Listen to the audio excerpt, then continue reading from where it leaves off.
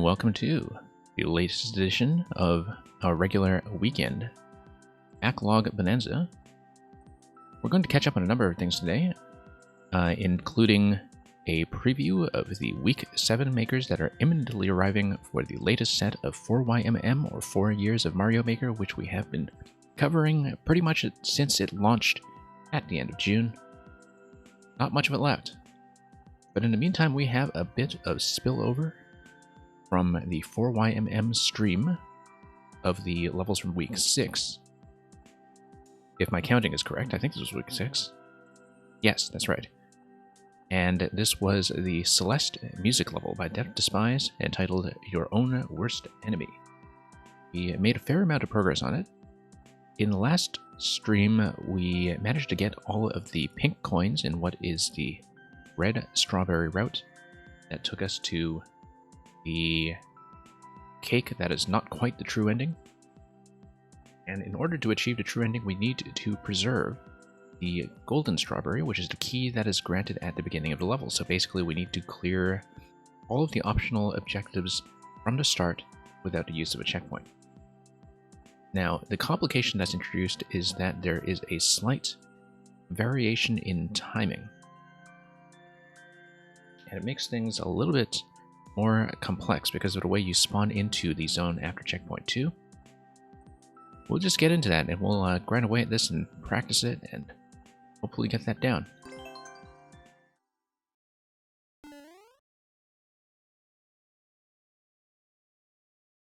So it'll be good to give this a look and a listen once again. And like I said, it is a Celeste music level that, as we saw in the previous stream, does have a bit of on-off state control for the first segment that overlays different instruments on a second pass when the switches come back on. Ellis Payton, welcome, and Bowser Jr. as well. Welcome to the stream.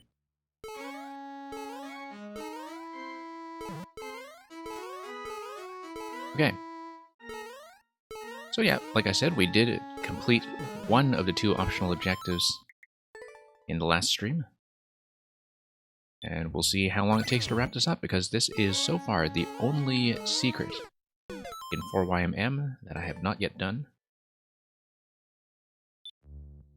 And of course it comes with a certain ideological commitment to rewarding levels that have some kind of achievement for clearing without checkpoints. I think it is fundamentally within reach, just very difficult once you get past checkpoint 2. And it also takes a bit of warm-up to get back to that spot with any level of consistency at all, so we need to get our eyes and our fingers back in the game, and we'll see how long it takes to put this together. And hey, Julian, it's going alright. Just wrapping this up because this was the only thing I've failed to do so far across all of 4YMM. And we'll see. I mean, I could be on this for another hour. Who knows how long it's going to take, but it seemed like a commitment to completionism did need to be a serious commitment. So yeah, I hope you are well on your end also.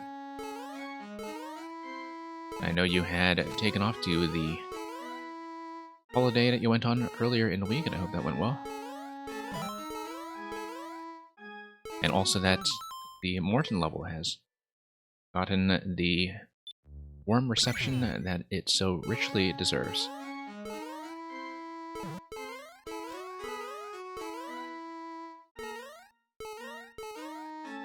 And yeah, I mean, I haven't really kept up with the metrics to see how Week 6 levels have been doing. Oh, this is by far the hardest cake. I don't think there's anything that really comes close to it so far. I had a bit of trouble with the pink coin route after CP2, even with the checkpoint. And the fact that the timing does change slightly, depending on how you spawn into CP2, whether it's from the checkpoint flag or from the pipe, does add a significant amount of time to this, which is why I was unable to do it on mainstream.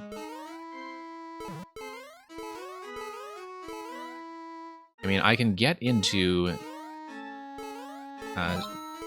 the last zone past CP2 fairly consistently. I mean, I'm not doing it right now, but it's because I'm still getting warmed up. Oh, just got home, okay. Oh, welcome home.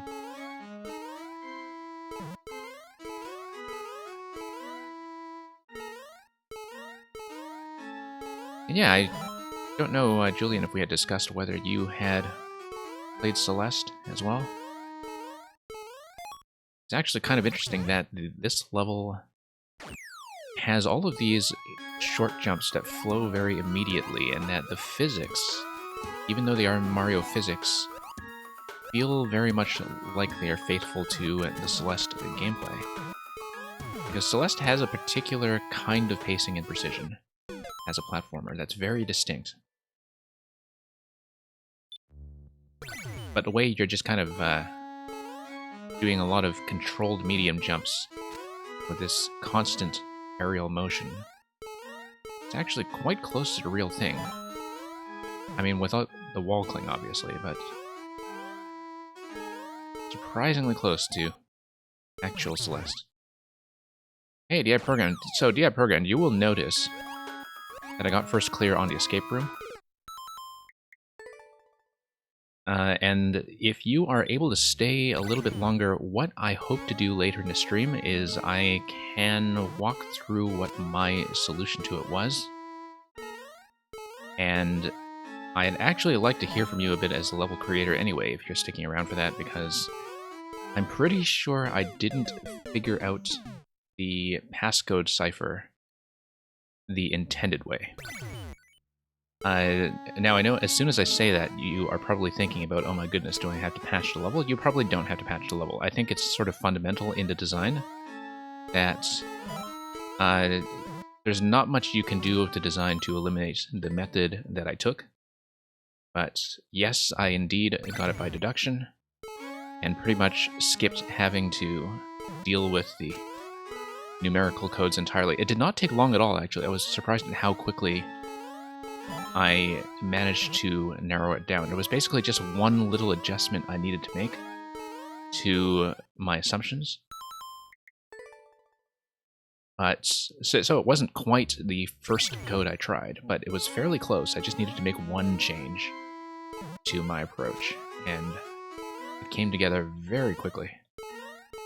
But yeah, obviously it was not the kind of thing that would have really been playable on stream, given that it was just, you know, staring at the screenshot of the code room and basically jotting down some notes. I think the design of the code is fundamentally vulnerable to deduction. I don't think there's any way around it in the current design. And I think that's okay. Because, honestly, I mean, apart from the fact that, you know, I basically skipped most of the clues that you worked so hard to put in, from a player's perspective, it actually feels fine. You know, as far as cheese goes, because this is kind of like a puzzle-solving cheese.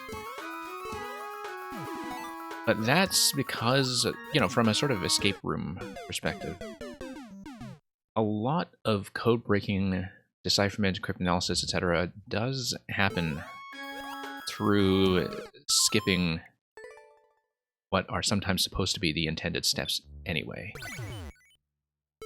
And so as a player, I'm not too concerned about that. Like, as the player, I still actually have no idea what's going on with most of the clues that you put in. I still don't understand most of what's going on with the dice. But yeah, I'll talk about that when I actually get a chance to show you the level and show you how I did it, because my method of deduction was not, like, something to do with brute force. Like, it was something that actually simplified the problem considerably.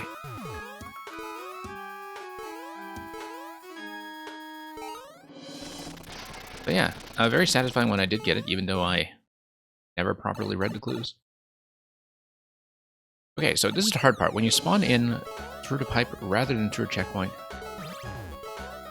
you get really pressed for time because you're actually one tile behind the initial timing, and it actually makes a huge difference because of how fast the auto-scroll goes in this section. Also, one thing I didn't point about this level the last time I played it is that you can tell that there's a lot of effort to make some of the decorative effects resemble the sort of, I don't remember what they're called, but the kind of warping blocks that take you from one end of the block to the other in Celeste. So you notice how the Starfield background in this level is being used in conjunction with the rectangular patterns of tracks.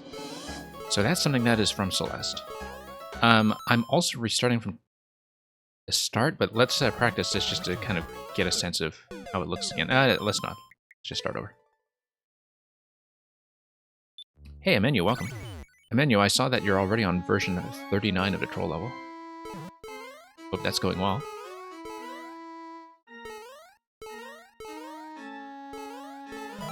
And yeah, there's quite a lot that's going on in this level to not only recreate the music of Celeste, but also the look and the feel. Like, even with the color scheme and the choice of using the Ghost House theme in SMP1 in this first section, and using it with the blue blocks as the default setting. Because, you know, you could just as easily do the same on-off switching tricks by starting with on and switching back to off, depending on how you're setting up the gates, I guess. I mean, when you spawn at checkpoint, you're always going to spawn in the on position, and I guess that's part of why it's been set up like this.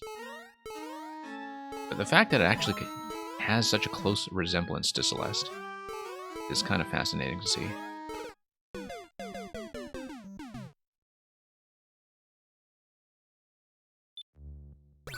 So yeah, we'll see. I could be on this for a while, just to warn you all about that.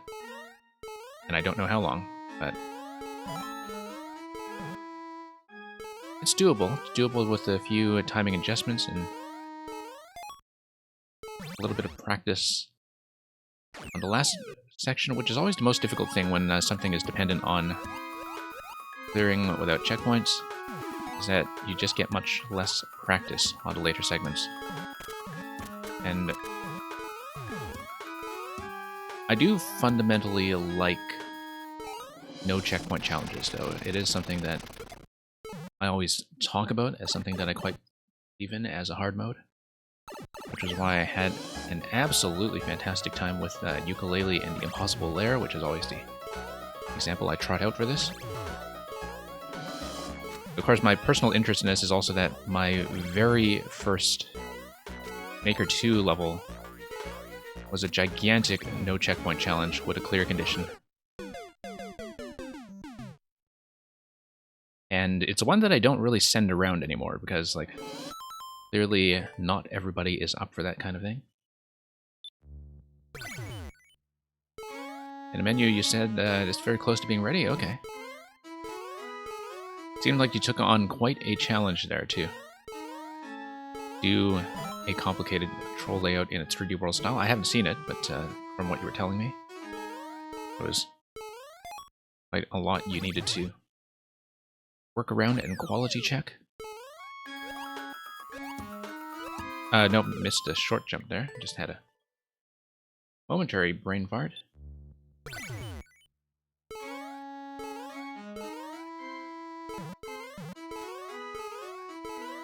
And yeah, so that's pretty much going to be the plan for this stream, is I'll try to get this done as quickly as I can. I do plan to stick with it unless I'm really bashing my head in it against it for the next hour and a half or something. I'm going to, if Progan is still around, go back to the escape room level and show you how I solved it.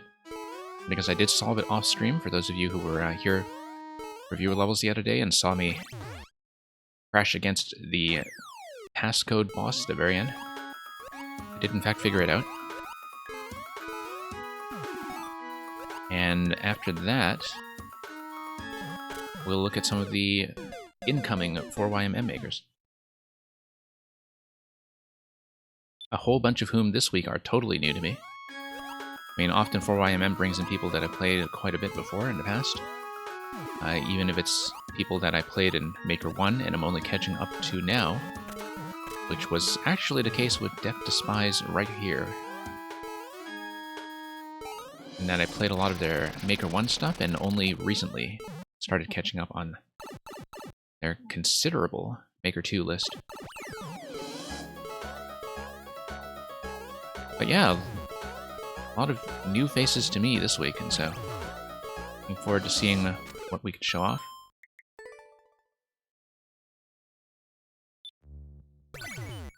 And, oh, do you... Emmanuel, are you talking about this level, or are you talking about Progan's escape room? Because if you're talking about the escape room, the code's right there. If you're talking about this one, it is... Okay, you got it? Yeah. I mean, this one is obviously the last one in 4YMM Week 6.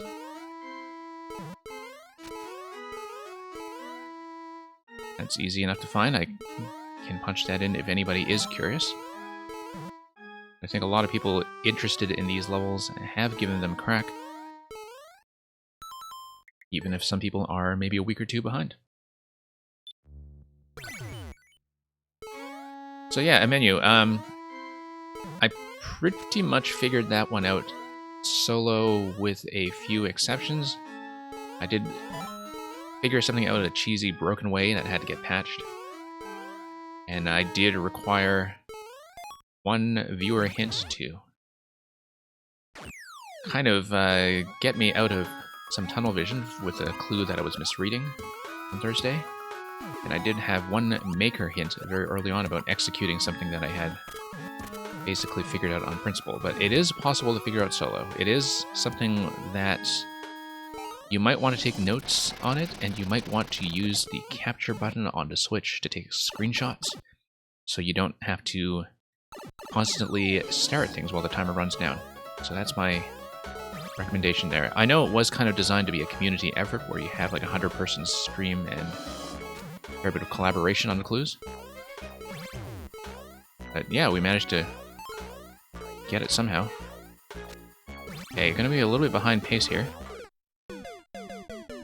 Not only is that going to get me into trouble with that pink coin, but there is, of course, going to be another on-off gate a little further down. That is going to cause some trouble.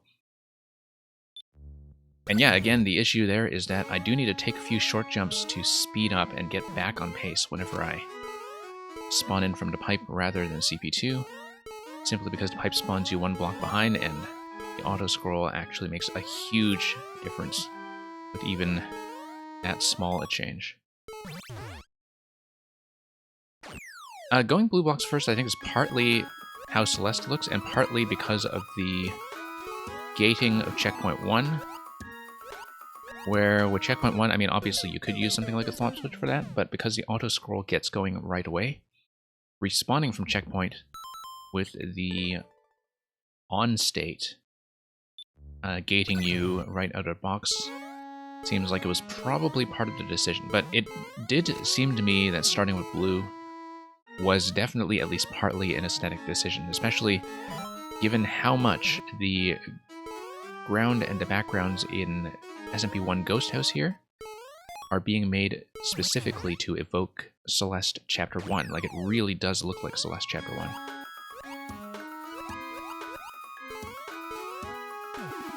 Like, it really captures the look. And then Part 2 kind of captures Chapter 2. Not so much with ground tiles in the night ground theme, but certainly with the space rectangles, the warp rectangles, as well as the poison mushrooms, which are standing in for the clones, which I keep thinking of as cosmic clones because that's what they were called in Super Mario Galaxy.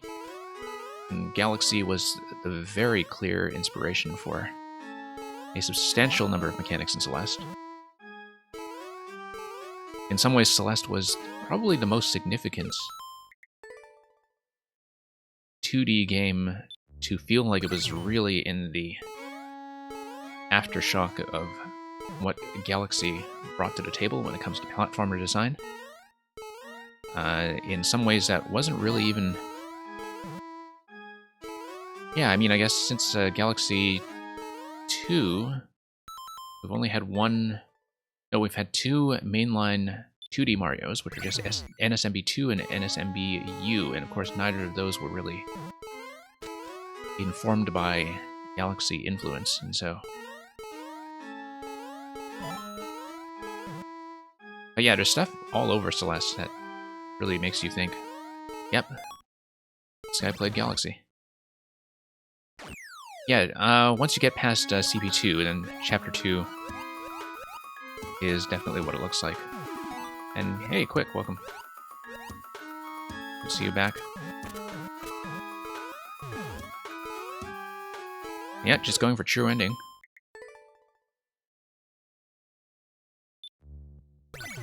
So, a menu...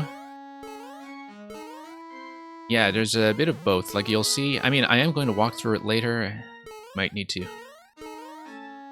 avert spoilers, but there are a few things that are very conventional Mario Maker mechanics puzzles that would be totally at home in any ordinary puzzle level that is, you know, on a much smaller scale. The stuff that is kind of meta level and which gives you all kinds of clues that are not really Mario mechanics related, like that stuff is more pertinent to the final part of the level, but I won't give away too much about that while you're working through it. But yeah, a big challenge of that one, we're talking about Progan's Escape Room for those who are unclear. A big challenge in that level is that it takes a lot of time just to read and process information. Like, I think I spent my entire 500 seconds in the first attempt just looking at stuff and determining what was going to be relevant. And even when I revisited the level on Thursday, when I hadn't quite solved it yet, it took me most of an attempt just to give people a grand tour of the clues I was reading so far. So it's very, very information dense. And in some ways, like, since I haven't really kind of figured out the passcode lock the real way, I mean, I still don't feel like I'm in a position to judge whether it was fairly designed as a puzzle. I don't think I'm in a position to make that determination. It might be that it's a little too obscure for its own good, but in that, like, there are multiple inferences you can make about the shape of the solution, and it's very hard to get feedback from the level sometimes when you're trying something wrong. But we'll talk about that when we get to it. It's challenging enough to play this level without also having my mind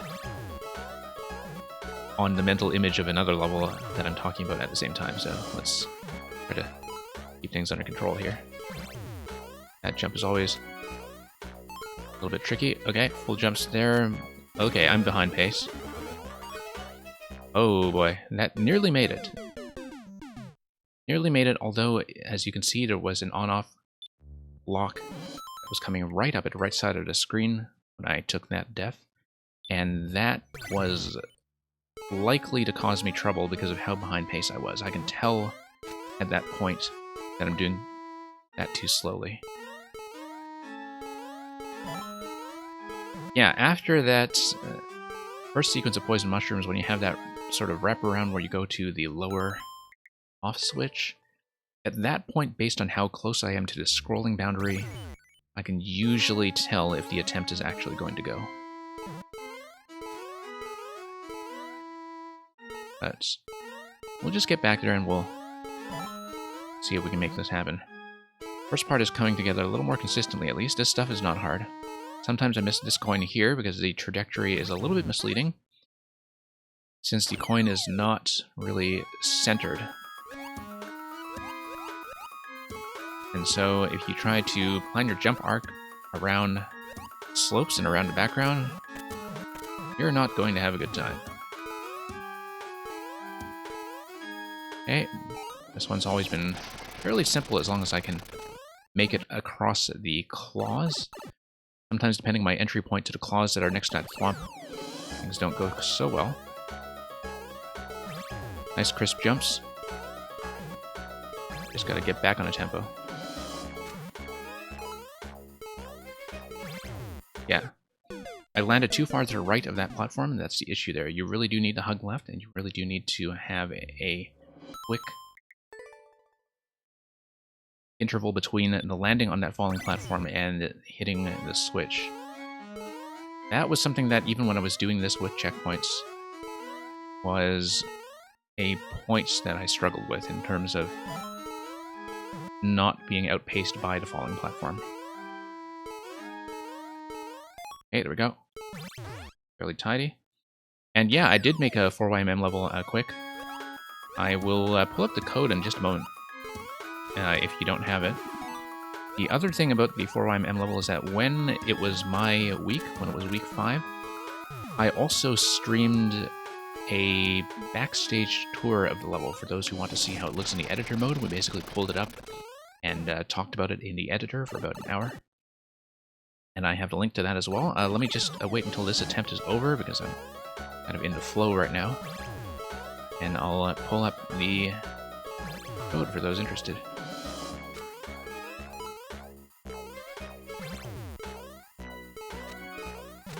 Okay, feel like that's behind pace a little bit. Full jump.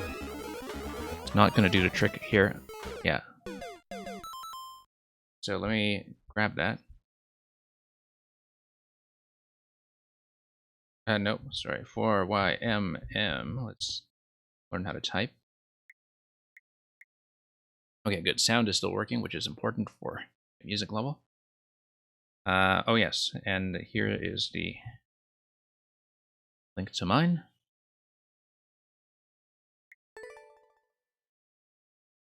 So yeah, if you haven't played that already, do have fun. It was not the easiest thing to put together, but I'm glad that it seems to have met with a fairly warm response from the players. I mean, it's one that is definitely not for everybody, I do have to warn you about that, but that's because people come in with so many different wide-ranging expectations when it comes to pacing and difficulty. Oops. Well, you know, quick, if the quality of the level is there, it's there, right? So, I mean, you know, people raise that sometimes with, or why? I mean, there are two frequent things that they say that have become a bit cliche, which is, first of all, isn't this game like closer to 5 years old? And the answer is yes. And the second thing is, you know, you see people saying, oh, why can't everybody just celebrate 4 years of Mario Maker? Well, you can. Of course you can. But the idea behind having something that is officially on brand for 4YMM is that, you know, like everybody who was in that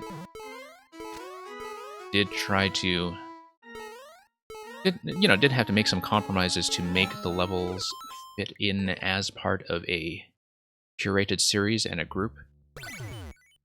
So everybody did have to, you know, dial some things back, respond to playtesting, make some compromises, just to make sure we had the right kind of difficulty tuning,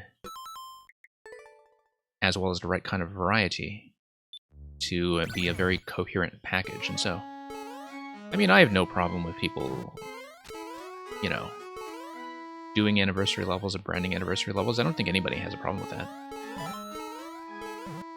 But it's the only thing really separating the on-brand thing is that we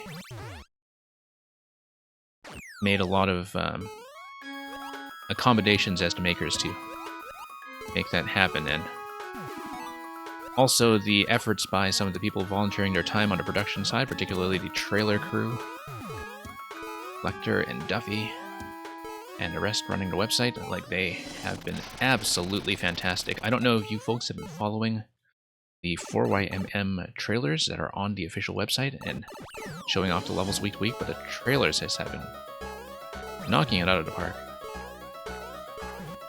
Like, just way above everybody's expectations, I think.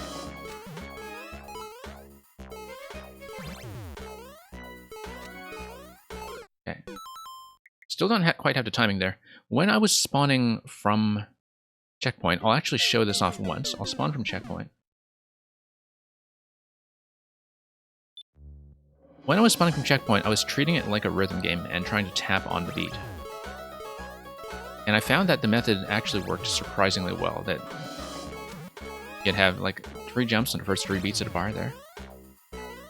And it would work actually with some surprising consistency, with the exception of collisions like the one I just showed off. And that was partly informed by having played some other levels by Death to Spies that were much more explicitly rhythm-based. Problem with that is that method does not work when you are spawning from pipe, rather than from checkpoint, because the synchronization is something you have to catch up to.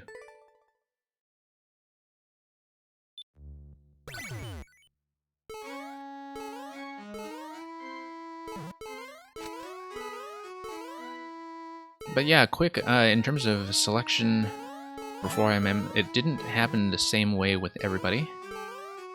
Some people were basically showing prototypes to Kavik, who runs the project, as far back as November and December. That's what I did. I showed off a concept that was actually something that bore zero resemblance to the final thing. Some people were just trusted makers coming back from Maker 1 who were in the previous years. And some people were picked up quite late in that they were just noticed as being really interesting on viewer level submissions, for instance. And they were just kind of in the right place and the right time with a level that really kind of showed off the right kind of quality that was a good fit for some things that were underrepresented. Some of the puzzles in particular, like some of the puzzle makers came in a little bit later, which is surprising given how long the puzzles can take to make and playtest.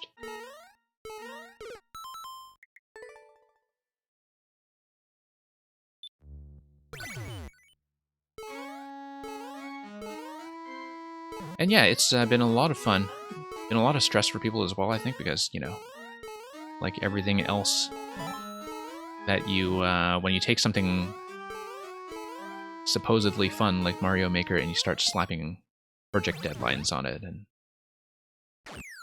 start making it something scheduled, it's easy to have that turn anything into something stressful and much less fun. And that's the thing that, you know, people should know about if there is something like a 5YMM, which is uncertain at this point, just given how much work goes into it. If there is a 5YMM next year, and I'm not in charge of that, I don't make those decisions, but it's not just about being a really polished maker. Like, that's not the only thing that's involved. Like, you really do have to be open-minded about some things that come up in playtesting that you might disagree with and not want to do if you were just the one running the whole show yourself. Like, there is a kind of project aesthetic that makes it distinct from a lot of other community projects, like things that are shell-based or troll-based or whatever, you know, that each of these sub-communities within Mario Maker does have a certain set of organizing principles. And so not every kind of maker is going to be a fit for it. There are very good makers that work in the styles or difficulties that are not a great fit for it, but I think they assembled a really good crew this time. And I feel like just by playing a lot of older levels by other makers of 4YMM on the weekends, that I've been learning a lot about this game. Because the level diversity is still pretty immense. Oh, it is definitely about tolerating Kavik. Not everybody will do that. Some people definitely dropped or didn't enter because, you know, like, when it comes to project management and quality checks and all that stuff, there is going to be conflict. There is going to be conflict when you have something that is as personal and often leisurely as Mario Maker, where everybody I think, who is doing Mario making this seriously does have strong opinions about what they want to see. And yeah, sometimes the strength of those opinions is going to create some situations where you don't want to compromise your vision for the level, right? So... no, missed. I'm way behind. Way behind, you see? I can always tell when I get to that blue boundary right there whether I'm on pace. I was already way behind even before I flubbed that jump near the end.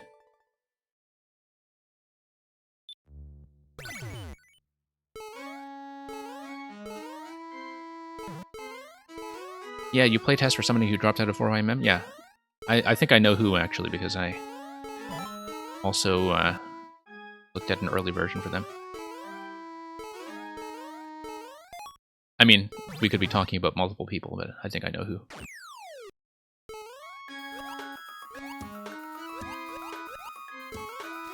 But, never mind all that. I mean, it's all about the product that comes at the end, right? The product and the mental health of the people who make it out alive.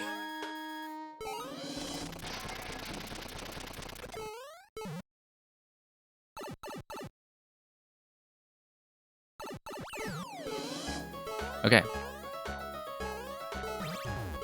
Like I said, could be on this a while.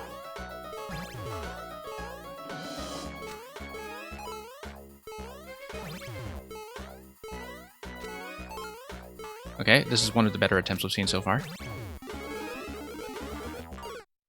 Yeah, I think I actually had to get in ahead of Mushroom 1 for that one. Like, if I'm doing well in terms of pacing, I cannot wait for the first mushroom to pass me by in that set. I still don't have a good method for that one yet when it comes to restarting without checkpoint. I've passed it once, I think. And it was already one of the trickiest spots, even with the standard checkpoint timing.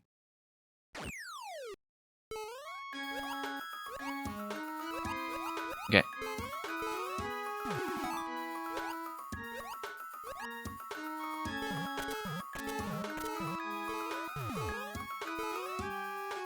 Now here we go.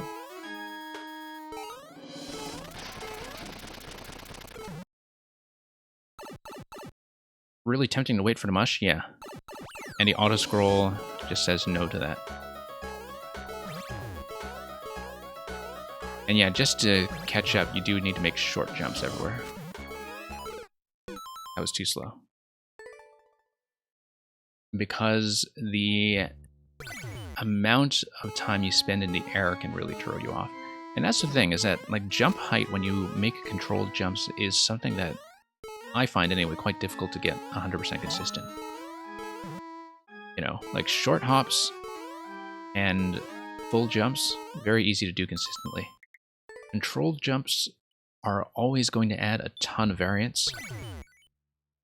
And I feel like that's one of those points of consistency that does really separate the very best players. Like, the very best players, of course, like, the thing that sticks out about them is their consistency and their ability to quickly get back to hard segments so they can get practice in as soon as they can. And a lot of that is because of very subtle things that are going on in how consistent their control habits are. In that they can have a controlled jump that's very precisely calibrated and actually manage to nail it that way almost all of the time, which I find astonishing. And it's something that when you watch it on video, you don't really pick it up. When you see it happen in a level that you know very well, such as something that you made yourself, you can really tell what's going on. Like, when I saw my 4YMM level being played by some of the really big shot streamers like Boo and Panga and so on, the remarkable thing that you notice about it that you wouldn't notice if you're just watching them play somebody else's level, is like they gain so much time without even looking like they're trying that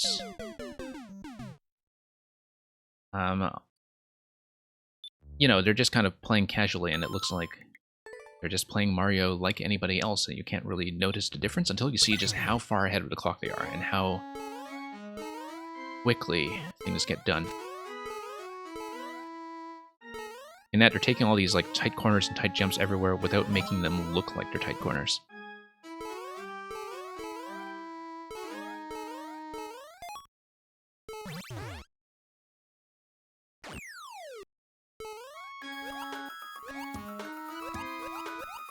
And yeah, that's the thing that really separates the cream of the crop, is that they just get much more bang for their buck when it comes to time spent practicing. And, you know, it's like that with a lot of highly developed skill sets. If you look at people who are musicians for symphony orchestras, for instance, the thing that really separates musicians in symphony orchestras is how quickly they can sight read stuff. Well, one of the many things. I mean, obviously there are many things that separate them. But definitely, like, a core part of their skill set is that a really good professional orchestra can just kind of learn something in a week. Or in, you know, very few rehearsals. Like, very few rehearsals when they're still waiting for the feature soloist to come to town or something. But that's basically how film recording orchestras work as well. Like, whenever the London Philharmonic is called into Abbey Road to work on something by John Williams, for instance, they are pretty much professionally very prepared as a rehearsal orchestra that just nails a lot of things quickly. Like, the pace at which people learn stuff at that level is really quite incredible.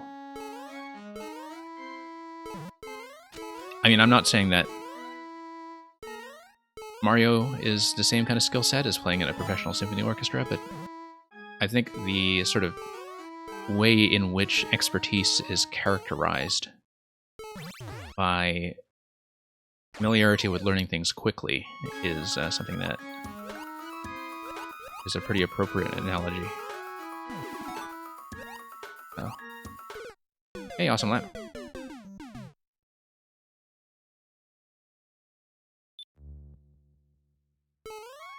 So yeah, back to grinding this out. Awesome lap, I don't know if you were here the other day for the escape room. That was by D.I. Progan.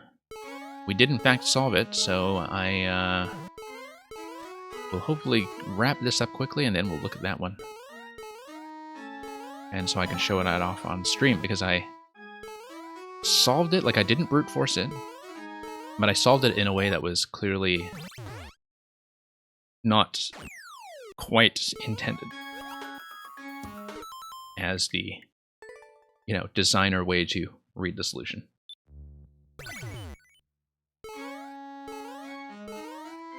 But yeah, quick, I feel like it is just something that's waiting for one or two good attempts.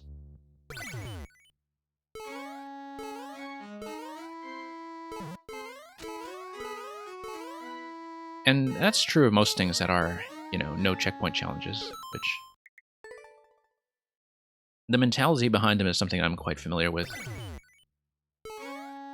Like, I really enjoyed 200% in Tropical Freeze, which is all about playing every level in the game without checkpoints, and which is fantastic, because as with a level like this one, you can really see in Tropical Freeze just how well developed each level is in terms of building up its ideas and kind of arranging them like a bit of a story in every level, and even across the scale of some of the entire worlds. It's something that you kind of notice when you first play the game, but see very, very vividly when you play the whole thing without checkpoints. And I really do believe that it's the way to play the game.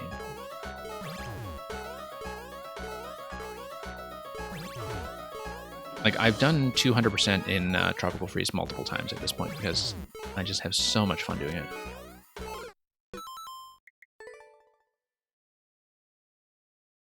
Next thing to solve is why did it say 7 at the people in section? I thought it's because it matched up with the 7 dice that is in the top right corner of the intro room. Because it's the 7 dice that gives you the directional arrows, right? Like, that's where the directional arrows are placed.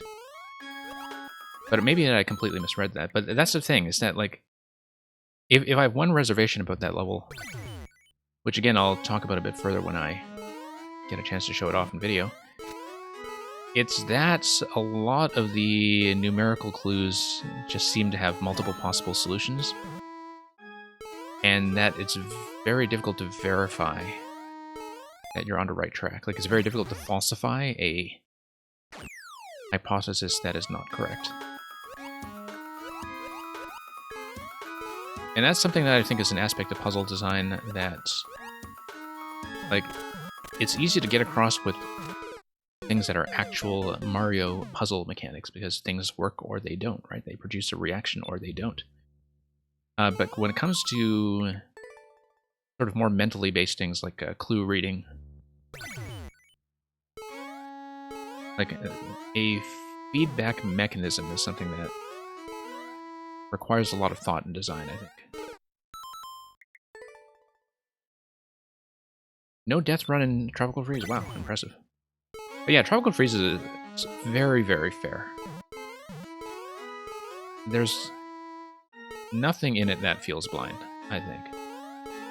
Bopopolis the first time, like 2-K. The first time you do need to be very sharp about reading the patterns, but the thing about that level is that I took, I think, 4 years off of it.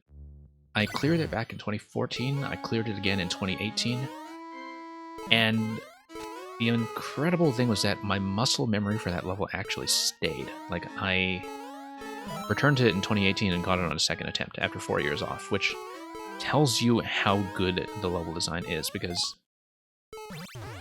you know, if you just kind of understand how to do the bounce and you understand how your momentum works, it is actually very readable, almost blind.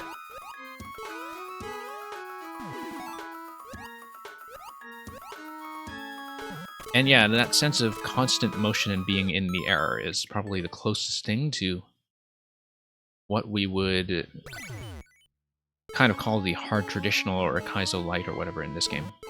Like the more speedrunny stuff where it's just constant forward motion with no landing zone. I mean, that's basically Bopopolis for you.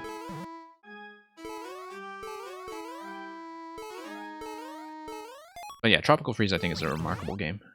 And it's one that has improved with age. Like, it's one where the more I play it, and the more I revisit it, for the hard content in particular, like, the more you get out of the game. And I haven't really even done the speed medals yet, and I do know that, like, for speedrunners, it's also a totally different experience because of the way that the enemy layouts are timed to permit speedrunning.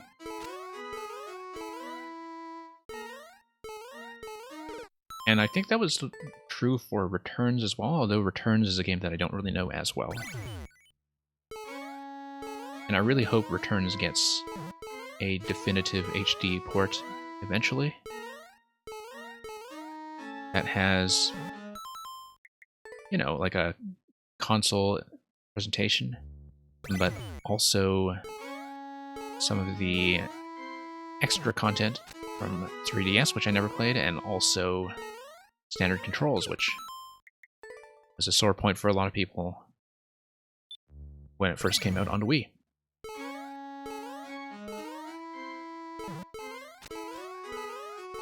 But yeah, I'm not really somebody who's a natural speedrunner. Like, it's not really my style as a platform player. But I may do Tropical Freeze time trials on stream at some point. I don't know when I'll do it, but it's something I kind of have in mind as something I would like to do eventually.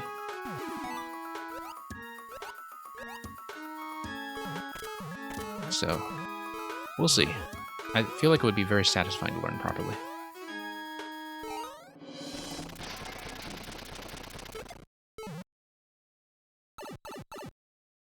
that's kind of an interesting point about the shortcuts relative to classic DKC. Yeah, because now that I think about classic DKC, it did have much more sort of Mario-style pipe shortcuts, if you know what I mean, in terms of the amount of the level that you are allowed to skip.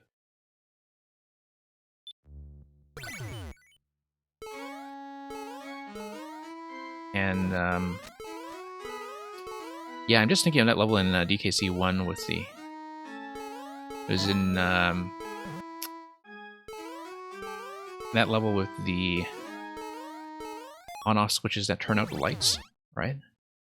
Where I think you can just skip past the halfway point right away. There's stuff like that all over the place. Yeah, walk back to the start. That's right, that's right. It's been a long time since I've looked at it. I do know that DKC 1 is on the Switch Online service now. I haven't looked at it yet because I actually have been mainly playing Yoshi's Island on the side. Like, I've just been poking around with it off stream again. For the first time in a very long time.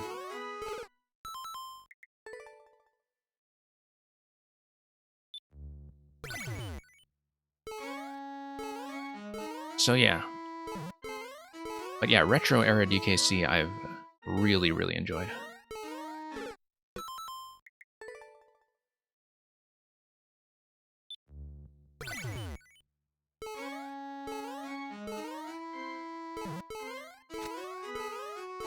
There's only one thing about Tropical Freeze that I think has always felt a little bit off, and it's the hitboxes on the bosses.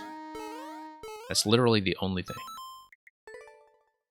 They have the same kind of weird collisions and corners that some of the 3D World sprites have in Maker 2. But other than that, like, that's the only thing that I can think of that is a bit of an annoyance.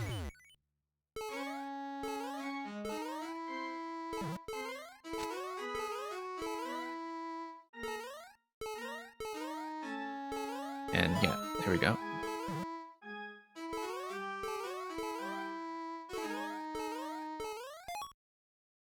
Yeah, Tropical Freeze is just one of those games where I always wind up talking about it so much when I talk about level design that, you know, it always gives me an itch to just replay it all over again.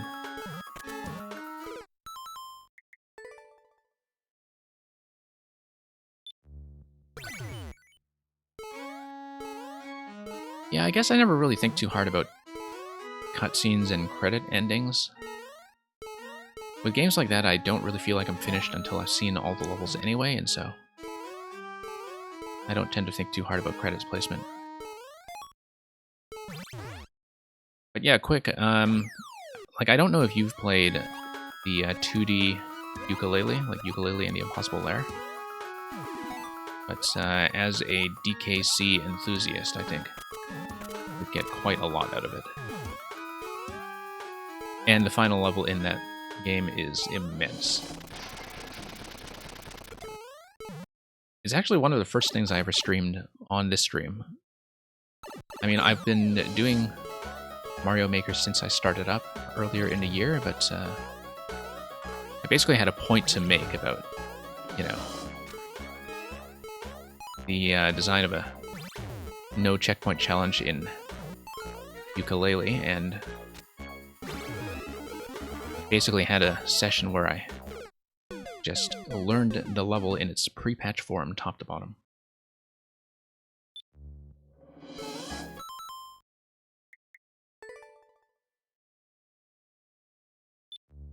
Yeah, that attempt I knew was not going to go. And it's because even on the first set of poison mushrooms, I knew I was behind pace. Like, it was not going to happen.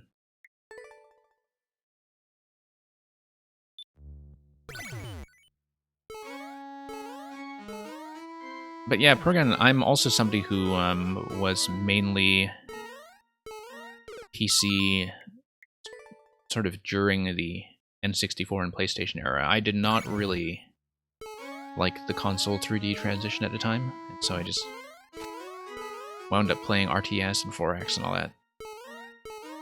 City Sims. Really just SimCity. But, yeah, I mean, I know you talked about being from a Warcraft 3 background as well, which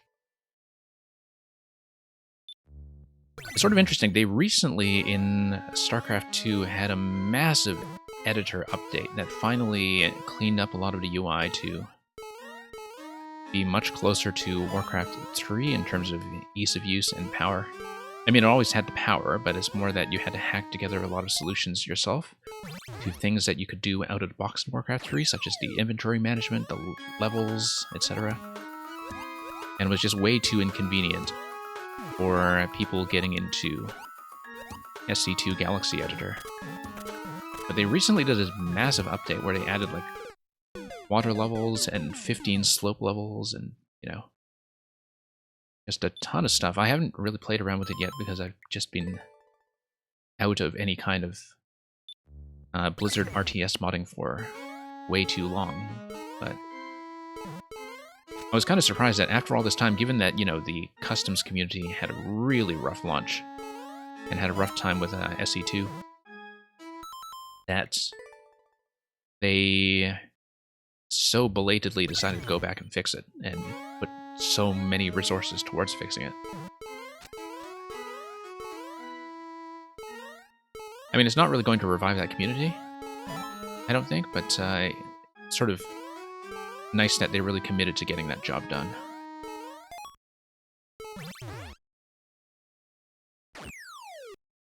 But yeah, I was always a big RTS person, and 4X as well.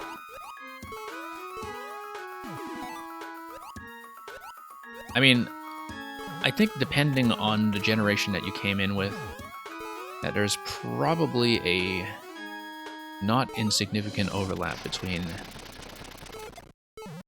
people who do Mario Maker and people who kind of worked with a lot of RTS tools back in the day. I mean, there's much more overlap with the Minecraft generation. Like, you hear so much about Minecraft players who come into this game, but I feel like it's a very natural fit for people who came in from an RTS side.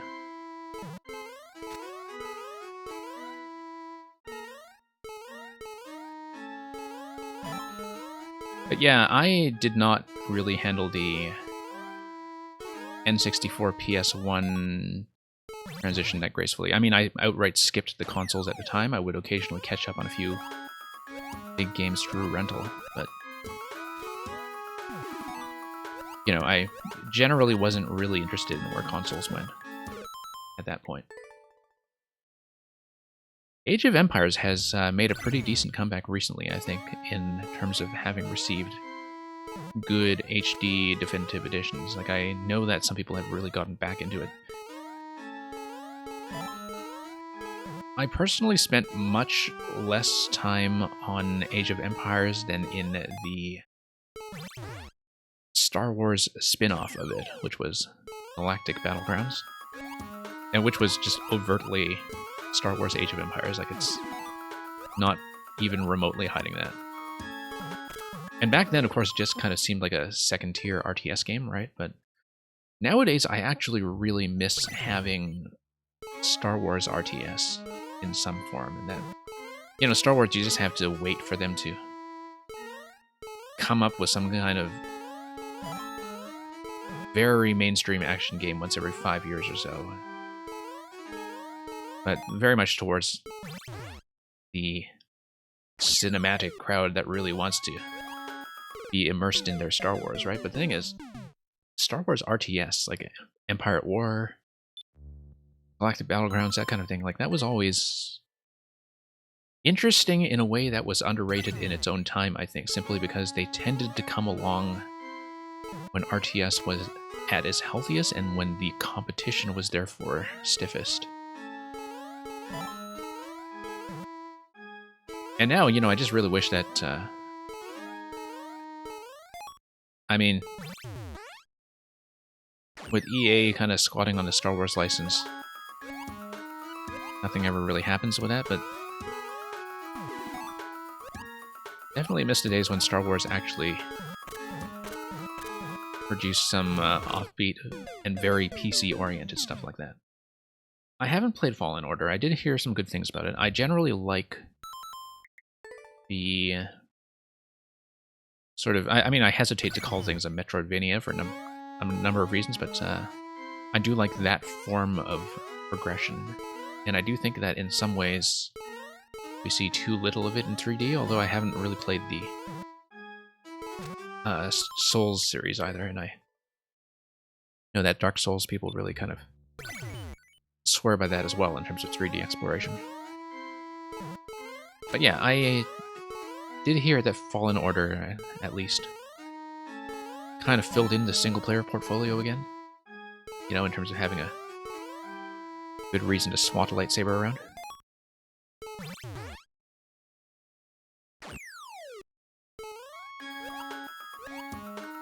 And yeah, I mean, I think everybody... You were saying about not caring about Star Wars anymore. I think everybody who has ever sort of had some kind of attachment to Star Wars just has very vividly strong opinions about it.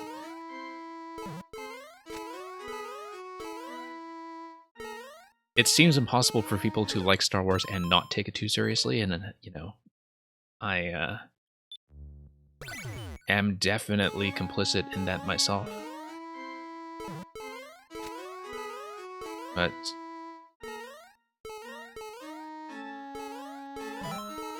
I will say, I was always very fond of the prequels, and I was fond of them before it was cool to say so. But I think I was coming into them with a slightly different film background than a lot of people who are just kind of approaching Star Wars as Star Wars and as a mass media property. Like, George Lucas, you know, is actually a really fascinating filmmaker when you kind of approach him from a film historian perspective, like when you set aside all the mass market franchise stuff and you really kind of look at where he's coming from as an artist and how he got to Star Wars. Like,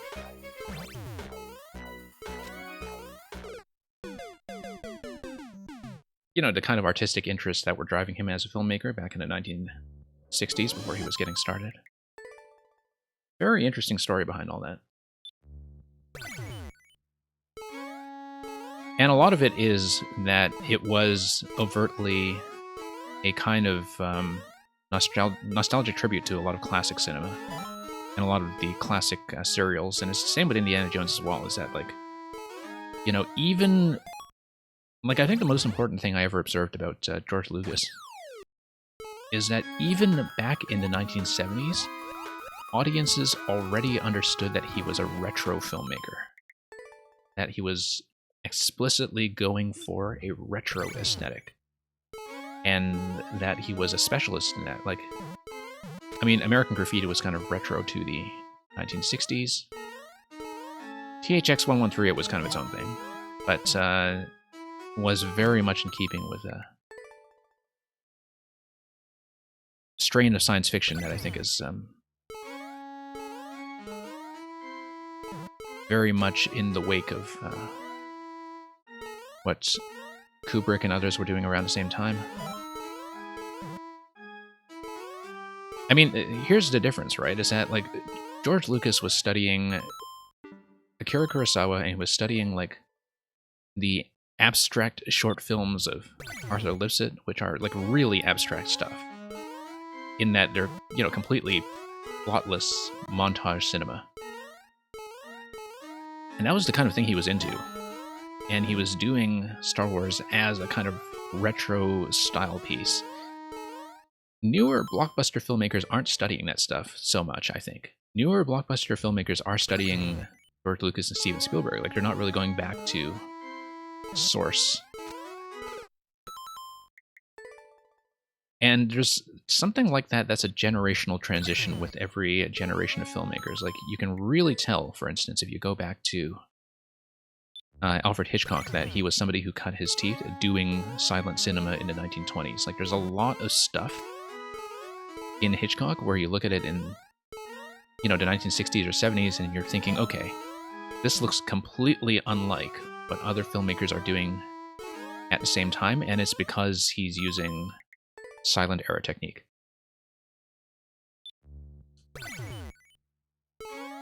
I've only seen a little bit of The Mandalorian. I have not really caught up on it because I'm not a Disney Plus subscriber currently. Like, I basically saw a bit of it with a friend, and I do want to catch up on more of it. I do think that there's some interesting stuff going on with how it is trying to, you know, not just take Star Wars as a source, but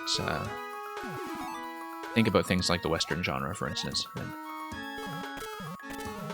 kind of think about approaching Star Wars not by mimicking Star Wars, but mimicking the stuff that Star Wars was based on, if you know what I mean. But yeah, to get back to what Pergan was saying about,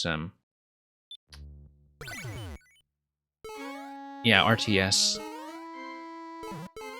Yeah, I think it's very true that Blizzard has burned a lot of bridges. I mean, I was about the biggest Blizzard diehard that you can... Well, not the biggest, because with Blizzard there's always something bigger. Like, there's always somebody who's much more hardcore than you. But, like, Blizzard was kind of my main thing outside of Nintendo for 20 years or so, and for a number of reasons they don't get my money anymore. I'm not going to go into it, but for a number of reasons they don't get my money anymore. I do still play and watch StarCraft 2 because I really love SC2 and I think it's immense. But, you know, they have, I think, done quite a lot to alienate most of the loyalists at this point. And, like, there will always be people who are kind of susceptible to, like, Blizzard drawing them back in with nostalgia, like all the people who came back in with Classic WoW last year. But, yeah, I think in terms of impact, that there was, you know, really that lively competition between different RTS styles back in the 90s that, as you said, Blizzard kind of clearly won. And it created, I think, the conditions for what we later saw going into circa 2010 or so, like basically when SC2 came out, and SC2 was literally the only game in town, and that was the successor to both the Warcraft 3 and Brood War communities, while the other lineages of RTS, like the different styles of RTS, didn't have much to look forward to. I never caught up on Company of Heroes, and I know that Company of Heroes was kind of a big thing, or as a kind of an alternative style of RTS for a while. But then by that point, I think, like, you know, a lot of the game theory around how to think about, like, macro and micro in an RTS, and thinking about 1v1 design and so on, like, a lot of that had collapsed around the Blizzard model. And I think the sort of faction asymmetry and really strong sense of faction identity was a bigger part of that story than people necessarily realized. Too slow. Furthest I've made it in this session, but too slow. I'll have no trouble skipping Diablo. I am honestly not really that into Diablo. Like, I played a fair bit of Diablo 3. I like what they have been talking about with the open world structure of Diablo 4, but I've never been as into Diablo as the other Blizzard stuff, and I think it's because it's much more stats and gear oriented. And I think I just find that much less rewarding, because there are fewer problems to kind of approach as problems to solve, you know? Like, there are a lot of things that you just kind of beat through grind, or beat through, you know, studying builds in a metagame, and I've never really found that too satisfying. So it's kind of funny that Diablo's always been the biggest mainstream thing from Blizzard, because I've always found it to be probably their least interesting. So I think it will be totally painless for me to skip Diablo 4.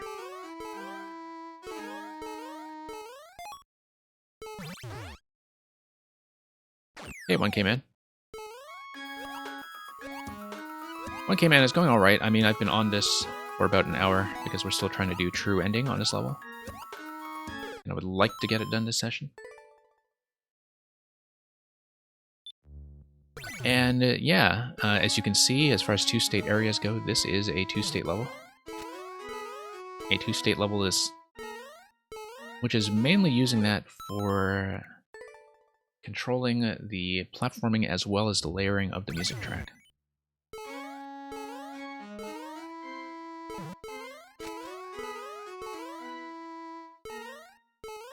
But yeah.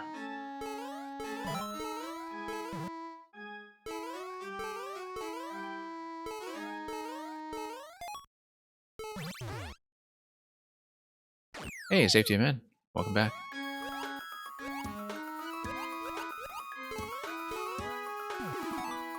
So yeah, we'll see. If I'm not making too much headway from this, I may take a break from it, and so I can show off what we did with the escape room solution. And then we'll come back to this at some point during this session. I don't want to drop it, but it's quite possible this will just spill over week to week before I get it. Because I do think this is by far the hardest cake. It's already the one I've spent the longest time on.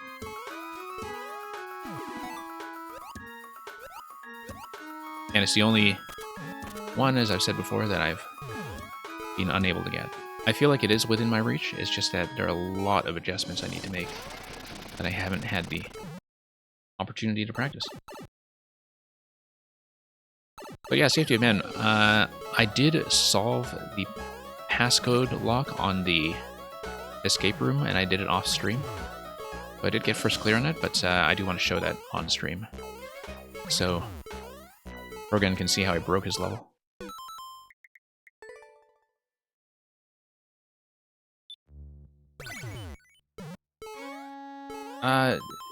They're good dogs. Diablo is actually by far Blizzard's biggest hit. If you look at Diablo 3, it's sold like 20 to 30 million or something. It's one of the best-selling games of all time. Part of that is because of console ports, but, you know, even compared to Overwatch, I think Diablo is much bigger. And Overwatch was very much designed for a console. No, Diablo is by far their biggest IP. Which has always struck me as a little unexpected, because to me, having grown up with the RTSs, Blizzard was always first and foremost an RTS studio. But of course, you know, I came in before World of Warcraft kind of totally made the brand explode.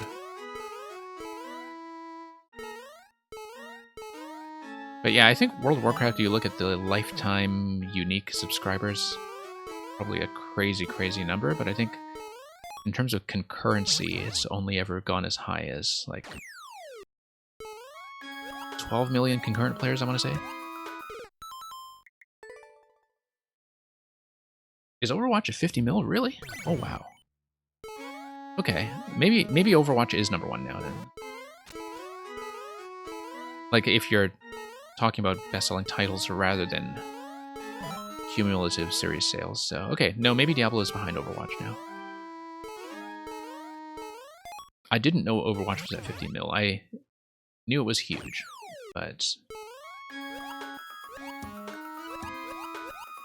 I clearly underestimated how huge, and... But yeah, I'm a little detached from all that simply because I'm really not an FPS player at all. So I never really paid that much attention to Overwatch.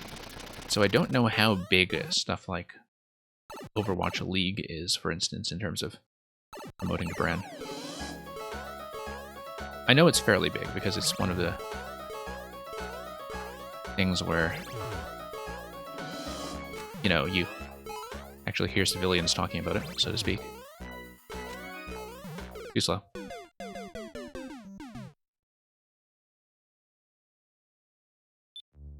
Yeah, I was in the Hearthstone alpha when the alpha went public, so I was playing it from a very early stage.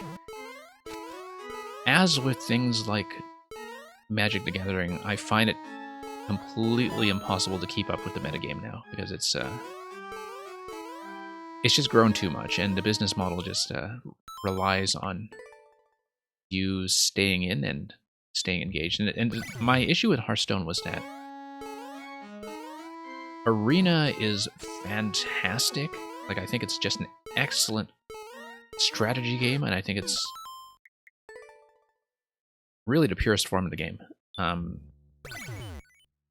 But with Hearthstone, I find that it's a much better strategy game than it is a collection game. Like, I've never liked the collection and deck building aspect of it, which always seemed to collapse around a fairly limited number of meta builds, you know, that are kind of flavor of the month at any given time. And maybe that's not true once you get into Legend. I never got into Legend, but you know, maybe it's more interesting than that at the top level. But I always found that the constructed mode was much too meta-oriented for my taste, and that's something that is kind of natural, I think, when it comes to collectible card games. Magic the Gathering certainly had the same issue, and was also extremely expensive. But yeah, I really enjoyed Arena. If I were good enough to play Arena indefinitely, I would have done so, and I, in fact, did do that until I just eventually ran out of gold from a few bad runs. But yeah, I basically like played Arena to death, eventually got bored of Constructed, and just decided not to keep up, completely independent of the totally separate reasons why Blizzard no longer gets my money. So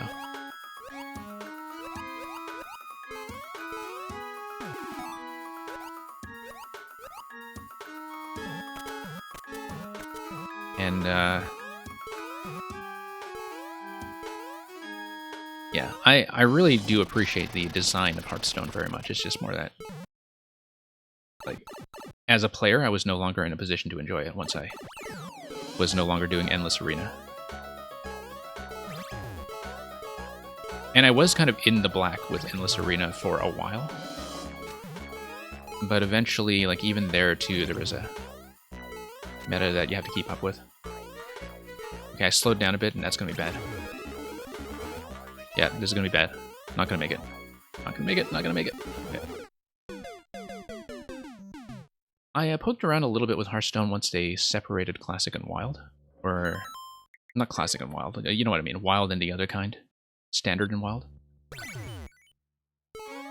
Because most of my collection was built early in the game, in the first year to year and a half or so, and so a lot of my stuff got disqualified into Wild anyway.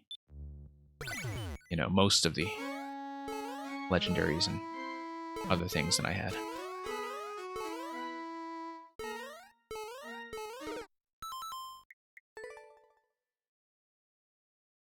Aura is about to have a mental breakdown. Quick, what is he playing? Aura does viewer levels in this block, right? Like on weekends? Somebody sent him some kind of like 2-hour dodge to Saw Blades thing, or a puzzle, or something else. So. Yeah, Progan, I think Magic was always one of those games where, like, the concepts had a lot of fussiness to it that was waiting for digitization. In the same way that tabletop games were always ripe for things like, you know, Western CRPGs to show up and just do most of the stat management and character sheet tracking and dice rolling and such for you. Like, they're conceptually great in a way that has a lot of sort of tactile fussiness to them that was waiting for a digital conversion. And I feel like, I mean, I haven't played, you know, the digital MTG Arena or anything like that has been introduced, but the last time I checked in on the state of online Magic, which was in the years before Hearthstone, it was pretty dire. Like, they really didn't have a vision for what they wanted to do with taking the product to people who could play, you know, in an online setting. And partly it's just their business model, I think, that their business model is just so dependent on selling more booster packs.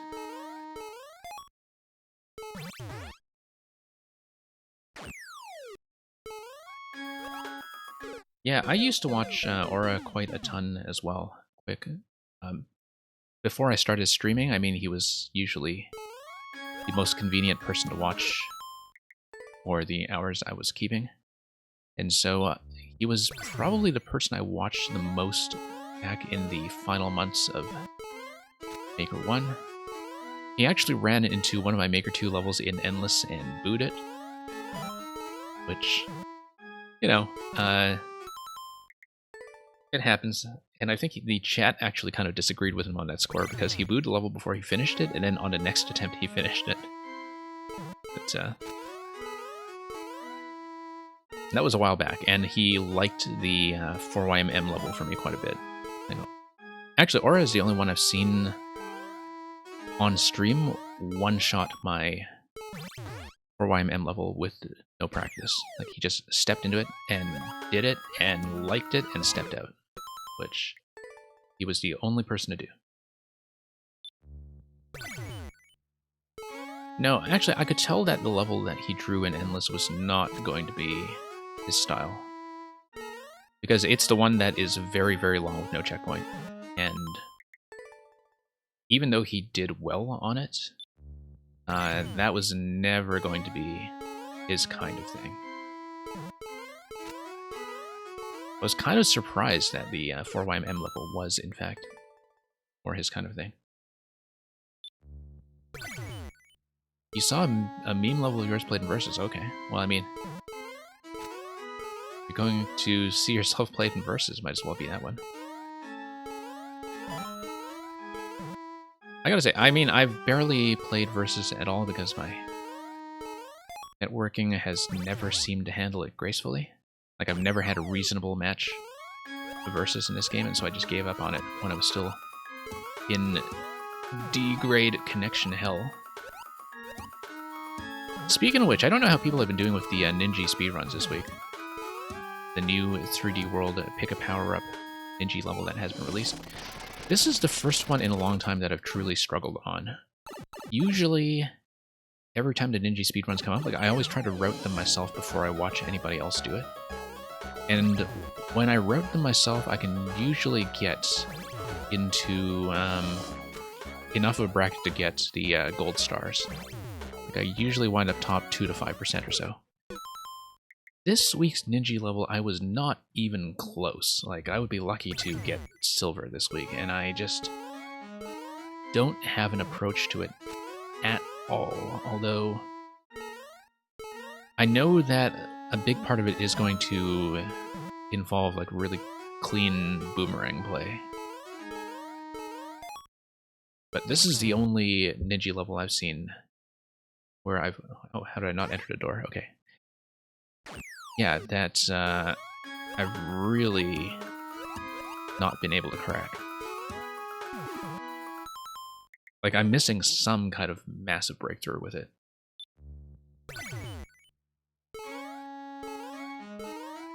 But yeah, I think I'm not even in top 10% right now, and,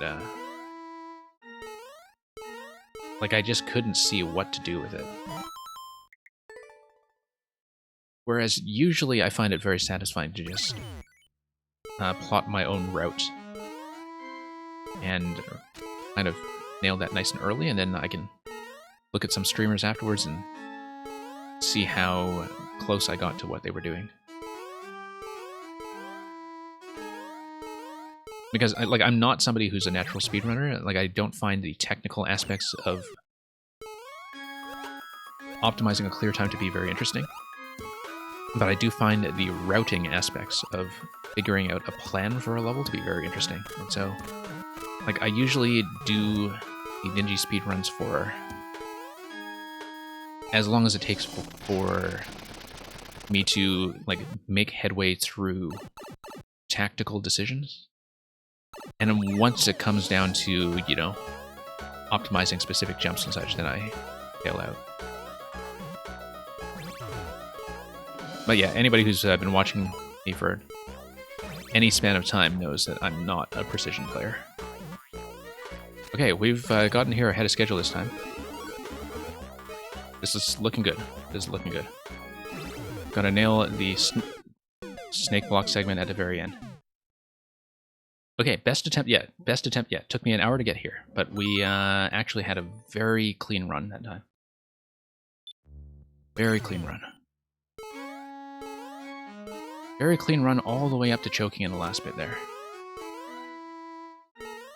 The last bit, I was thinking too far ahead. I was thinking, okay, don't choke at a snake block, don't choke at a snake block, and we didn't make it to the snake block. But yeah, that's the kind of run that suddenly makes this look realistic, and perhaps even imminent. I have been kind of doing the early segments basically on autopilot for the last little while. Whoops. I actually went too fast there that time. If you go too fast there, the scroll boundary gets you into trouble when it comes to getting ahead of the flop.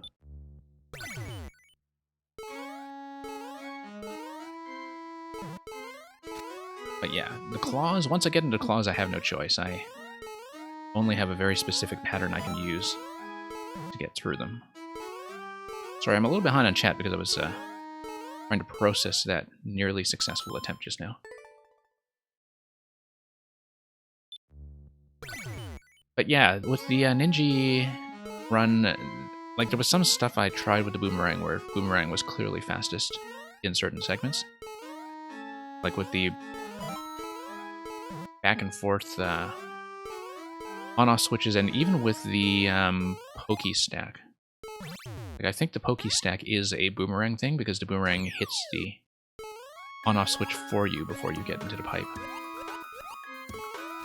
If I remember the level correctly from playing it several days ago.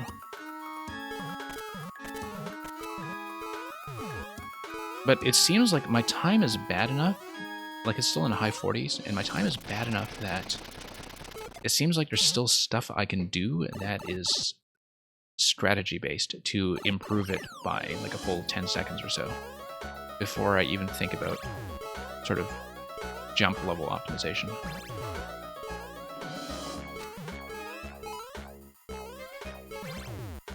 Oh. Bad landing on the platform once again.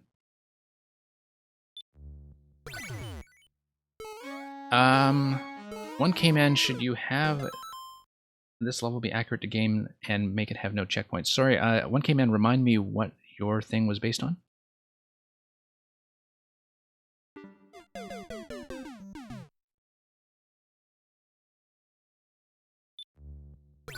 Yeah, I don't know how flexible the ninjas are going to be when it comes to hitting 20 stamps for the costumes. Like, I don't know if they're going to support it beyond 20 levels. That's a good point. Oh, Resident Evil Outbreak, okay. I feel like you can always have an optional no checkpoint route, as you can see with this level that we're playing right now.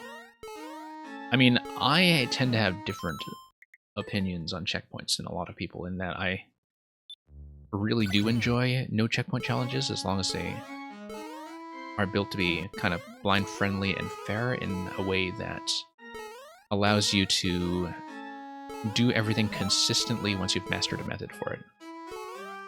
Like, that's the kind of deal that you make, right, with a level like this, is that, you know,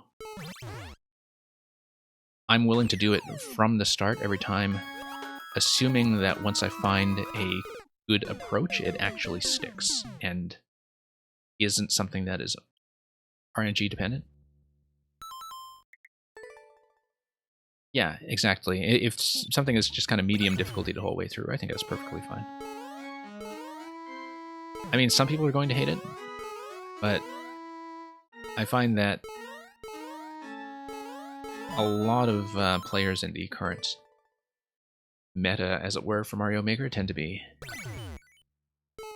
much more checkpoint-minded than I tend to be. I mean, you know,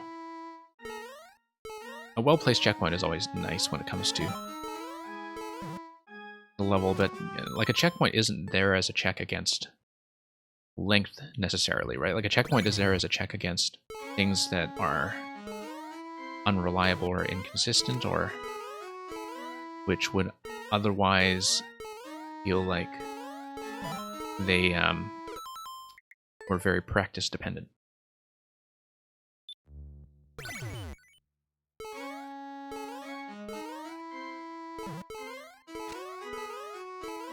But yeah. Okay, obviously we had a very close attempt just now, and that encourages me to stick with this a bit further. At some point I should actually clean up Golden Strawberries and Celeste. I don't know if I like Celeste enough to do that. I mean, I enjoy a lot about the game, but I think, you know, doing Red Strawberries on A side is pretty much where Celeste already peaked.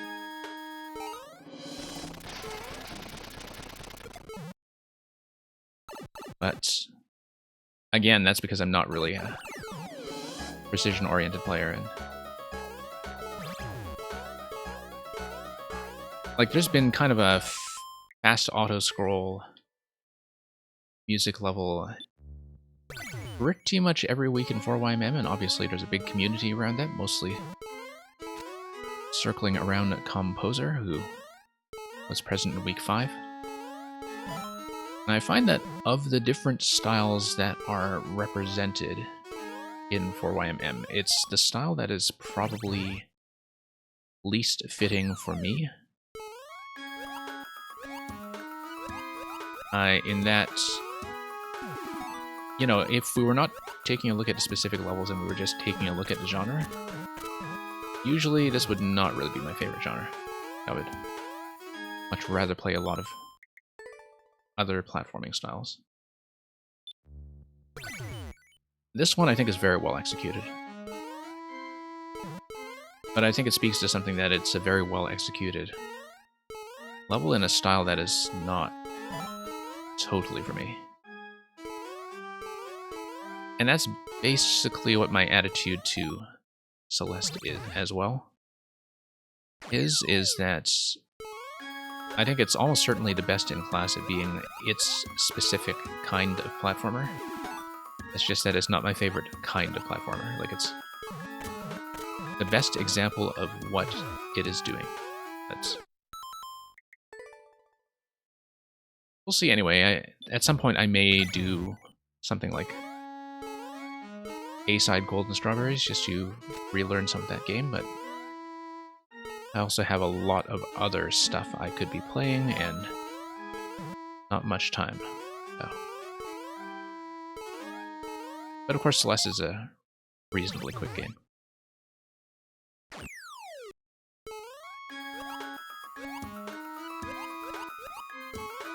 Yeah, unfortunately, 1K, I don't really know Resident Evil that well, so I can't really give you any advice about how to render Outbreak faithfully.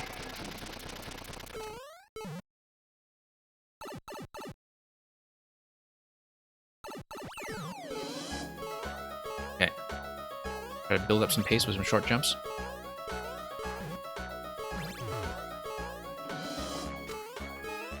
Yeah, getting short jumps in to get ahead of the auto-scroll is pretty much the entire method here. Okay, that was going to be a problem. I knew I was behind pace a little pretty much as soon as I made that jump after the off switch. Yeah, Outbreak did seem lesser known. I mean, I know it's not one of the mainline numbered ones, or even one of the ones like what is it, Revelations 1 and 2, or the series within a series.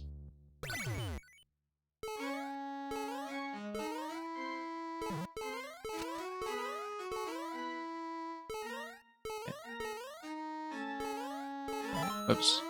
Just slow down on that jump there. That was a mess. Okay, here we are. Yeah,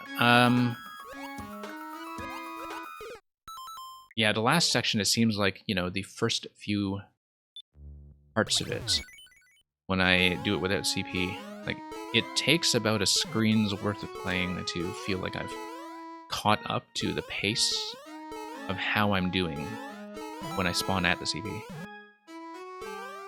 Like, there's enough of a timing difference that the catch-up time involved is considerable. And I've been starting to do it, like, I've been starting to regain some pace. It's more that when you respawn from checkpoint, you can find a 100% consistent timing for how you are going to play around the poison mushrooms. And of course, the whole thing is auto-scroll, so the spawn timings are going to be consistent depending on when they come in on screen. The thing that is inconsistent right now is just Mario's position going in, and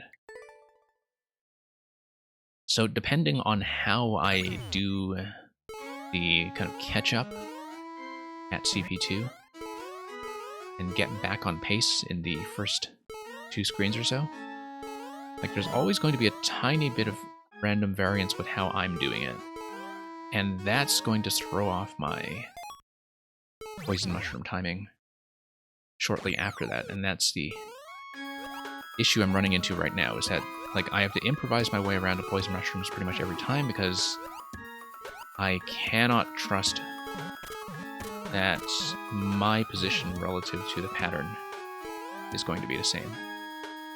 I don't know what I can do, really, to make that much more consistent than how I'm doing it currently, so yeah.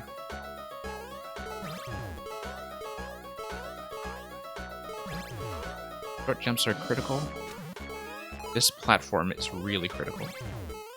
Like, really hugging the left on that jump there. Whoops, slowed down too much. No, I'm dead.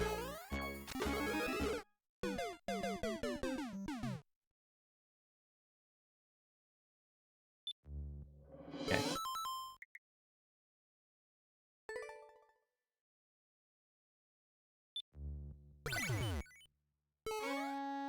Might be on this one a while, but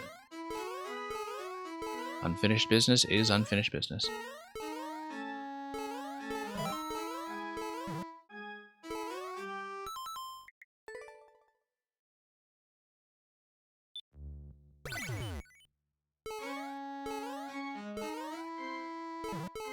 Okay. But yeah, I'm really quite fond of the Celeste soundtrack. And if you listen to the main theme here, that's, you know, that you have the motif in major that goes to minor, that kind of has this sort of unsettling reflection of the first phase. First phrase, rather. It's actually very true to the concept of the game on the whole. I think this is one of the better cases of a bit of game music that really fits how the game itself is structured and what it's about.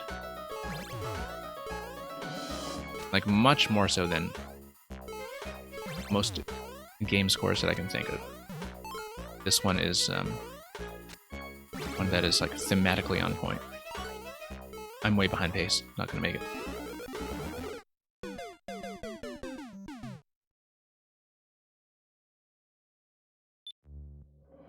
Okay, start over.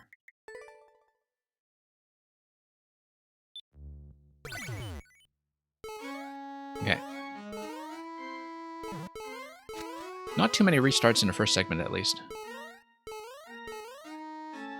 When I start slipping a lot on this early stuff, that's when I know it'll be time to take a break from progressing on this.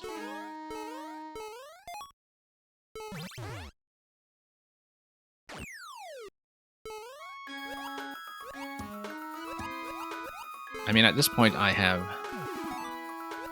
spent more time on this than I tend to spend on most of the legendary no checkpoint challenges in officially designed games.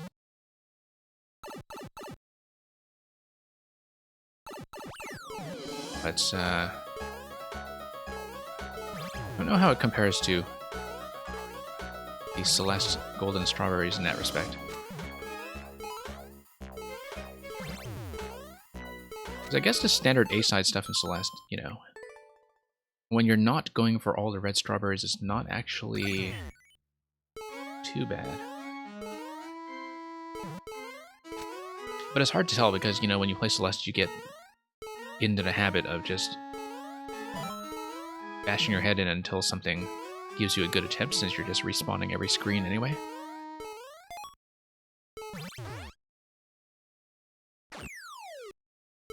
Which is kind of the total opposite philosophy towards checkpoints from what I usually like in games like DKC.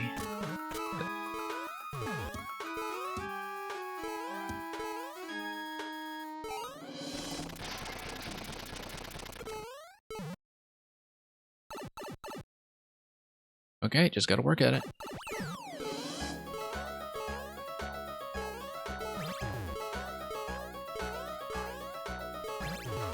But yeah, depending on how close we get, I might actually have to take a breather from this one and come back to fight another day, although this attempt is going better than most.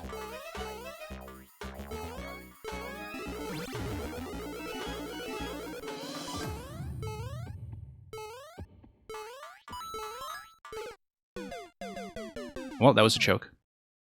I have never been hit at that spot before. But there is a first time for everything.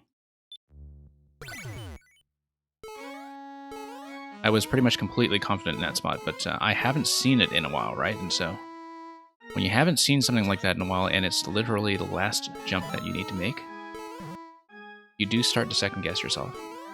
At least I do.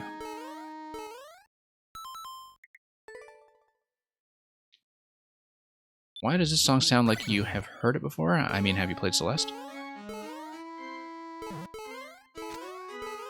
Or have you watched other people play Celeste?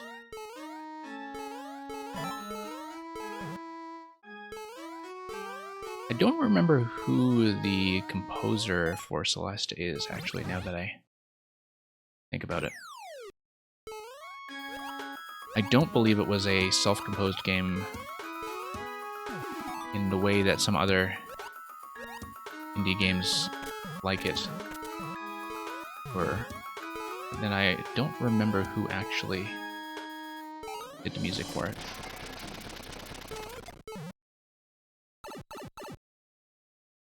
Oh, you mean it sounds like a different song? Yeah, maybe.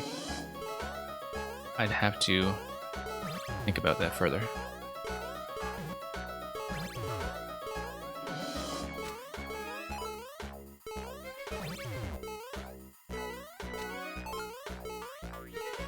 Okay.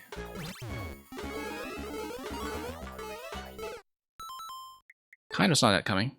I was doing better than usual up until that segment. But we're getting closer. I mean, we've gotten one jump away from the objective. It's clearly doable.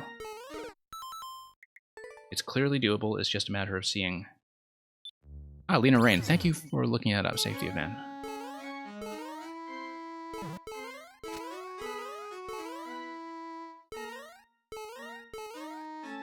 Yeah, just a matter of getting back to that spot consistently, because... yeah, failing one jump away on something like this is unfortunate. When you do run through the whole thing, though, it is fairly quick. It is... I mean, it's auto-scroll, and the current record is... minute 14, I think. Oh, okay, let's not cut too many corners on parts that are totally safe.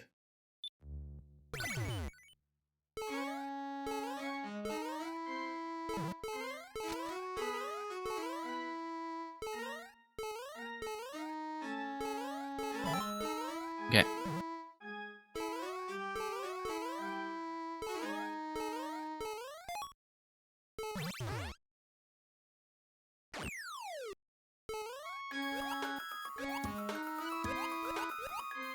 I just gotta focus on this. I mean, I have been basically doing this segment on autopilot for a while, but it's kind of nice to have it down and be mostly confident about it. Yeah, I just need to find a really good, quick pattern getting into each of the poison segments. Yeah, hugging the left on that platform does make a difference. Although that does in fact require me to get out of there safely.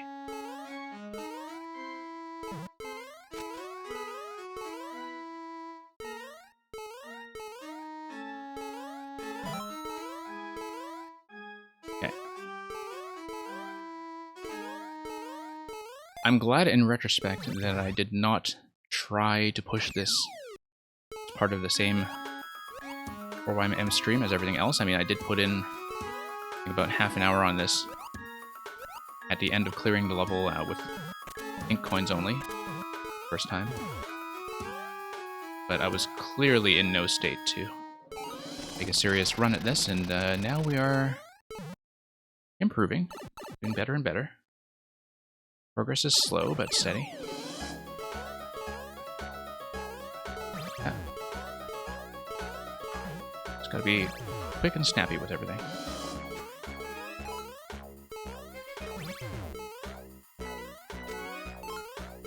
Okay.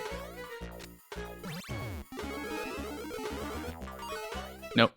Have to beat that first mushroom and not afford to hesitate like that. But yeah, I can clearly get into that segment faster.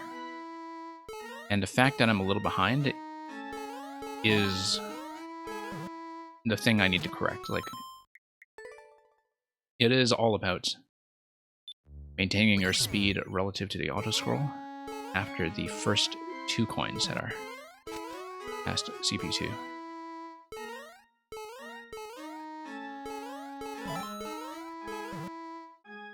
It'll be nice to look at some low execution puzzles after this, including stepping through the escape room, just to give my thumbs a bit of a break.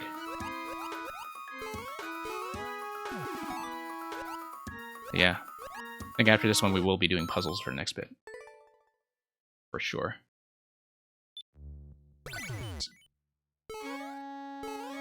Platforming only goes so far.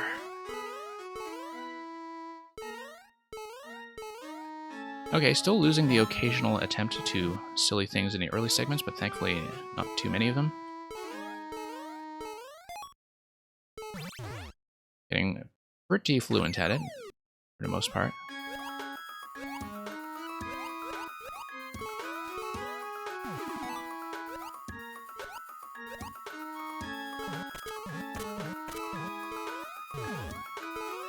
Okay. And let's just see it again.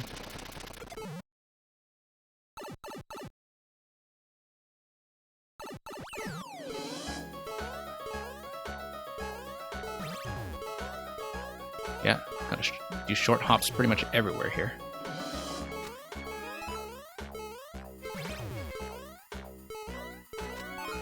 Okay, that felt pretty safe. That felt really safe.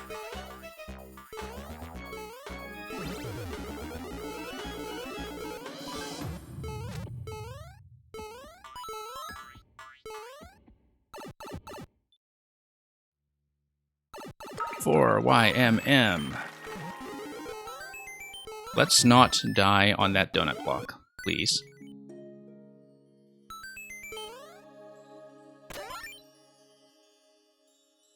Okay, here's the sad cake. We got this previously. Just gives you a pig.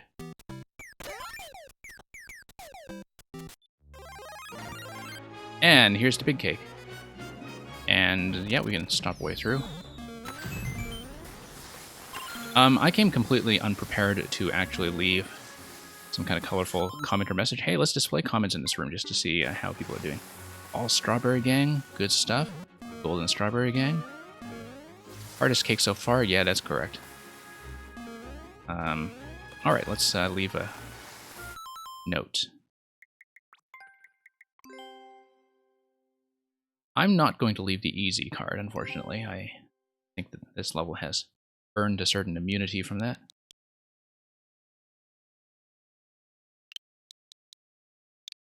A cake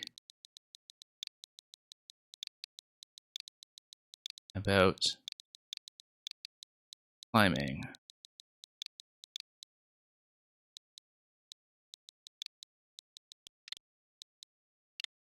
A mountain.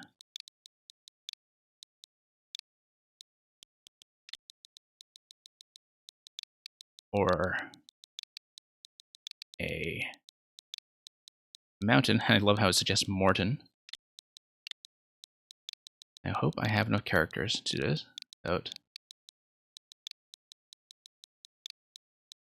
climbing. Cliquishness. A cake.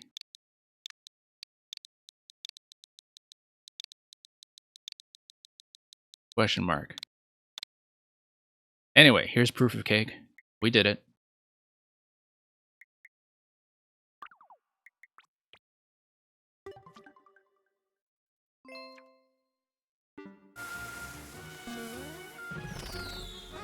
Fireworks at the very end.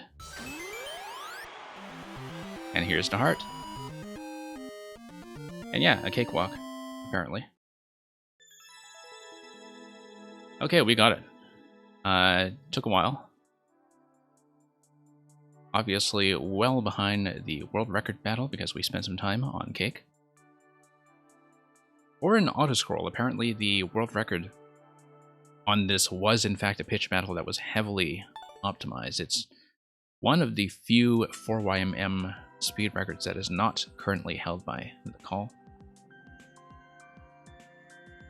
But yeah, okay, that wraps it up for week 6. That is kind of a fantastic way to finish it. I certainly hope that that's going to remain the hardest cake, but I'm also grateful for the opportunity to once again prove that I am actually quite serious about my principles about levels with no checkpoints, or with a hard mode option with no checkpoints. I mean, I tend to talk a lot about how much I like that kind of design. I guess this was certainly a test of my patience and fortitude. With that, let's move on to something else.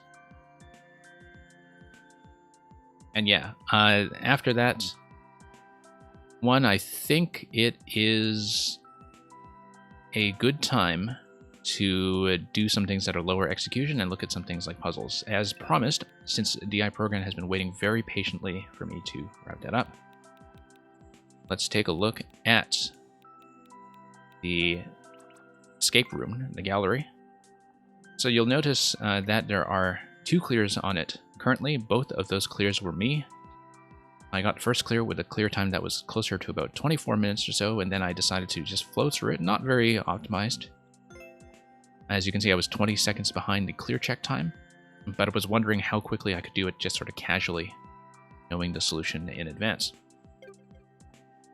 So, there will be some questions I have about this. I think at Program at this point you probably won't mind telling me what the solution is supposed to be, but I'll show you how I did it.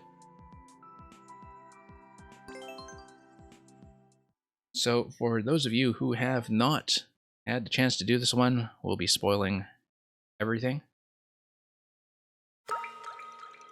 Now you said something about the number 7 clue earlier. Let's take a look at that first.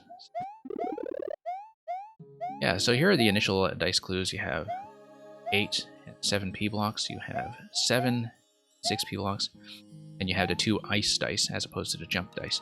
I never figured out what any of the numbers mean,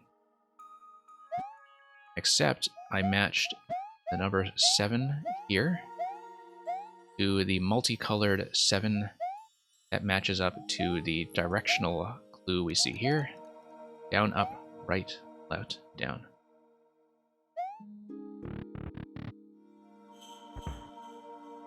I don't think I know what the intended way looks like, but I'll show you how I deduced it, because it actually did simplify the problem considerably. So here's 3 and 4 with the jump dice. Don't know what that's all about.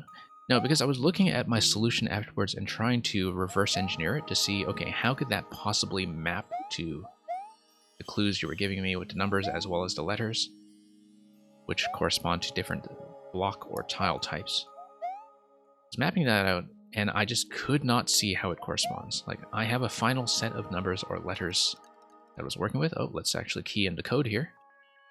Code here is middle, low, high, low. Also, when I ran through there was an alternate pattern that I just sort of blindly did on one attempt when I was just being careless, and it also worked. I think it may depend on some kind of state change, though. Or something else that I did when I ran through that. It is not a totally foolproof lock mechanism, but I think it's close enough that... I don't know if you actually intend to fix it further. Okay, so here we have jump block mapping to 1 to 12. We have ice block mapping to 1 to 10. I never figured out what this was about either. Also, down arrows pointing to this stuff. Don't know what that was about. I noticed that there were 3 jump blocks here. And 4 ice blocks here. I don't know if those mean anything. And most of the gallery clues I think I was totally oblivious to.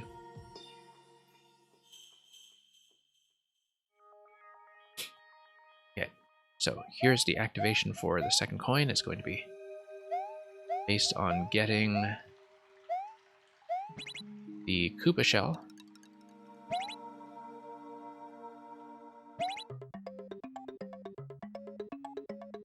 Now here, execution-wise, is the most challenging part of the level, which is obtaining the P-switch without killing myself with the Koopa shell. Easier said than done. Okay, better. Let's do this in case we need to refresh the P. Shouldn't have to, just in case.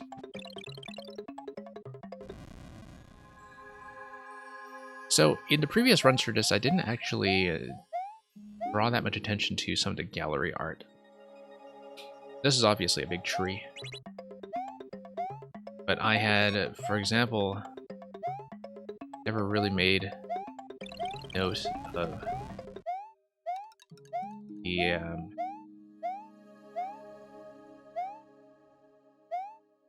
this got by Nintendo somehow. I guess Nintendo is not too averse to artistic nudes within reason. Oh wow, we have actually a pretty considerable raid. I don't know why the alert didn't come in for that properly, but thank you for the follow.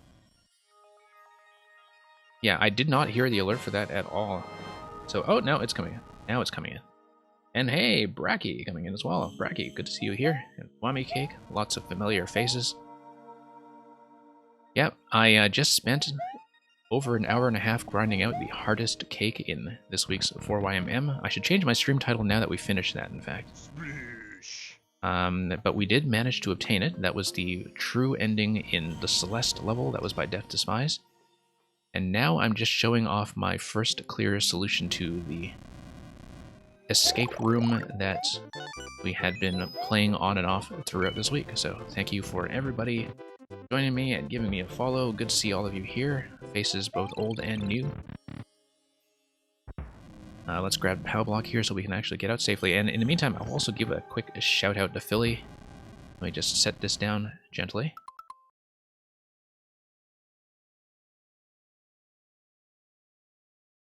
So yeah, please give your love to Philly. And it's very much appreciated that you brought in such a lively audience. Okay, we have the key. Let's get back out. Then I'll grab the checkpoint that is past your room, because if I talk about my solution there, chances are I may in fact time out. So yeah, we got all 3 of the locations.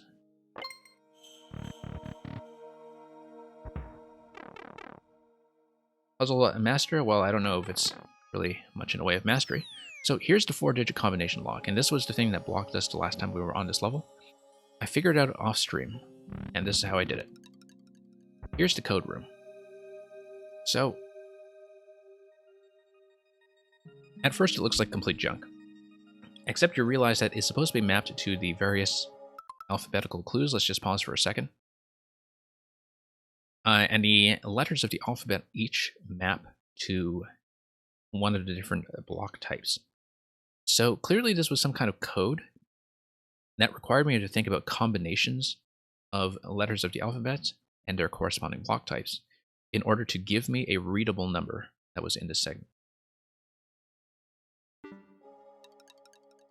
And I ultimately did figure this out by deduction. A couple of constraints we can see right away. First of all, because there are only 6 tile blocks here,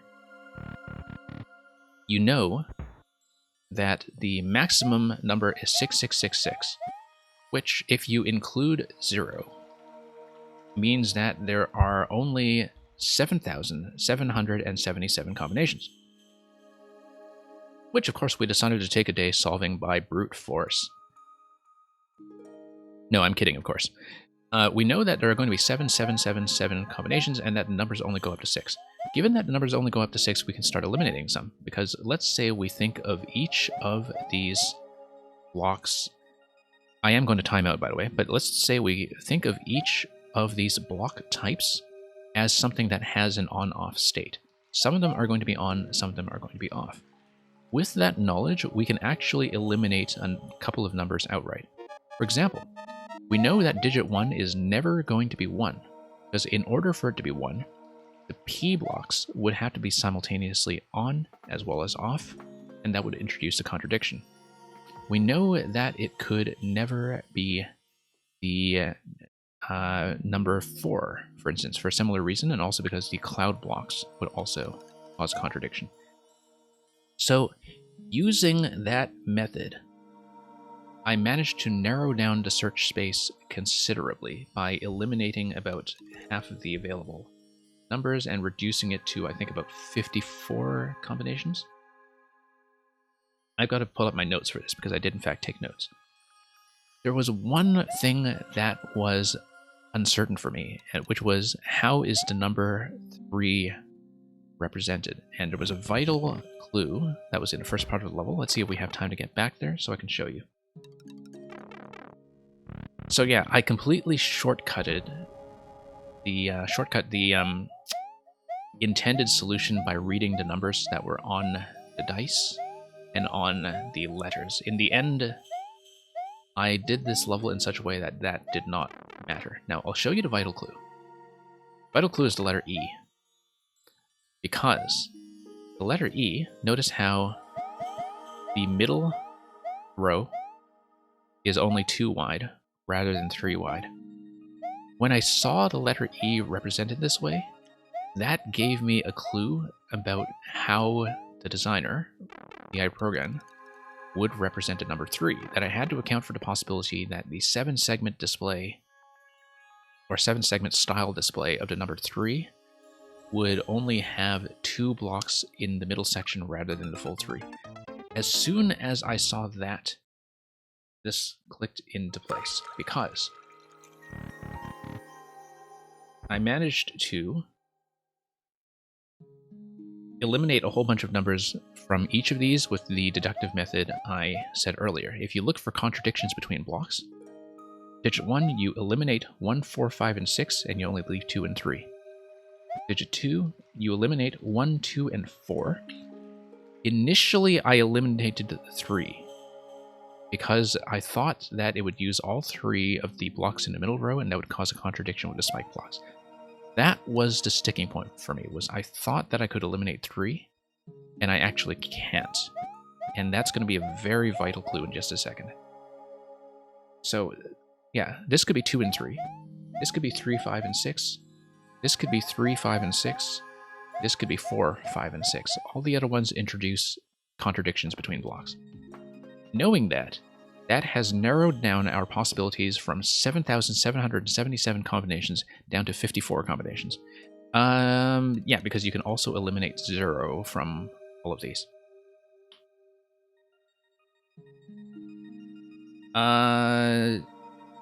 No, Dark Flash, I thought about that. It's actually not going to be exponential. Because it's just a number code. And you only have numbers that go up to that space. It's, Oh, no, wait. Am I wrong? Is it actually exponential? No, because I feel like this code is additive. It would...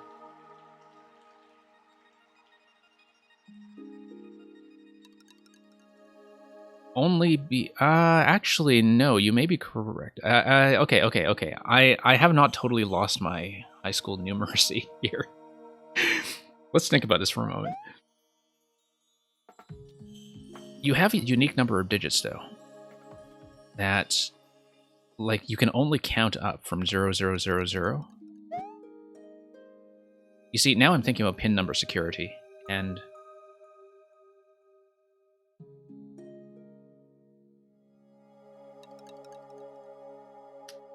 Yeah. No, you're talking about it doing this in base 7. That's... probably... Yeah. No. You're correct, actually. It is additive, and it is such a way that... and actually, I should know this because I've, like, literally done master's research on number of games that are transposed to different bases that look like this. Well, they don't look like this, but they were based on a base conversion. Basically, I did some stuff with magic squares a fairly long time ago that I won't go into. But yeah, you're right. It's actually about 2,400 possibilities in base 10. That's correct. Something to consider by daylight, perhaps. Anyway, so we have eliminated a number of possibilities, and we have narrowed the search space down to about 54 different combinations. Now, at that point, I started looking at, okay, in each of these combinations, which numbers or which letters are involved additively and which letters are involved subtractively. Now, at this point, you have to know that I actually did sort the letters and the block types into alphabetical order. So because they were in the order A, E, G, I, L, M, O, R, T, that gave me 9 numbers to work with, and I assigned 1 to A, 2 to E, 3 to G, etc., which corresponded with P block, red block, cloud block, etc. But the reason I assigned them to numbers in alphabetical order was I hoped that would shed light on how that relates to the clue that you get from the dice. In the end, I actually didn't need to do that. It was just for my personal notation, because we skipped the clue with the dice entirely, and solved this by thinking about combinations. So I looked at additive combinations and subtractive combinations. So for example, let's say digit 1, we know the possibilities are only going to be 2 and 3. If digit 1 is the number 2, the active blocks that are sort of in the on state are P, cloud, question, donut, and ice. So that is A, G, L, M, O, or alternatively 1, 3, 5, 6, 7. The blocks that are subtracted, make the number 2, are red block and spike block. Those are numbers 2 and 9. So I basically tracked this for each of the possible digits, of which there were very few. Like in total, between the 4 digits, there are only, 11 numbers that we need to do that for. So I just listed those 11 numbers, took a look at the additive and the subtractive combinations, and looked for patterns. And the common pattern was the additive one, that each of them produce a meaningful result with 1, 3, 5, 6, 7, which is P, cloud, question mark, donut, and ice. That gives you the code 2, 3, 5,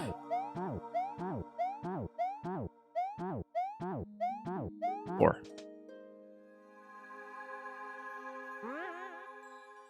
Magic.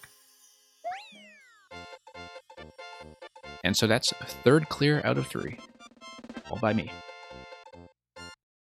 So now you'll notice at this point that we never actually engaged with any of the numerical clues. Also, the nice thing about this solution is so long as this puzzle has this structure, this is not something that can really be patched out.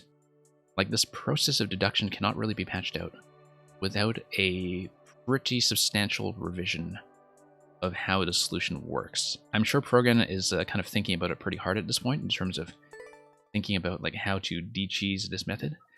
But the fact is, the full dependence of the solution on thinking about overlapping states of the various block types, like the jump block on the eye here. Oh, whoops. Like, that kind of solution is fundamentally vulnerable to this kind of method, and you can manipulate the complexity just by adding additional digits and such, but the thing is, you know, stuff like 7, 8, and 9 are pretty easily eliminated by this method as well. And yeah, you'd be limited by the number of entities you have remaining in the main world in order to get the POW blaster switch to work as well. So we had cheesed a bunch of stuff in this level previously. Like, this whole column here was patched in specifically to block me, because previously we were smuggling P-switches over here and breaking this code mechanism. I still have no idea what this backslash panel is all about. So yeah, Progan, I don't know if you would be so gracious as to tell us the intended solution, or if you would rather keep it a secret. But, you know, if you would rather keep it the secret, I'm just going to sort of be very satisfied with having done this my way.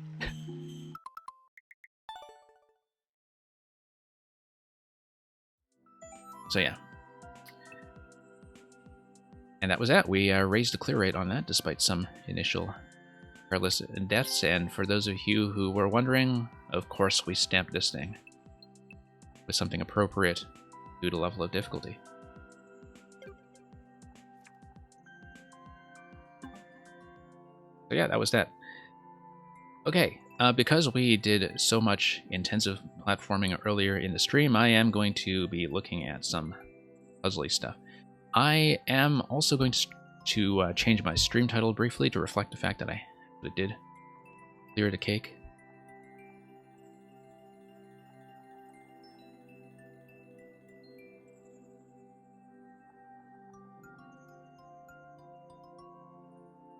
So, did I find a number 12? The number 12 is at the very bottom,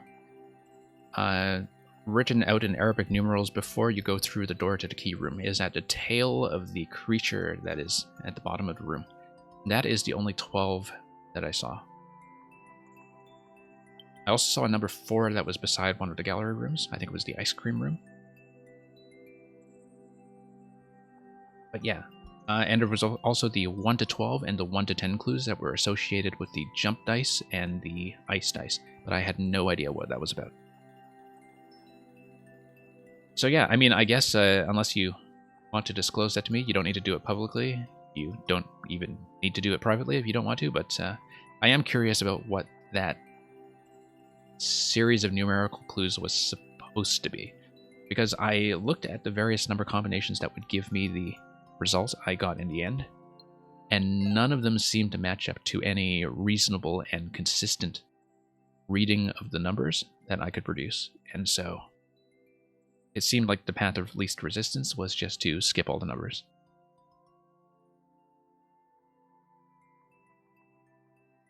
So yeah, and once again, thank you for the reminder of base 7 arithmetic from Dark Flash. This is something that we should know cold, but in the process of solving this stuff, you know, that's what happens. Okay, so we'll now get to the 4YMM preview segment of this weekend's stream. I'm going to be looking at some of the makers that are incoming with the batch of levels that are coming in a couple of hours. I believe the launch is usually 8 a.m. Pacific, 11 Eastern, and 5 Central European, and you do not want to miss this week's trailer. I can tell you from my insider knowledge that it is a spectacular one. But we're going to take a look at some of the older levels by some of the makers involved, beginning with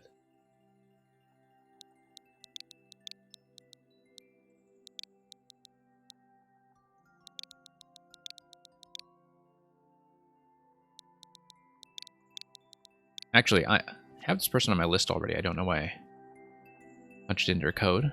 I did, in fact, follow Saku, who is a bit of a puzzle specialist and has more puzzles coming, I believe. I think their contribution is going to be a puzzle this week, and so we'll take a look at least one of these, possibly more, depending on how smoothly it goes.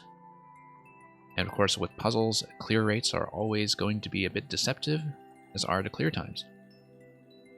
So here's Head in the Clouds, Pareidolia, which we've been talking about quite a bit recently, to see a meaningful image in abstract shapes, like clouds, particularly with respect to faces. Recognizing faces where none are necessarily there. That's something that we're doing with the bumpers that are in the cover image already. So let's see what this is all about.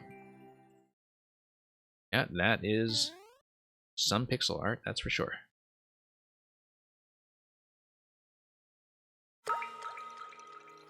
Okay, so we have an entry room with a 1-up mushroom and... oh, clouds. I guess that's a reset then. Maybe this is much more platformy than would have expected. Doesn't look like you would need a reset door for that though, unless you just break the thing and despawn the cloud for some reason. I don't see how that could happen. Looks like this is likely a place that we just need to... oh, I see. I think the twister dropped out of this spot from spawning in that location. Coming back with a different on-off state will likely trap it. Okay, bumpers. How? Cows are able to spawn, so we don't think that there's any sign of an entity limitation. Okay, let's see if we can grab this coin. It looks like the coin probably just gets you within range of an off-screen activation. I thought so.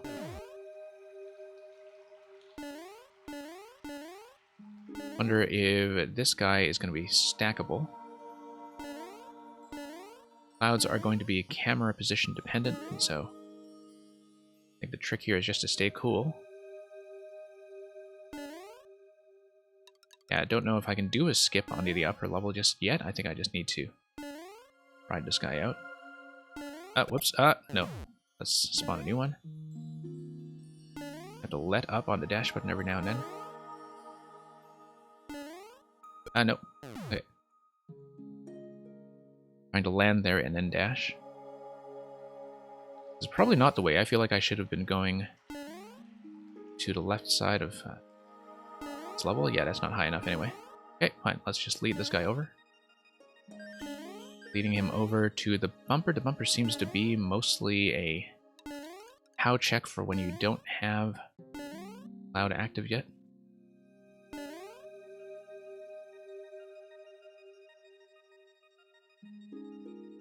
Okay, let's lead this guy.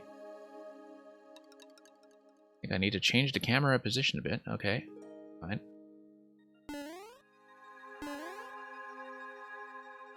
Okay, does not get pushed. Alright, let's just lead it over. Drop the POW. And what have we got here? Ah, twister block. Yes, that's what it's all about. And on off here, we saw that... or we don't know what the doors are about yet. We can try some of the doors. Certainly seems like some kind of interaction with the POW is likely necessary. But we'll see.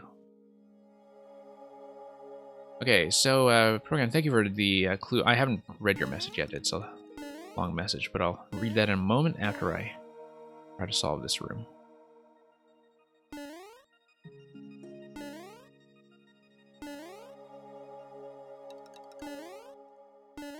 Oh, it's a crossword. Okay. I did not get that sense at all, actually. Yeah, I just didn't even think that it could be a crossword. It just hadn't occurred to me. Okay, it feels like we should have been able to ride... Oh, you know what? We can do that. Pow is going to do what for us here?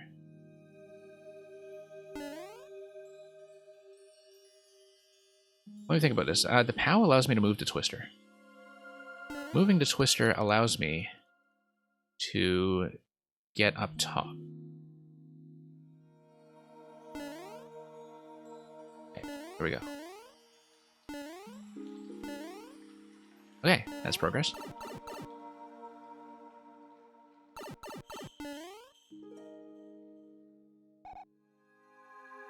And you said the 4, 7, and 12 is an attempt at hinting where the dice numbers belong without actually matching the exact ones.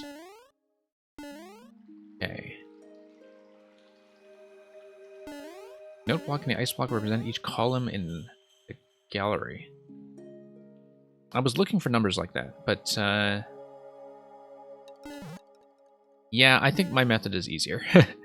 I mean, I know it's not the intended thing, but you told me that somebody actually did have a legitimate clear on it, though, right? Like, did the other person who cleared the early version actually read the crossword clue, or did they do something else with that?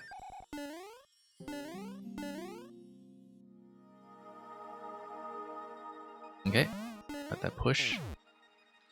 Mushroom is not going to come over without some kind of additional camera scroll break. You need a camera for that.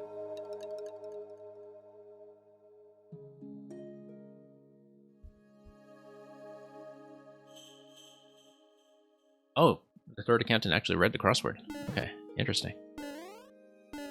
I'll have to look at that, because I do like solving crosswords. And, yeah, I'm sure you were, of course, perfectly aware that the deductive method I applied would potentially break the thing. Not break it, but, you know, solve it. Okay, it looks like the only way is forward, so... Oh no, that's... Is that not where we came in? I thought that's where we came in.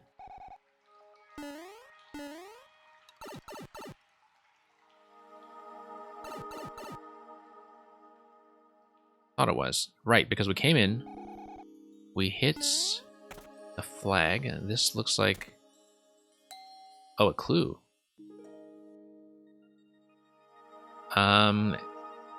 Except we need to find some way to position the mushroom such that we can acquire it. Hey, thank you for the follow.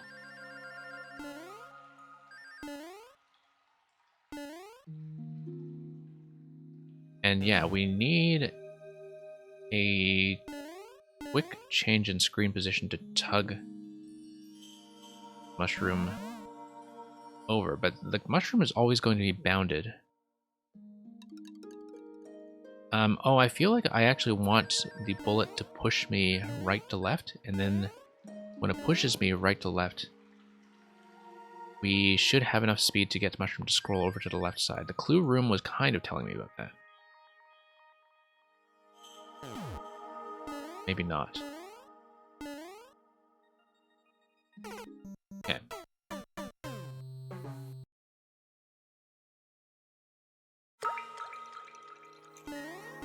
Yeah. Well, now that you told me it's a crossword, I may actually have to look at that again at some point. But I'm still happy with the way I did it. So. Alright, so let's take a look at the clue room again to see what's going on with the mushroom. It seems to be telling me that the mushroom... Well, I mean, it's going to be bounded, but it also comes in from the left side, and when it spawns, that's when it's vulnerable to being picked up. And so it seems like the method I should be using here is to try to beat the mushroom spawning time.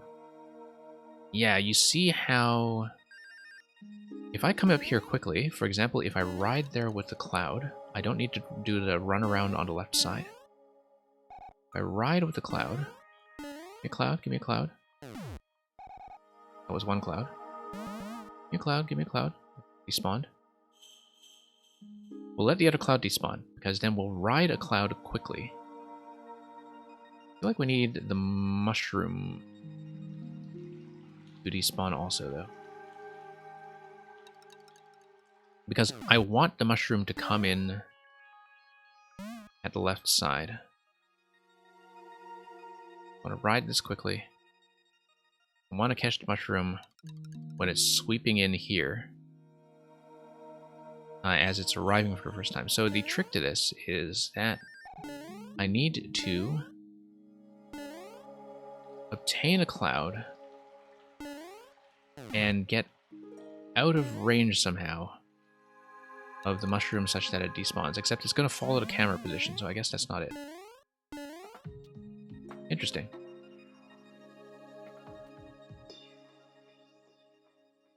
Okay. That is partly what the reset is going to be about. I mean, it's entirely possible that I just need to be quick, but I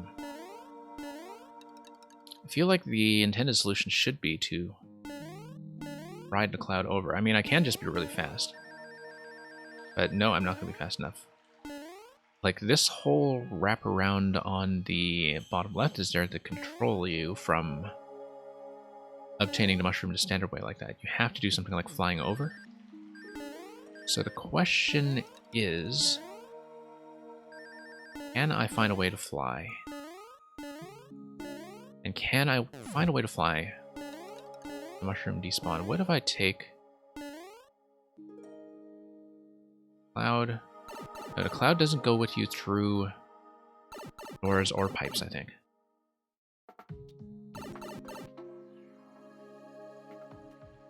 This is interesting. It has something to do with obtaining a cloud. Obtaining a cloud and flying over. Okay, here we go, here we go. I spawned a cloud, I did not spawn a mushroom. That's it, that's it. We got it. I just needed to spawn the blaster, but not the mushroom. And if I hug this position up here, I should be able to catch it. Here we go.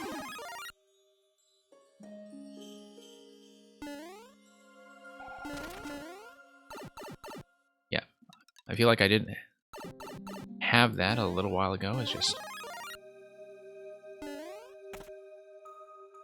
kind of a two-way gate there. Okay. Interesting. Triple bumper is going to be included a key position in the first area. I think perhaps that was something dependent on being big. We'll just take the mushroom back. Take a look at that. We're going to preserve that checkpoint because it gave me mushroom access without having to fuss around with this too much, although I think it's an easily executable solution once you have seen it. So let's come back here. Looks like it'll probably be an invisible block that is in the middle bumper. So why don't I come back here, spawn this guy,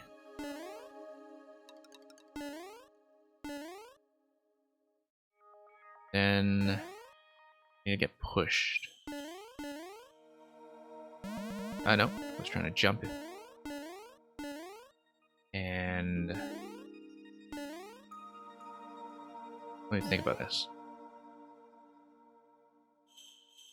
I'll just get bumped if this happens, yeah. Get pushed.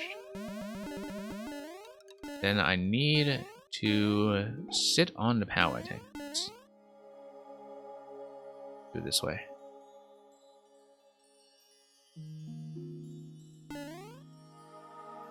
Sit on the POW. Nope, it's gonna push me and not the POW. There we go. There we go. Purely execution based, actually. Now, interestingly enough, if you know that clue, I guess, yeah, the bumper would control you if you are still small Mario at that point, right? Like, you wouldn't be able to bump it when you're small? Is that my understanding? Anyway, let's take the POW with us. Okay. Oh, interesting. Hang on, let's see this again. Wasn't looking at the POWs that were dropping. Yeah, the POWs drop and give us access to doors and pipes.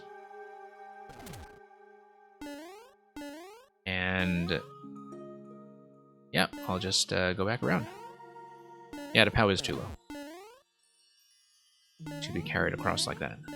But we did get it across previously by loading the POW on top. Yes, that's right. That guy's gonna be blocked.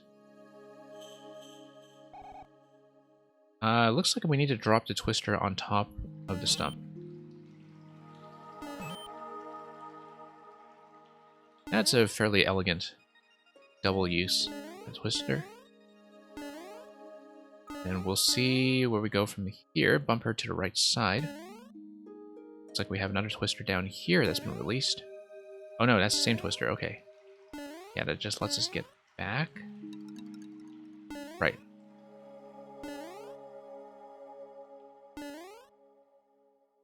Okay. So far so good. That's gonna blow up and probably increase the scroll distance just slightly.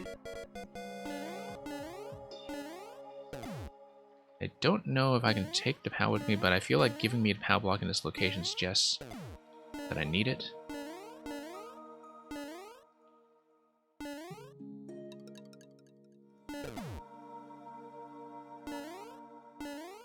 Now, can I actually unload the POW on the left side? That do it? No. Okay, why don't I just try to ride across then? I'll just go without the POW first, just to see what this is all about. I think it's just a bumper there, right? Hang on. Try to crouch down on this thing. We'll clearly need the POW for something, I just don't know what yet. Oops. Is a cloud essentially global ground through following you? Yeah, I guess that depends on whether the cloud can be outrun. Okay, you know what? No, we're going to drop the POW on top of the POW. On top of the cloud, rather. And we're going to send it across by going down across the bottom. It's going to escort the POW across because we don't fit, but the POW does. Also, riding the twister allows me to do that. Also, we've been given a clue as to what to do with the POWs, which is to use them for doors and pipe entries. So we come out here. We keep going. Yeah, I already know what the shape of the solution will be. We need 2 POWs because we drop 1 POW to give us access to the pipe. Once we have access to the pipe, we carry the other POW through. And then we carry the other POW through because it will give us access to one of the doors in this section. Specifically, this door up here. So yeah, we have this mapped out, I just didn't do it within the time limit.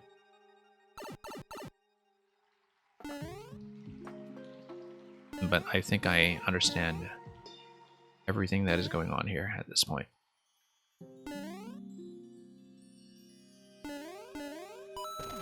Okay.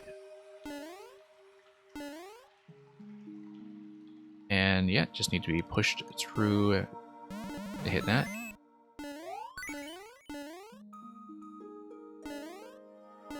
And we don't actually need to POW because this is just the change of state. Gives us the clue for how to progress.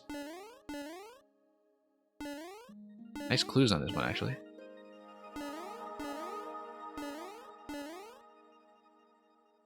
Okay, next we drop the twister top of that platform and we loop around.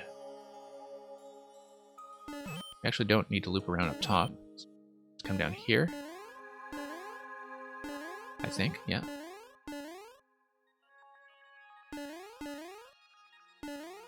Okay.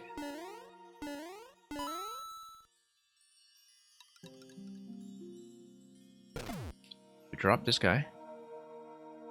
We drop this guy a bit more accurately.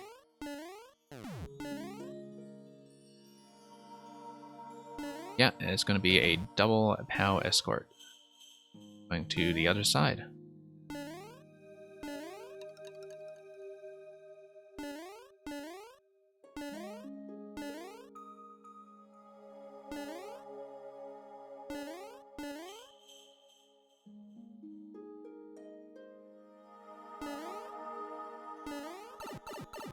Okay, in we go.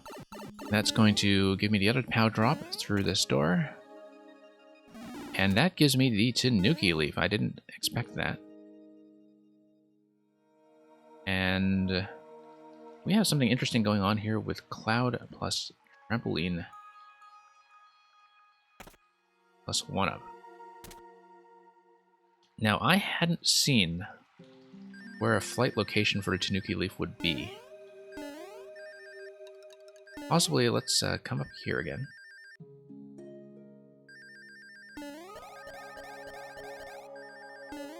Okay. Just see what's going on up here, because obviously that would give us a cloud. Yeah, I haven't seen where a possible flight location even is. So that's unexpected.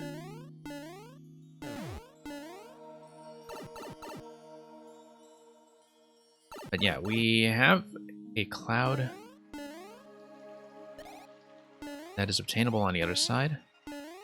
I feel like we've explored everything here already, except that we haven't seen this, which seems like it's probably a clue door. Actually fairly generous about clue doors. Okay, so... yeah, okay, I feel like I kind of reset my progress in this part here. Because we need to cart a POW across. That's okay, we'll just redo it quickly. If necessary. Yeah, because the last clue room was telling us about the obtainable cloud, which we know where to get that, but I don't know where the sideways trampoline is located. That's something vital that seemed to be missing here. Okay, let's just escort 1 POW.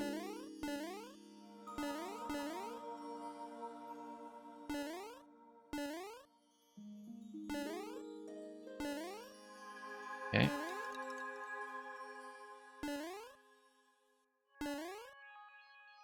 And yeah, let's keep going.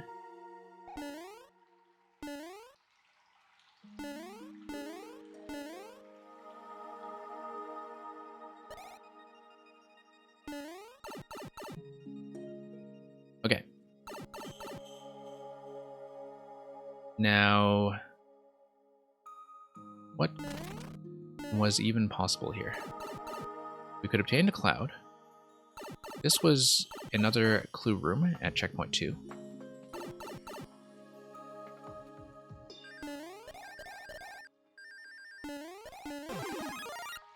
Could obtain this guy and then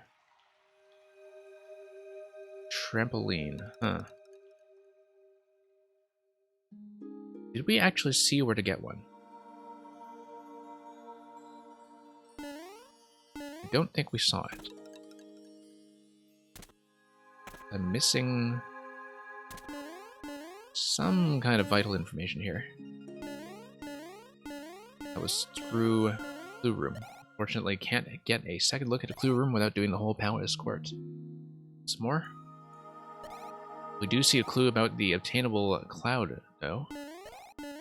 And so the fact that we can grab a cloud seems significant here. I don't know what else could have spawned that. Whoops. What am I doing here? Ah, yes.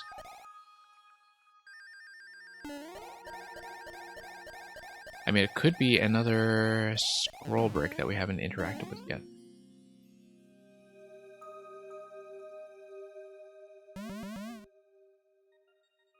But yeah, not seeing this right now.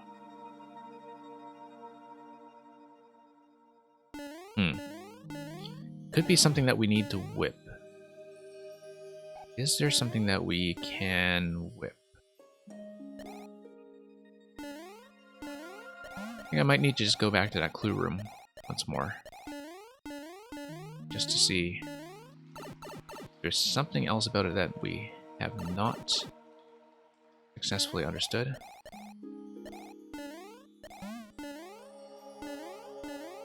Also, I haven't checked most of these pipes.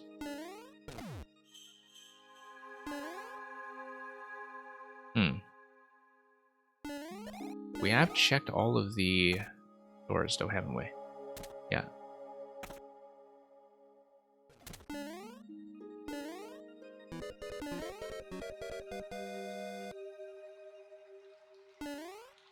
Okay, let's get the twister.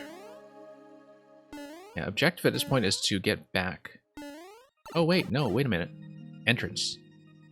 I never thought about the entrance. Okay, yeah. There we go, there we go. And we fly. Yeah, just had a very poor visual memory for that. Ah, we fly and... Seems like I would need to... Let's see here. Have some kind of platform allows me to land, and...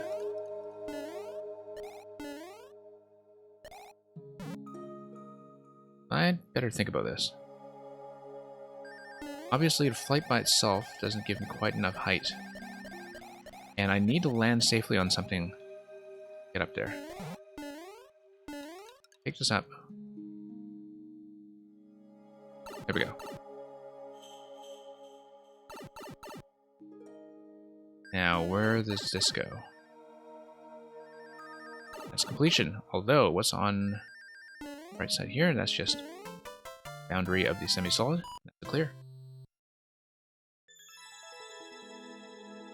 Okay, that was fun.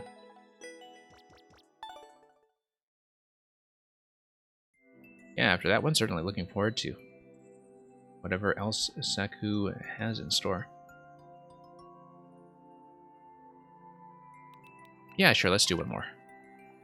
Kind of blue. Let's see what this has to do with Miles Davis. Blast and slide through a monochromatic ice palace. Blue above the locked doors.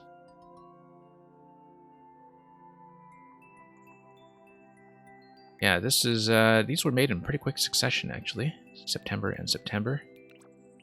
All three of these uploaded in September. They might have been fixes earlier puzzles that were done at once, but I'm not really sure. Obviously, Saku has not been very active since then, but has been cooking up something spectacular, I'm sure.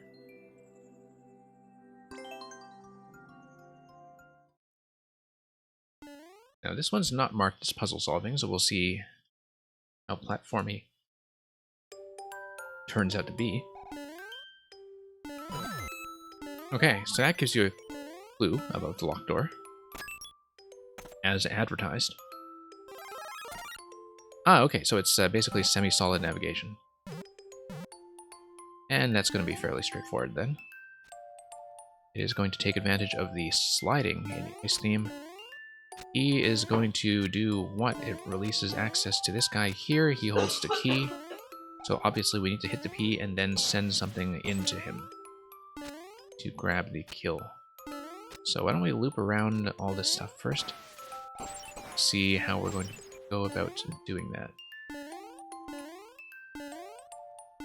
Okay, bomb over here. Oh, fire flower. Okay, it looks like it is going to be a fire shot that ultimately does the job for us. Let's take this down. Wanted to check. Oh yeah, this is just where we came in from. And let's shoot this guy. Yeah, kind of light puzzle platforming. Obviously, the way you progress is pretty straightforward. So it's a level that's not really about the puzzles, but gives you just enough to interact with. Okay, we need to blow up a piranha plant. Have a pipe refresh there. Also a reminder that we're dealing with night theme logic here when it comes to how the power-ups are behaving.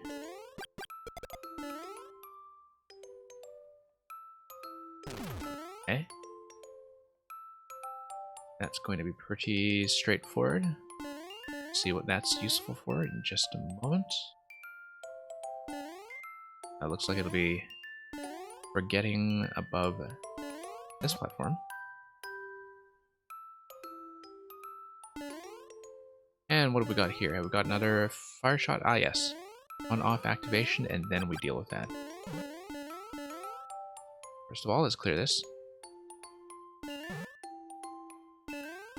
Second of all, let's clear this.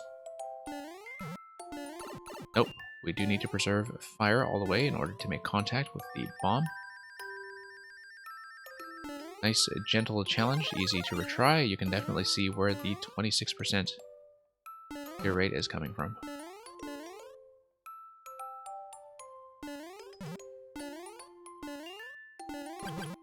Okay, there we go.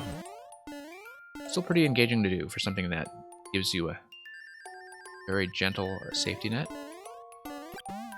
That's the key.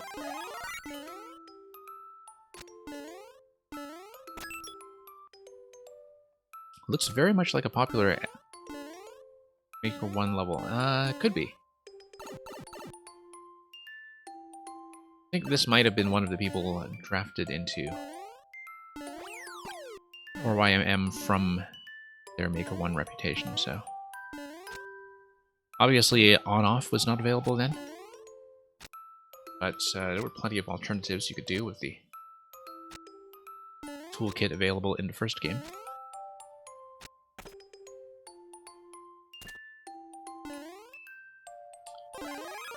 Okay, what have we got here? We are going to drop P. And...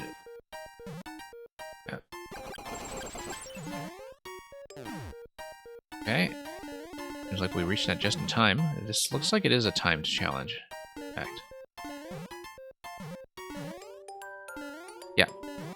Because if you are too late, the Ps will drop by a block and preclude you from accessing them further.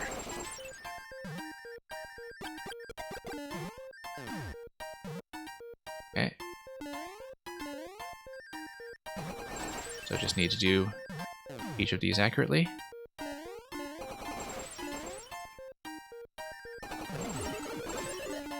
Oh. Didn't manage to preserve fire, which I think is going to be an issue. Maybe. Don't know if there is a fire check. Yeah, because you actually need the blocks to remain open so you can fire a shot at the Koopa through the bumper at the very end. That's okay, pretty gentle retry.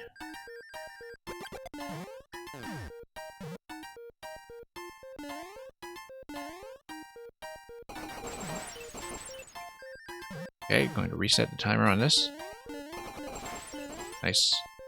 Short jumps, pow pow. Nope. Just missed a bounce on the jump block at the end. Let's do it again.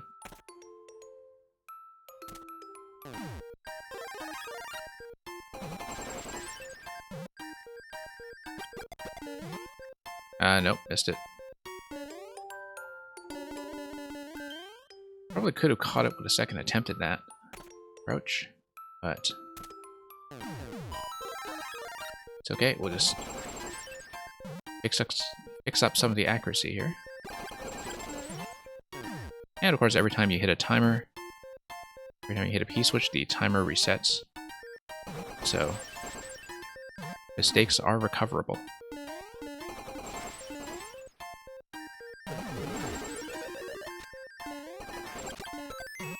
Yep, just not going to bother with that jump block there.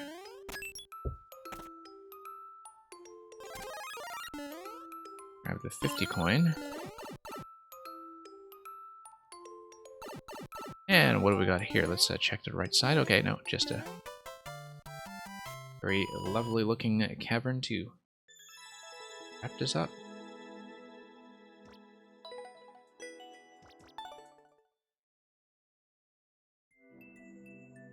So yeah, pretty enjoyable set from Saku. And we've got some more to look at some point, but we know where Saku is, and we can hopefully catch up on the earlier puzzles another time. Just Peachy and an adaptation of Don DeLillo's White Noise, which I think has been an extremely apt novel for 2020, given its depiction of an airborne toxic event. But for now, let's take a look at some other makers to bring up some platforming back into the mix, perhaps. You know what? I actually follow some of these people. Let's bring up Macho Man. Now, Macho Man is a bit of a variety maker. We could look at more puzzles, but I think he has some pretty gentle clear rates on his traditional world. 8 levels, let's just run straight through it. Shouldn't take too long. Yeah, here's Super Macho Man World.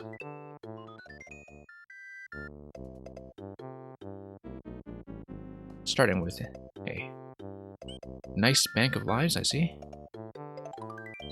Certainly not the only super world I've seen do that. Here's the basics.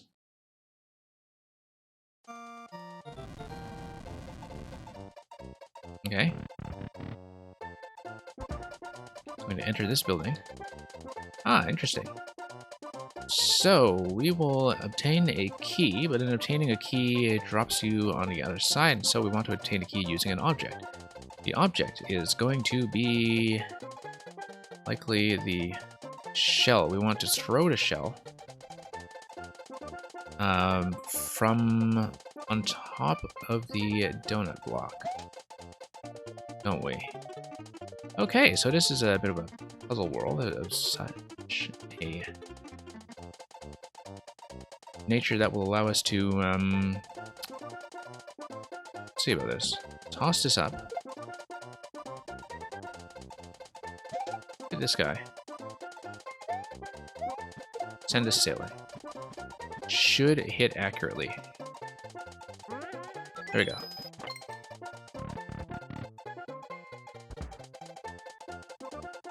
Okay, we have P-switches, we have a buzzy shell once again. We have to think about some way of getting a P-switch up to that key.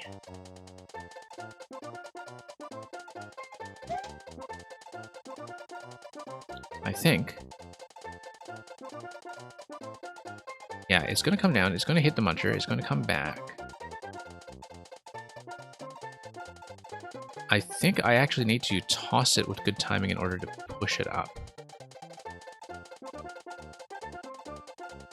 So we'll see how that works. Let's grab the shell and send it along. See what his deflection pattern is going to be. Ah, yes, okay. So I actually did need to do this in order to block it. Okay, here's a very gentle reset room. I wasn't sure the P would go all the way, but it does in fact go to the upper cloud. No, did not mean to reset that.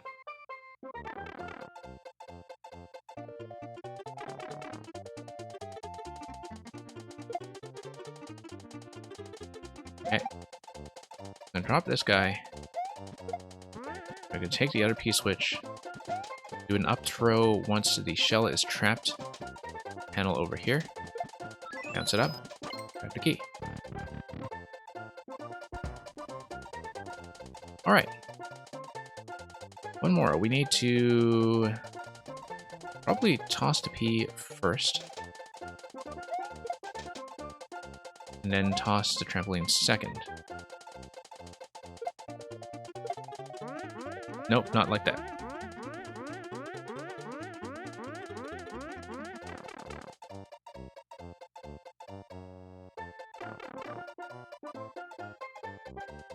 Might need to do a timed shot on that trampoline now that I think about it. Because otherwise it is going to go too far. So I want to leave this here.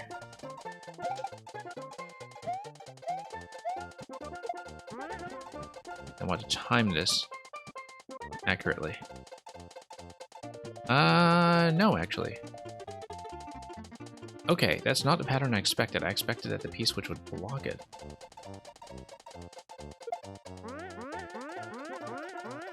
Okay. That's curious. It's curious. We're going to have to try some different combinations here, I think.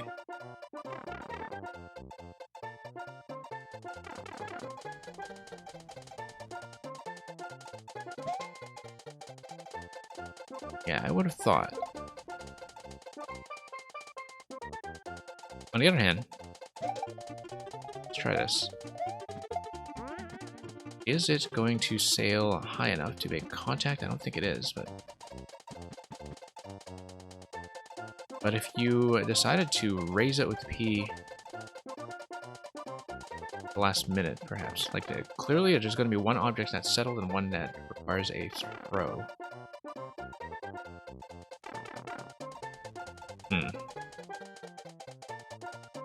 Yeah, I would have hoped that the P constrained the position of the trampoline instead of the trampoline catching it from underneath, but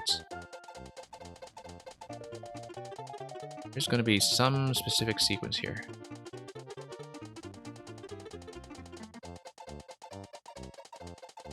I think it's going to be maybe trampoline first, and then use the P to send the shell up.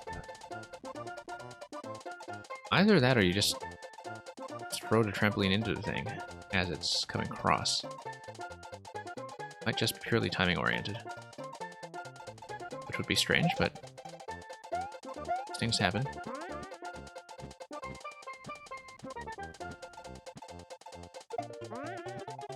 Okay, not quite. I wonder what to do about that then, because that's almost the right idea. As though we need to toss one object and then toss the other one.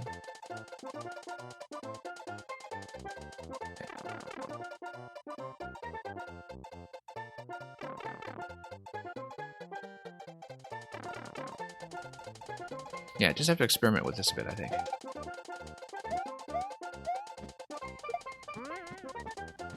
See if the timed hits do anything.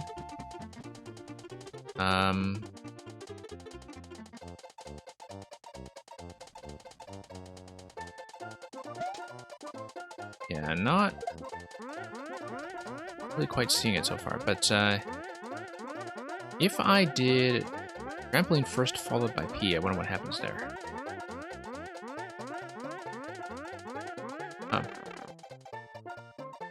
feel like one of them has to be a timed hit. But at the moment, I'm not really seeing one that's going to be in terms of trying to infer this from some of the previous interactions we had seen. Oh, that's interesting. That's not going to be it. That's not going to get it across, but it's just going to come up underneath. Yeah. Does tell us what that interaction is going to be.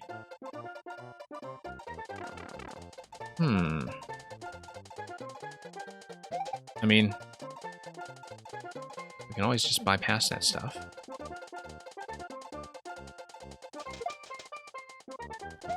And send it over this way.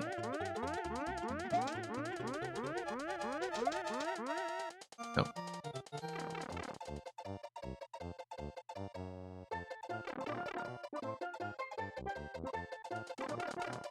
Yeah, this seems oddly fussy, given how easy the earlier segments were.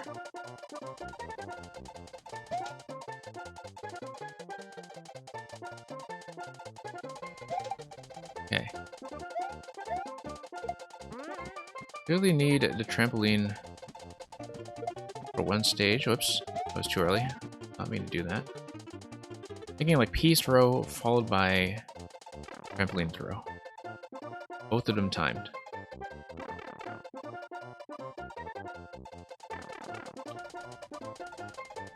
Gotta release both of these first in order to get them in position.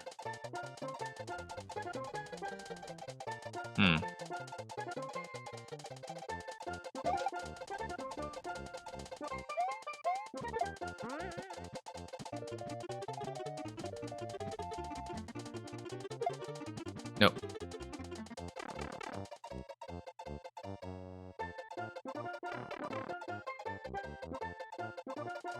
It does seem rather odd that one of them would be,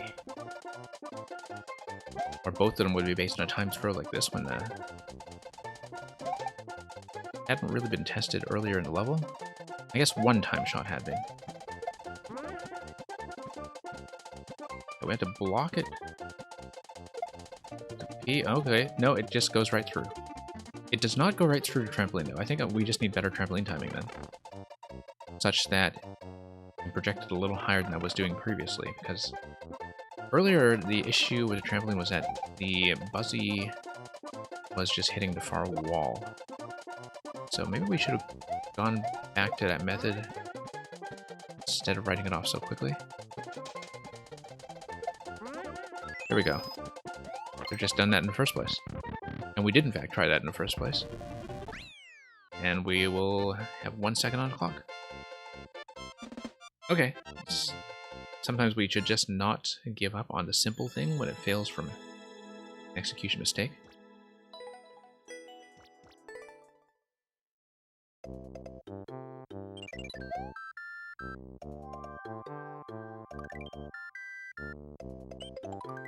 And okay, let's continue. See how these ideas develop.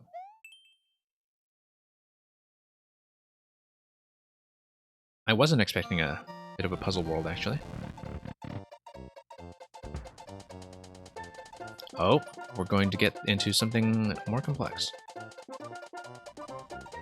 Fuzzy shell is going to come down and it's going to probably hit the POW if we're not careful. So what I want to do is I want to set this down and have it sail over the POW. Interesting. That these actually are using super worlds to connect various ideas. I need to raise that by a block using the P-switch.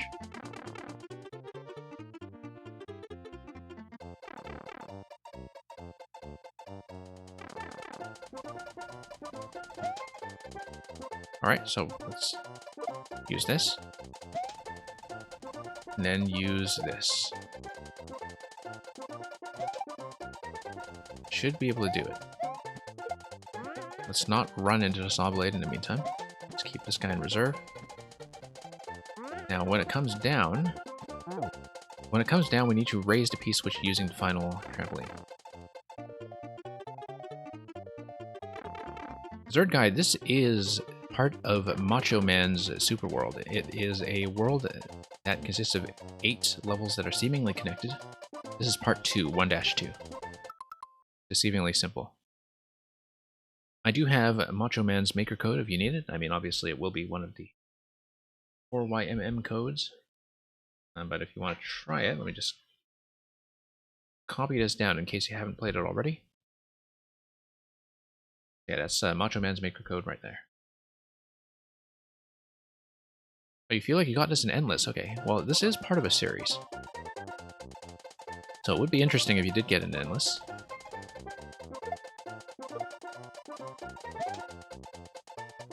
Okay, so here's how we're going to do it. We're going to send a Buzzy Shell across. Then we're going to use the trampoline to make sure it can make its way back. There we go. So that's how that interaction is going to work. Okay. That was quick, only a single room.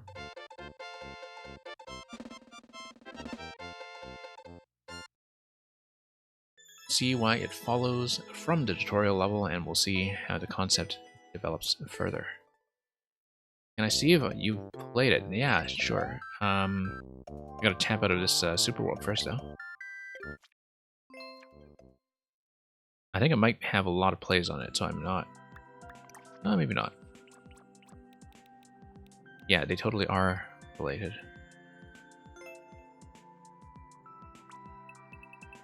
And that looks like Nose was on this. Yeah, Zerd guy, I'm not sure. I don't see you here. Gilmore was on this. Ah, yeah, Zerd guy. You actually had first clear. It says right here, first clear. Yeah, I just saw it at the very end. So yeah, I guess if you were actually grinding out a new list, then you would have gotten this one very early, and that would have been a pretty interesting draw. Anyway, let's continue with it. I'm just beginning to crack this. We'll at least do World 1, possibly 2 as well.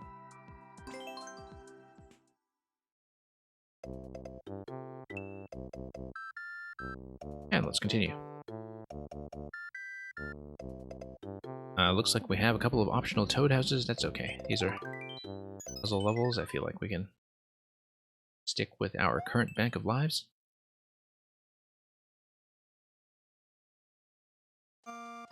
Okay, here's Springception.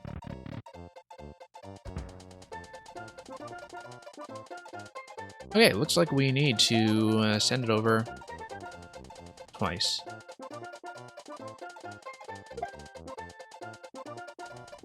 We'll see. Sometimes I need to reset this a bit just to see what the deflection patterns are going to be. I don't really know what the landing zones are going to be the first time. Ah, yes. So I need to do the up throw onto the second one. Second one will be a time throw.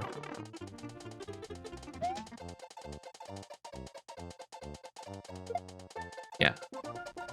Pretty sure that's how it's going to work.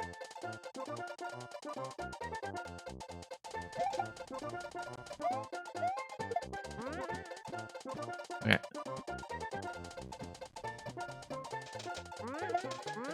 Here we go. And that's it.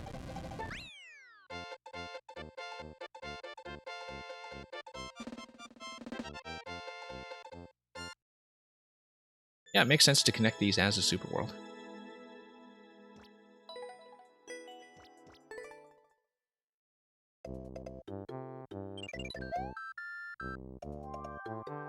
And what else do we have here? We are going to year 1-4. But yeah, Zerd guy, I hope you're doing well. I think the 4YMM levels seem to go over quite well on your end. Certainly enjoyed playing that myself. Okay, we are going to have a couple of things going on here. Looks like this would probably hit the upper level, wouldn't it? So we wouldn't want to do full up throw here. No, we wouldn't. That would be a timed throw anyway. Timed throw down there, probably a P stacked with a jump block on the lower level, just to get the height normalized. You created the ultimate crowd-pleasing level? Yeah, it seemed to go over wonderfully. And I think the thing that really makes it click is just how reliable the mechanisms are. That the platforming is extremely consistent. You know, considering the fact that it involves homing elements like the, you know, elements that you would ordinarily think of as dependent on player position, but which just are in the right place 100% of the time. Like, I think that just makes the whole thing click. Now, here's the thing about this level, is that you would expect the shell to then deflect back and forth. It would come down, it would rebound. I think the rebound pattern should be fine. That's how we have the setup currently.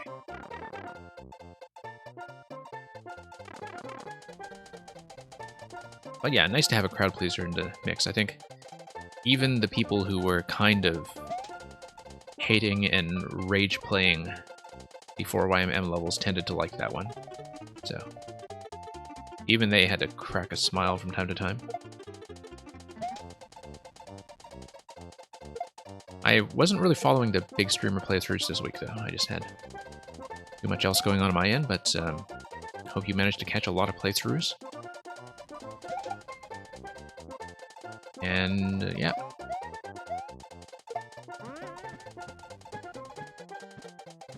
Yeah.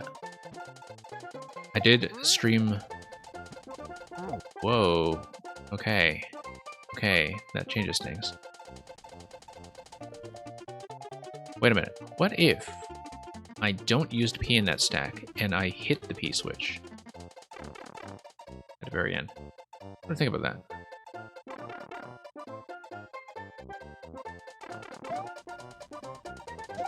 Yeah, I did play the entirety of this week's set. Let's reset this. Last Sunday to Monday morning, I want to say, did everything except for the cake on the Death Despised Celeste level, which we did at the beginning of this stream, and which took me a while. It took me about an hour and a half today. But we did eventually get that down. Okay, let's check the positioning on this to see if a single trampoline could in fact do it. This is just going to be a bit of a test run. No, it's not enough. I actually do need a P there. But the fact that I need a P there is interesting, because then what do I do in order to activate the rest of this stuff? Oh, you know what? I think I know. I want it to land on top of the P switch. It hits the P switch and then you bounce it over. Because when an object falls on top of the P switch, instead of bouncing against it, it should activate. So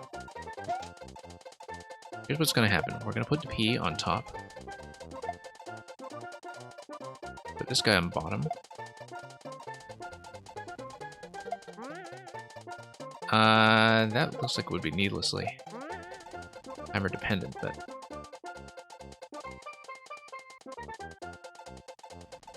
we'll try it that way anyway.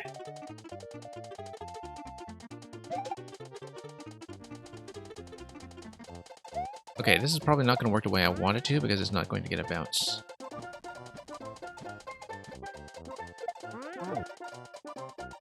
On the other hand, if I...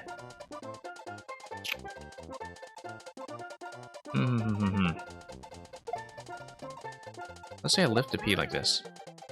Lifting the P would create an obstacle on top level. Still need to get it across the first obstacle, though. There are only so many combinations that can work, although the fact that some things will be timed does add a bit of a complication.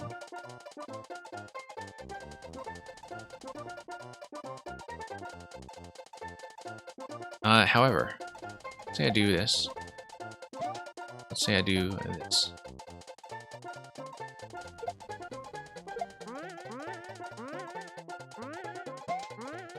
Then what happens is I will try to see if this creates a timing that allows the shell to get across, and then we block it with the P-switch. Yeah, that's not going to be the right timing. I obviously need to hit a little more accurately, but if I do a timed throw into the second trampoline to lift it up, and we use a P-switch as the blocker.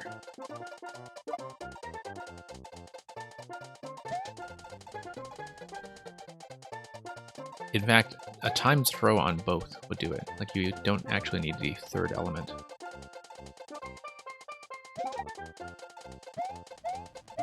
Might be easier if you don't use the third element, actually. Nope.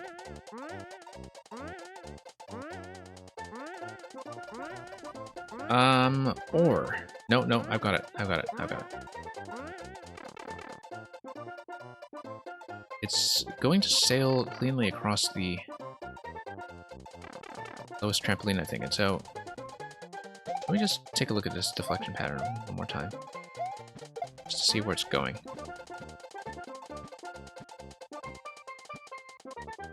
Okay, it's going to come down. Let me test one thing as well. P-switch should activate those guys. Yes. Okay.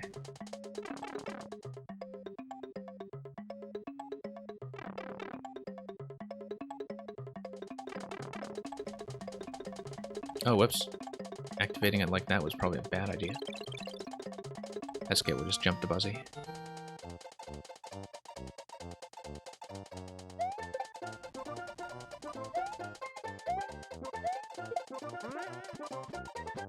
Okay, here's how we're going to do it. Nope. Yeah, I wanted to set it up with good timing. If I send it up with good timing, then I can hit the P-switch. Yeah. About 80 seconds remaining, but that's okay.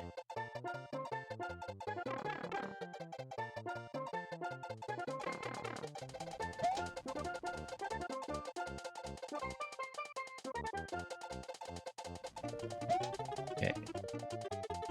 Probably not the intended solution, but since when did we care about the intended solution?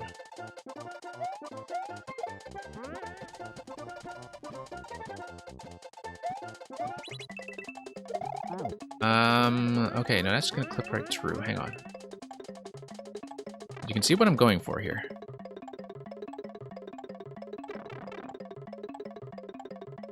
Oh, the other thing that could happen is a double deflection. Comes down. No, never mind. Doesn't do that because of the P-switch pushing everything up. Okay. Alright.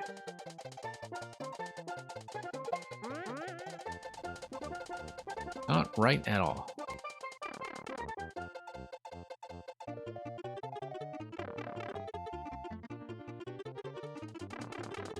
Yeah. Really not quite doing this an intended way. Although, interestingly, using the P-switch to clear out the coins actually does solve this in what is certainly an unintended way. Let's vibe check. Okay, no, I have an approach to this that's going to be a little bit unconventional, which is I'm going to let the coins be cleared out, I think, because coins are cleared out if you let the if you let the Buzzy actually activate the POWs.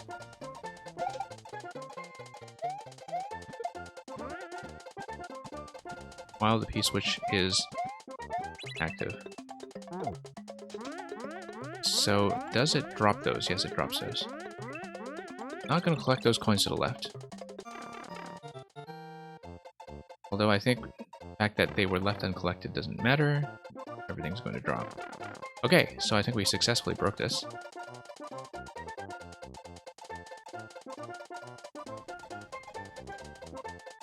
Okay, going to go trampoline here. Go P here. To let the Buzzy come over safely so I can drop it. Okay, pretty sure this is unintended cheese, but... Oh wait, no, we actually need to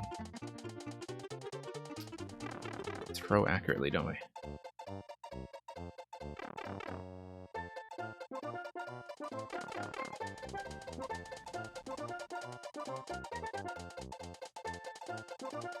Yeah.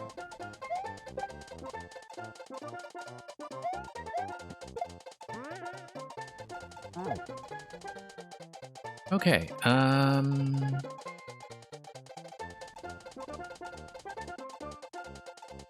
yeah, I actually needed to create the full stack over here. The way to do it is this. followed by this, followed by a timed bump. Timed bump, when the shell is coming down, would lift it across to the key.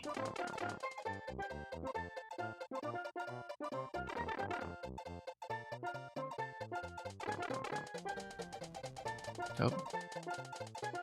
Go across here.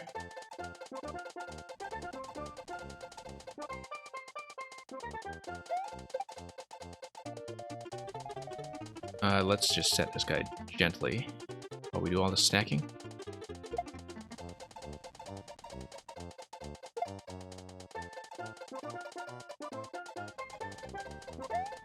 And we'll just get ready.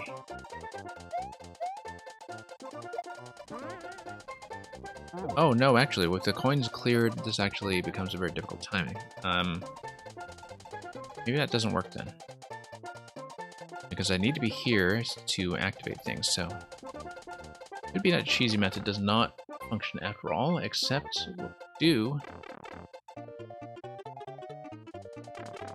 is create this kind of stack.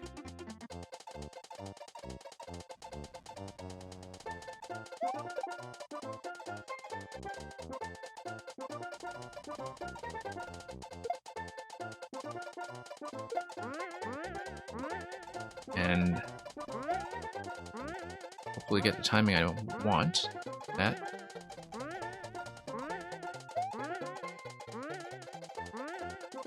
Oh, also, if I just left the lower donut block deactivated in the first place, that would have solved some issues, perhaps. Okay.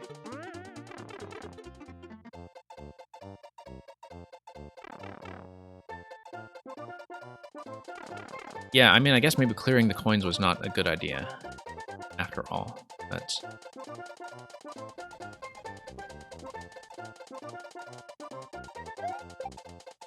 We'll see. So make sure this guy remains accessible. Yeah, it seemed like the lower level wasn't really doing anything for me. Whoops.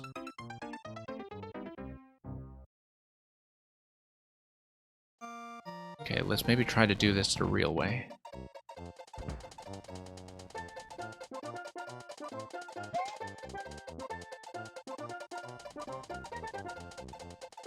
Yeah, it looks like it is, maybe based on just multiple timed hits. So this is probably better protected against cheese than I originally estimated.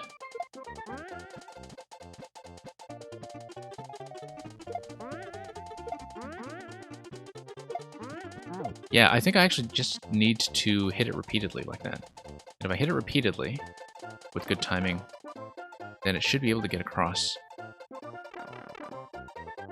every single time. So, seems like there are probably multiple approaches that you can take to this. I'm not sure if this is necessarily the best way to go. But it is a method.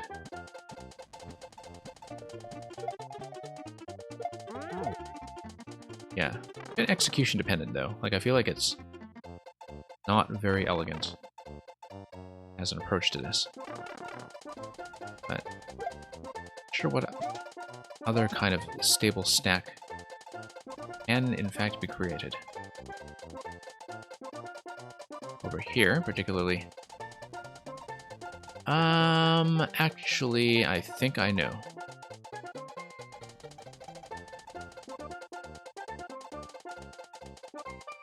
You switch first. And then, no, it's gonna come down and...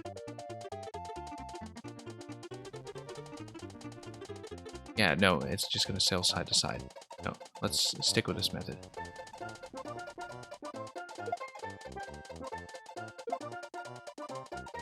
I think this method works, I just need good timing with it.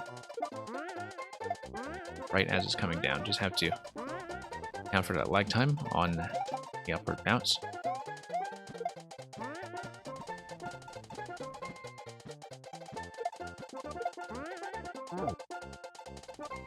Interesting that it is giving me that position. Oh, the fact that it's giving me that position might be a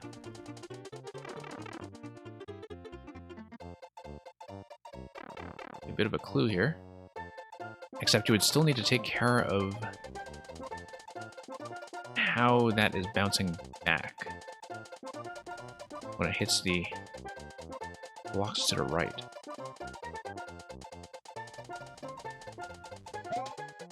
However,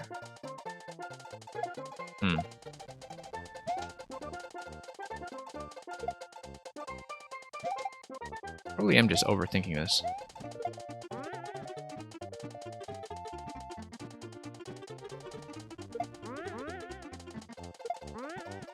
No. Just want to do that repeatedly. If I do that repeatedly, I feel like I can get it.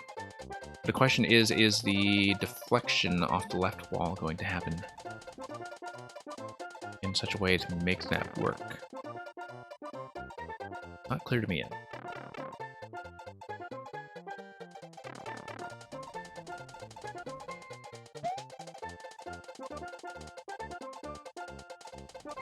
Okay.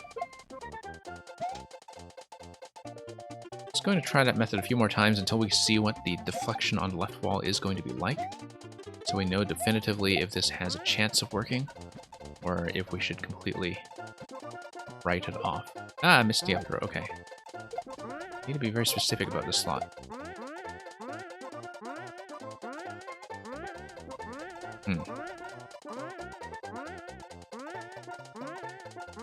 There probably is a different arrangement that we can do that uses both of the slots in terms of finding appropriate deflection. The difficulty is thinking about, like, what to do with this lower pit on the left side. I feel like the proper solution probably does involve using both of these slots for blockage and deflection.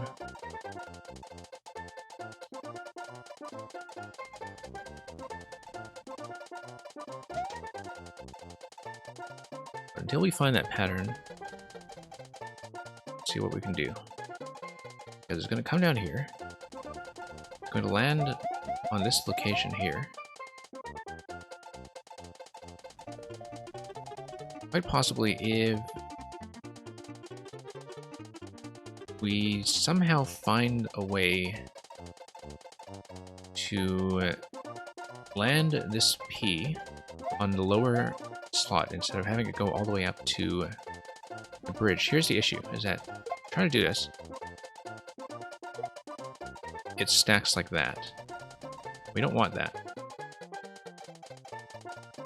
So it looks like I'm unable to get an object to the lower level unless I use all three, which certainly doesn't seem like it's going to do anything for us.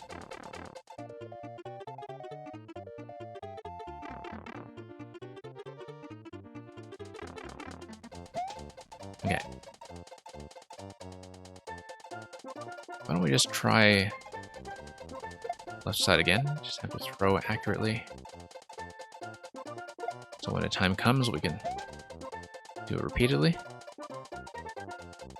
Feels like this is probably still the best approach, although one of the more execution-dependent ways to do it.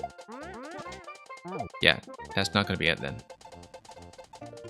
Because the left side deflection doesn't work. Okay, we've considered the P-switch method of just eliminating right side. Could be something timing-based like that, where you step on a P-switch and then toss.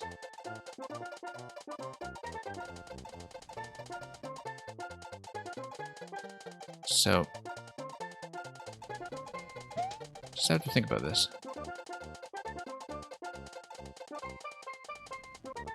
P-switch is going to block my progress, obviously.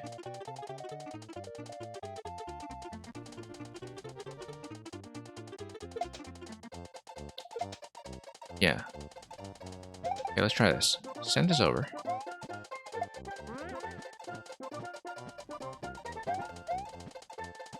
Whoops. No. Got a bit cramped in here.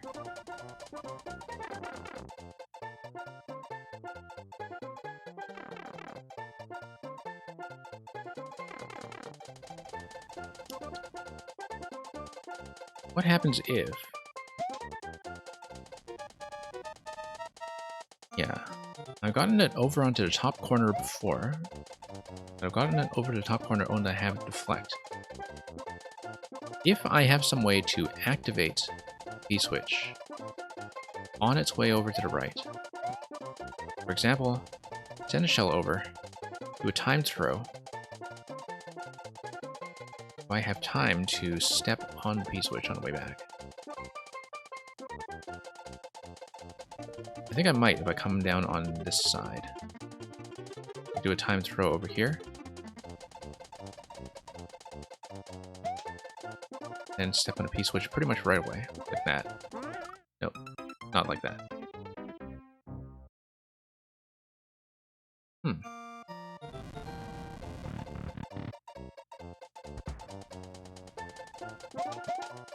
Probably is going to turn out to be something much simpler than I'm making it. But given the tutorial levels previously, going up to this one, it seems like it's reasonable to expect that a timed throw is going to be part of it.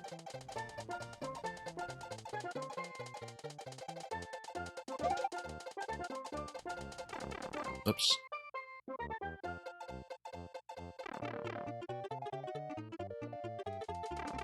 But yeah, I guess the donut blocks are here as a form of gating. Ah, the other thing is that if I do an up throw of the P-switch against the shell as it's coming down on the right side, maybe that should bounce it up and also activate it. So let's see if I specify this a little more accurately here.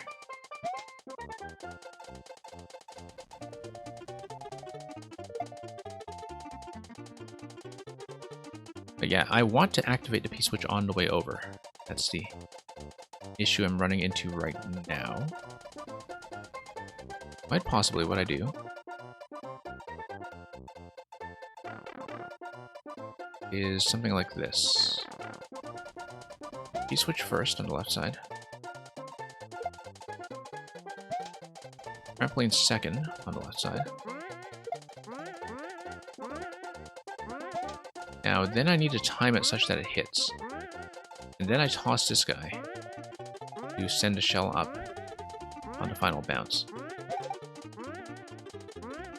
This looks completely wrong. Completely wrong.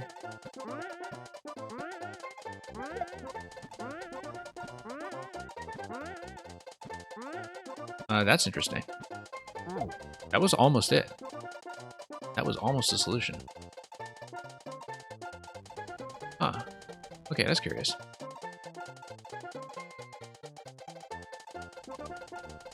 Okay, maybe this is much simpler than I make it.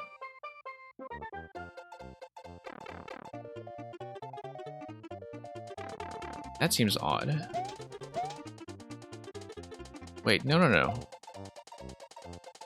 Well then, why didn't we just do it this way in the first place? I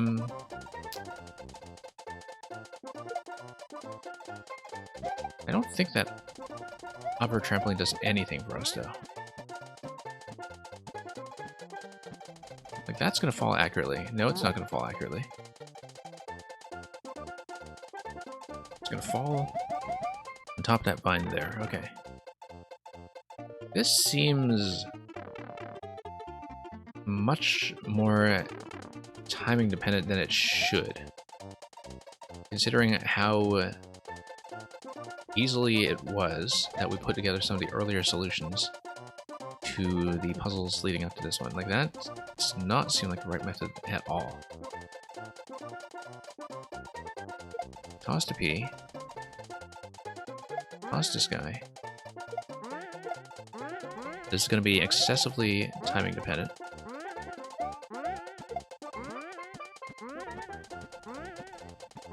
Toss this guy over here.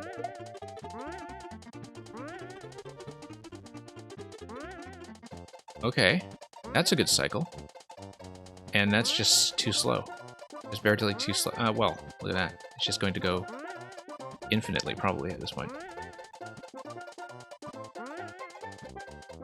So we know one thing, which is that the deflection on the trampoline on this level works. That we don't actually need the E either. What we do is we're going to throw... Ah, I got it. I got it. The P is not actually doing anything in that location, but what we can do... I think we finally have it. Finally have it. He's not going to do anything in that location, but...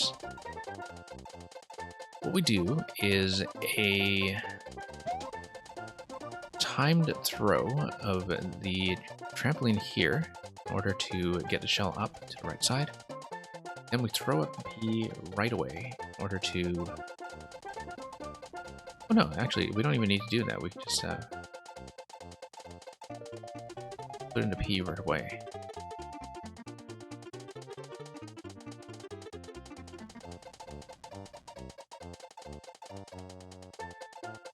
Let me think about that, because I want to bounce it. Okay. No, I've got it. It's actually not nearly as fussy as I was making it. This requires time throw here. Okay. Let's reset that. Once we get it on the upper level, the trajectory of that thing should actually cycle back and forth. And then we have all the time we need in order to throw the P to the upper level, in order to block off the shell and have it continue over to the key. Okay, much easier than I was making it. As always, cannot believe how long we spend on the apparently simple things. It is going to require, of course, a little bit of an execution check on timing there to get that thing to spring upwards.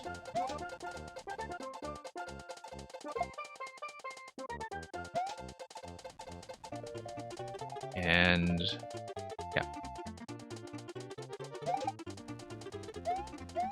Now, if I'm correct,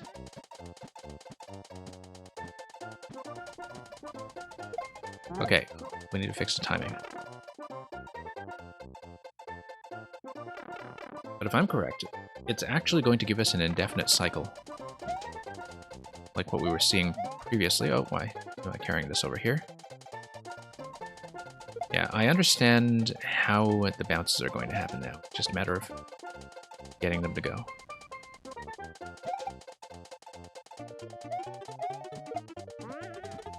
You need to launch it initially. That's going to be surprisingly difficult to do.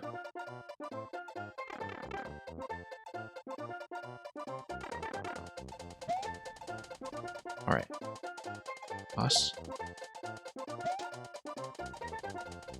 And set this down.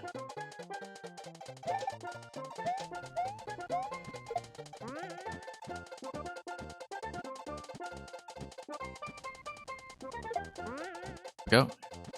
Now, that should create a cycle. There are two things we can do at this point. We can actually just hit the P switch to destroy the blocks entirely, or we can block it with the P switch so it bounces back and forth. Let's do it the easier way, which is going to be this.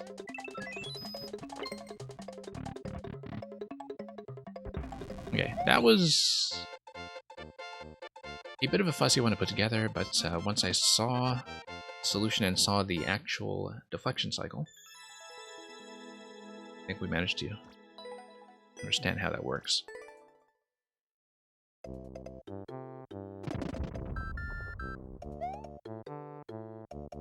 Okay, that took some time, so in the interest of time, I think I'm going to save World 2 for some other time.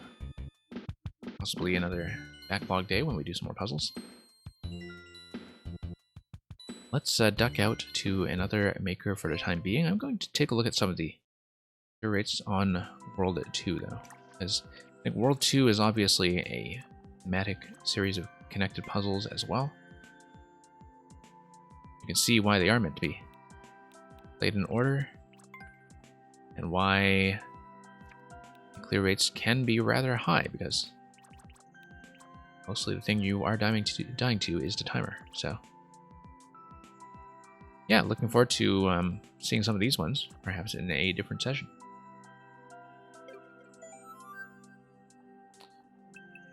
So let's take a look at somebody else. Let's take a look at, I believe this is Megatoro. Megatoro's 4YMM is already up.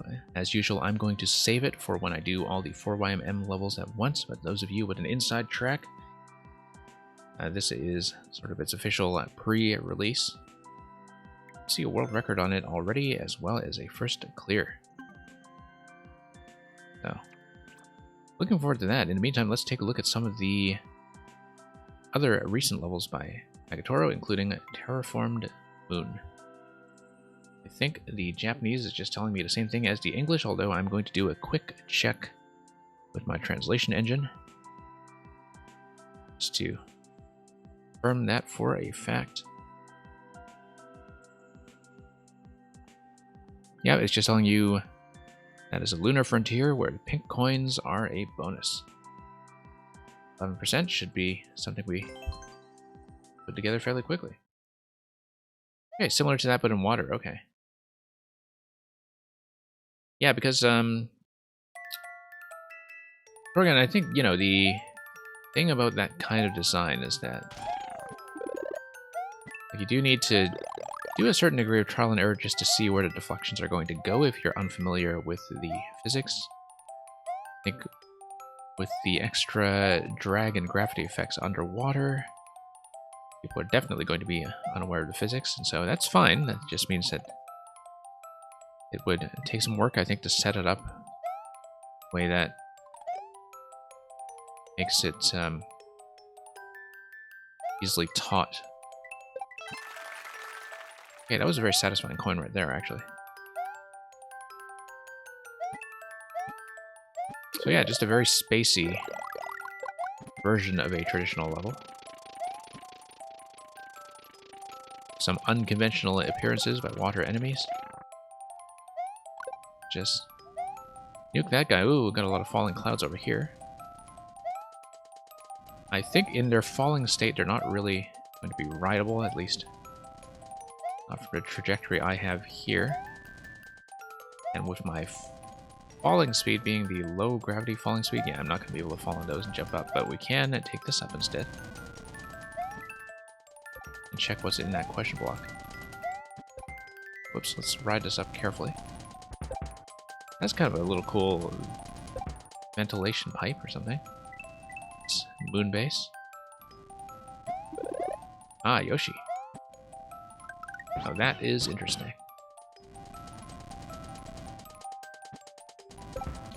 Looks like we can let Spike it break this if we want a chance to add the question block, which we will. It's a yay. Let's ride up. Oh, looks like we have a coin over here. That looks like it's probably Yoshi accessible, and it is.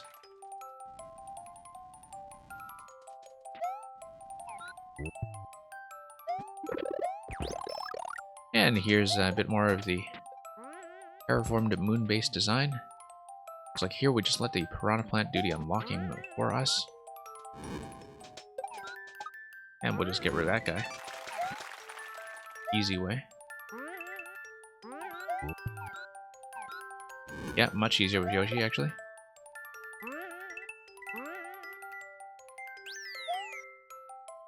Yeah, expecting one additional coin plus safety. At this point. But let's head down and see what we're in for. It looks like we're going to have a bit more breakage. Plus a 1-up on the right side. Potentially.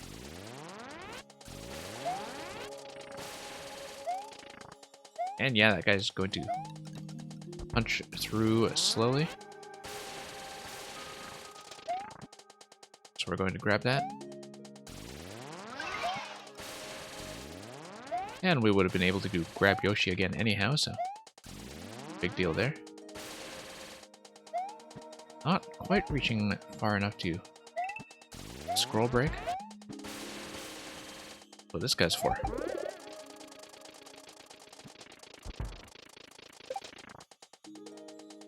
Okay.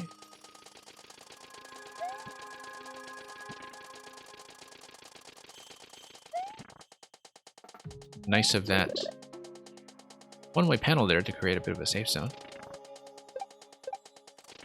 That's going to carve its way across over here.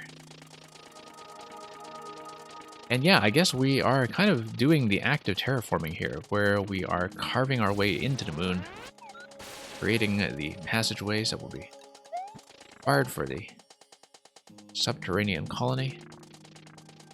Reminds me in some ways of the game Oxygen Not Included, which is, I think, a fantastic little colony sim. Oh, whoops. Expect that. Yoshi! Okay, let's not use that irresponsibly. Looks like we will have to point to the mecha this way. Oh, lost Yoshi. Okay, that's too bad. Might compromise our ability to grab the final coin. See that anywhere. I think we just completely missed coin 4. Oh no, here's something. Okay, coin 4, probably a safety after that. Using the fire flower. Of course, we're going to grab the 1-up.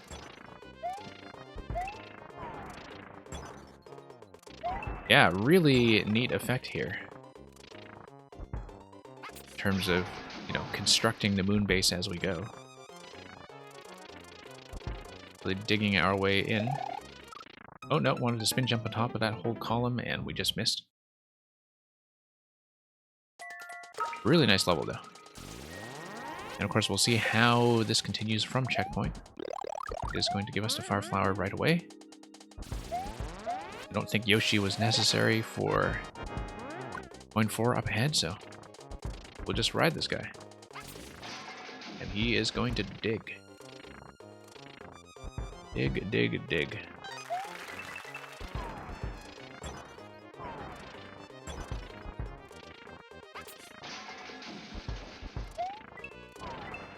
Okay. Yeah, very unique aesthetic concept, I think. Quite pleased with this one.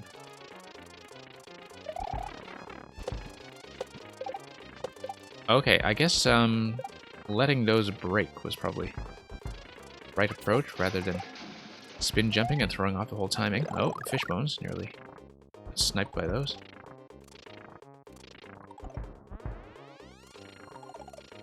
Yeah, this is fairly safe if you just decide to ride it out. That is not so safe if you decide to just fall through the swamp.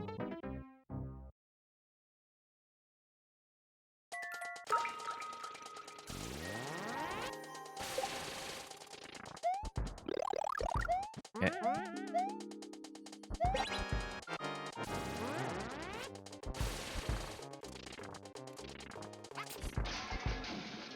And yeah, let's grab that coin once again. Have to be careful to actually stay on the cannons over here. No need to get too ambitious with the spin jumps and other techniques. Need to dodge and dodge and dodge. Okay, we'll just kind of stay cool, let these break themselves. Okay, maybe that doesn't work. Not clear on what the method should be on this then. Yeah, just crouch next to this guy and hug him. That seems best. Oh, slip once again. Only have to adjust a bit around the gravity.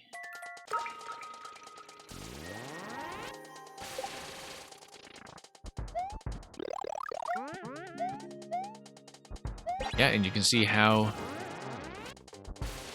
The track platforms are loading in the cannons, so they clip onto the thwomp. It's a very similar kind of trick to Lecter's level Welcome to the Machine, which is all about that kind of cannon and thwomp attachment.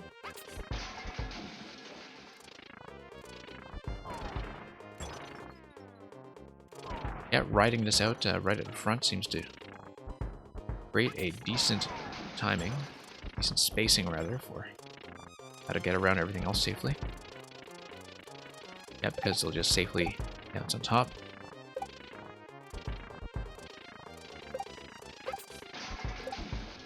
That is the safe way to do it. Don't know if that was necessarily planned to be the method, but we'll take it.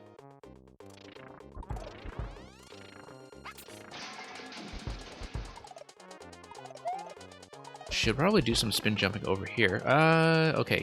Same mistake as that. Once I took damage during the invincibility frames, I fell through the thwomp, which I don't believe is how it originally worked in Super Mario World. I think they actually were consistently a hard collision. So the fact that I'm damage boosting through the thwomp is throwing me off just very slightly, but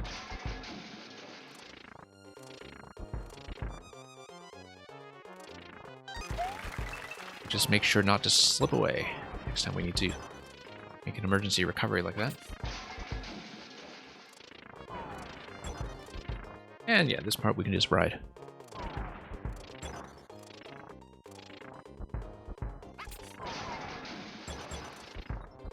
And then once we get into the fishbone segment, we need to wake up and pay attention.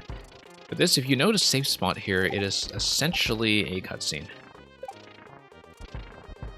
So, lucky for us that we quickly found a safe spot.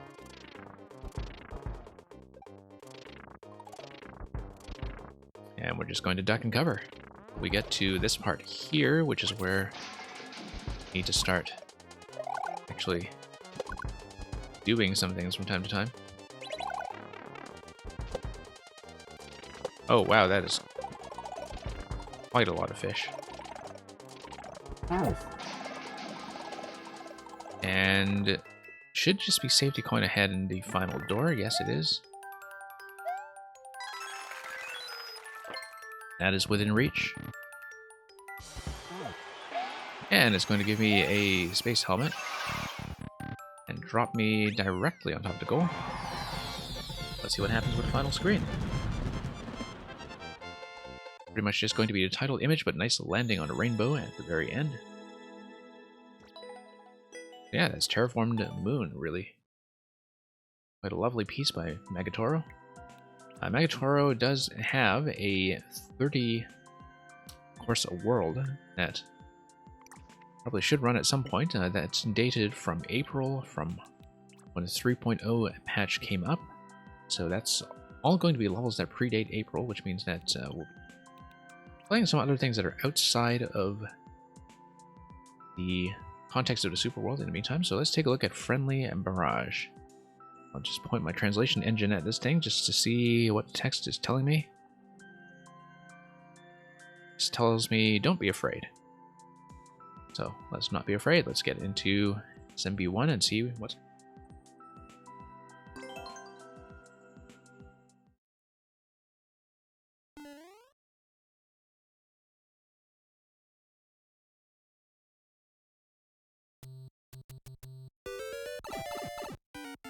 Okay, going to be SMB2. SMB2 with a cannonball ride. And a shelmet. And a firebar. 2 firebars. Okay, so this is just going to be a bit of a back and forth cannon ride, I think.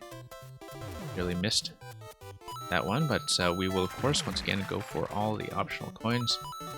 Looks like the yellow coins do give us a fairly consistent signal of where the safe spots will be. Going to just barely miss the one up, right?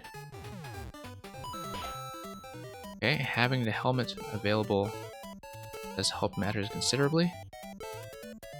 Going to ride the bonsai platforms. Grab coin 2. Very nice of the mushroom to come down here, although we would be in big trouble now if we somehow fail to preserve that. Oh, no. There's the opportunity. Okay, that's fine. Let's just continue.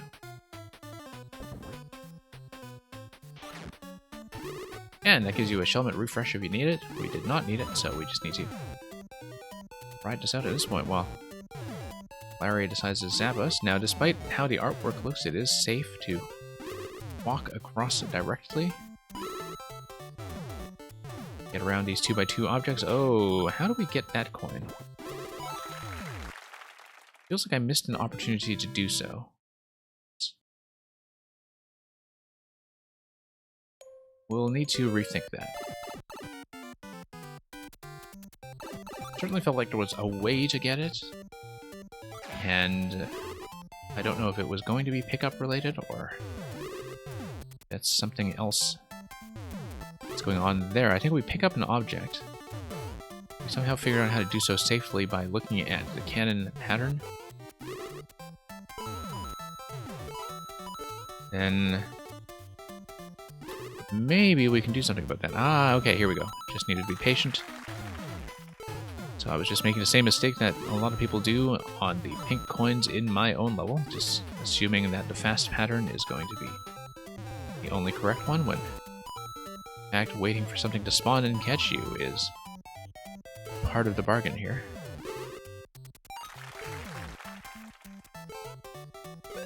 Okay. Needed a bit more of a dash to get across that one, but that is going to be coin 4 already, and we are most of the way through.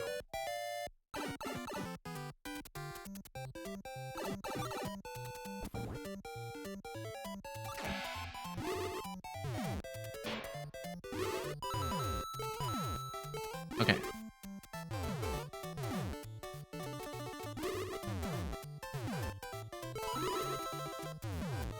And yeah.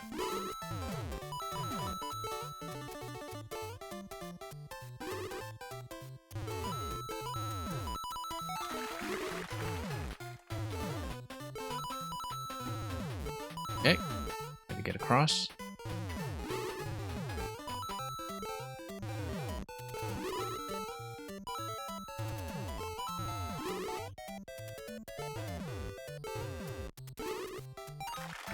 And yeah, this is going to be the somewhat tighter jump, but not unreasonably. Just needed to build up a tiny bit of a dash going into it. Okay, so this is going to give me a hint to pick things up. Guess we'll do as much of a toss as possible.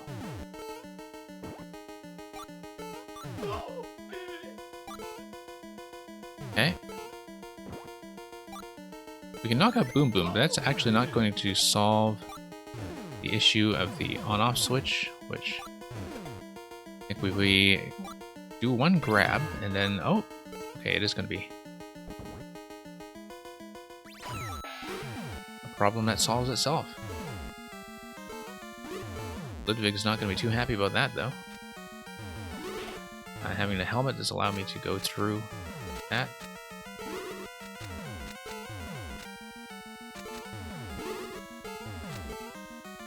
Okay. Working pretty well so far. I feel like I should be thinking about that P-switch activation that we see on the bottom. I don't know if this is purely survival based, given the pattern we're seeing now, or if I do in fact need to pick up a cannonball and slap Ludwig. I think I do, actually, because slapping him would give me the opportunity to drop the blaster on top of the P-switch. Yeah, if I drop the blaster on top of the P-switch, this problem resolves itself. Oh, whoops. Here we go.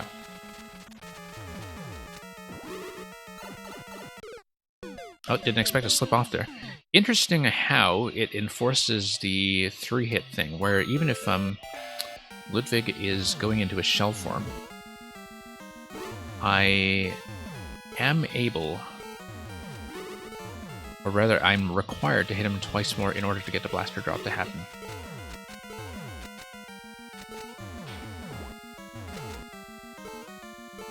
Because of the way the one-way panels enforce his position, so cannot afford to take an additional hit. Given how dependent this is on SMB2, you could kind of bounce around until you get a power-up refresh like you do from that point there, but in most cases, I think if you get hit out of the SMB2 mushroom, you are going to take a death. So let's be cautious.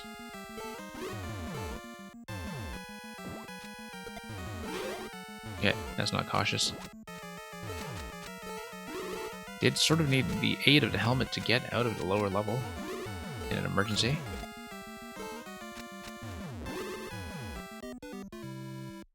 Yeah, no, I don't want to take the top corners like that because I do get bumped off rather than landing safely. Something I should have known.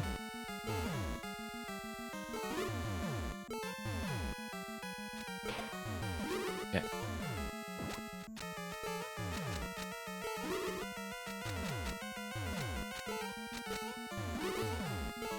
And we'll just get around, try to get in close. That's one hit. Right on the noggin.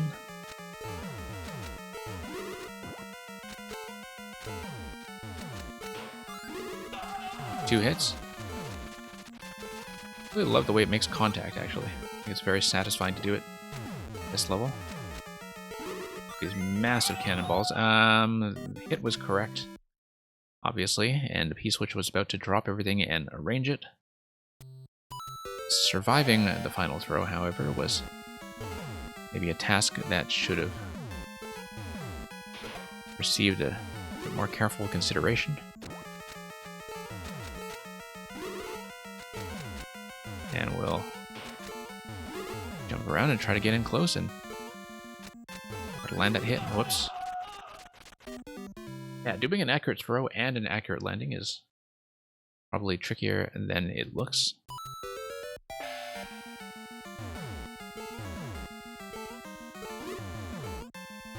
Like, it looks like a very calm and easy level when it comes to positioning, and then there are many ways in which the cannonball pickups can throw you off because of your momentum. Notice how when I pick up, cannonballs are still going left, I'm going straight down, so it looks like I'm kind of slipping slightly to the right every time I do that, and so failure to compensate for that was actually why we were having trouble earlier with some of the top corner pickups.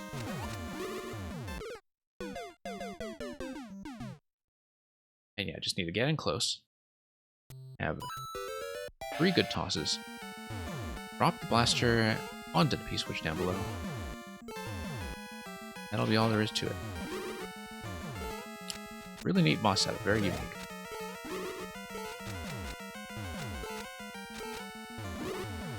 But yeah, look at how it nudges you into the next cannonball just by way of your horizontal positioning, shifting over ever so slightly. That's something that can totally catch you off guard if you're not careful.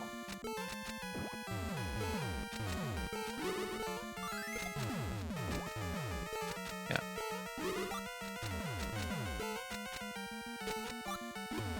Have to get in a little bit closer. Oh no. Nope. Tried to get some high bounces up into the mushroom for SMB2 so I could make a safe landing out of that. That was not happening.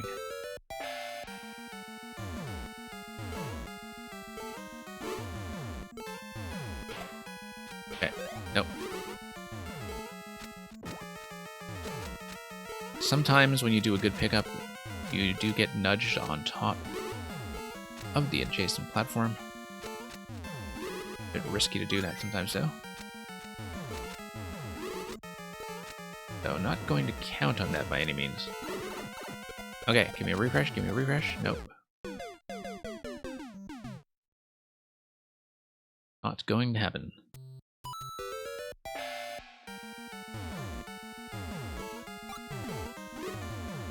And what do we have here? Okay.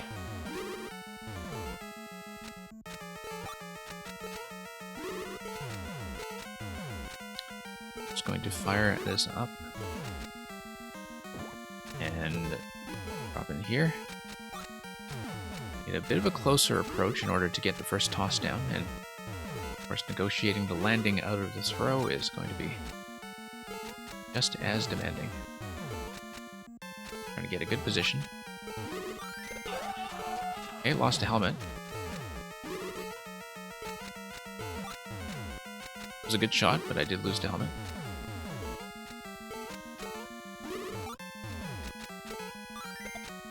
Nope, that's going to be a shot that goes quite wide.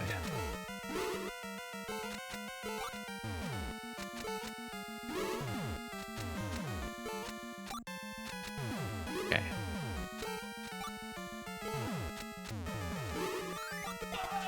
Yeah, that's going to be a nice chunky hit. Once again, very satisfying just to land that with all these massive 2x2 objects. Whoa, okay.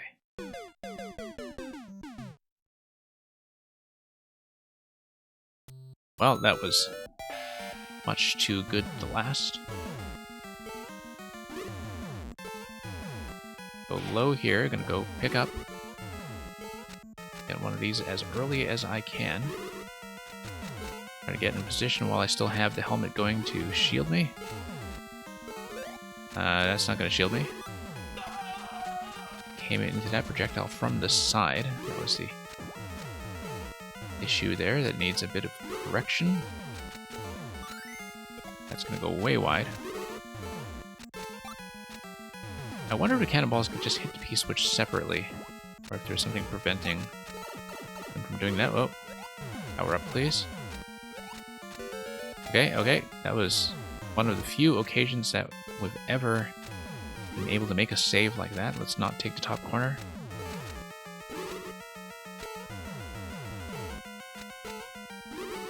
Very rare that we can do that. Just trying to get a good position here. A lot of jumping to do at the same time. And if you are hit while carrying an object, then it's an even bigger problem for trying to get a bounce. Recover.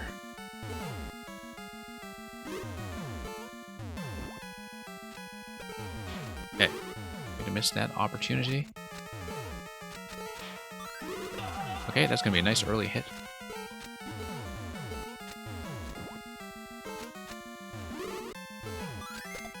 Oh, that's going to go quite wide.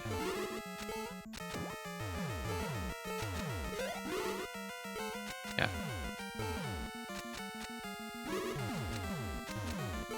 Just try to dodge some of this and get a very clear opportunity. Get him into firing line. There we go. One more, and we need to survive the landing, which is the critical piece of the puzzle that is missing so far.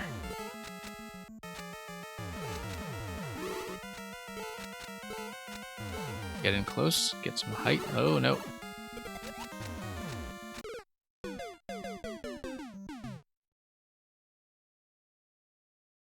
Kind of surprising how tricky this is, given that it does look very simple.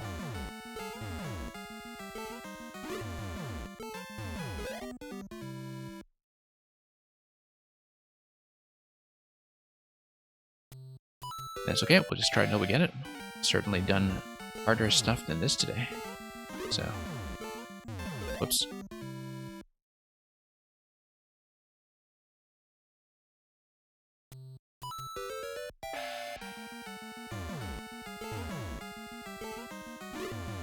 Okay. Here we are. Nope. Trying to eliminate that from underneath while we still have the helmet on, but clearly not really correcting for the leftward momentum here. That's part of the issue, I think, given how I keep coming at these a little slightly to the left. Very difficult to make a good, reliable estimate based on that. I can finally land a shot, which has been a matter of some difficulty this cycle. Okay. Trying to get some high bounces off there to survive long enough for the mushroom respawn, and once again, that is going to fail.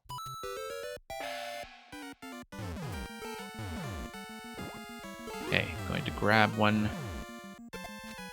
as early as I can and just lose it. It's fine.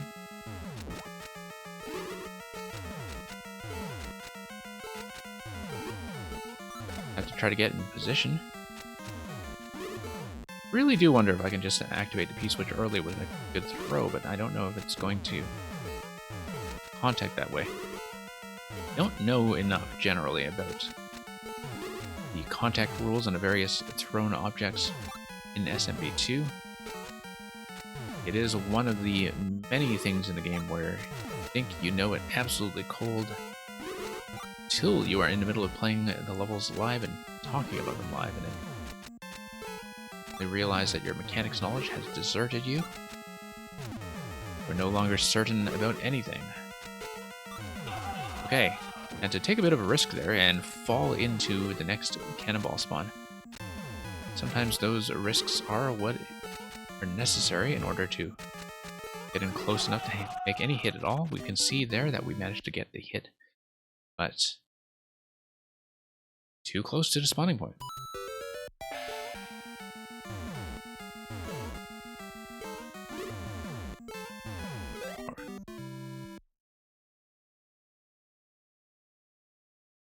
So clear rate on this level is, I believe, somewhere in the 3% zone. Had no trouble up to this point. It's really just this boss that's taking a little bit of repetition to sort out, given how much trouble I have both throwing and landing. The accuracy that is required.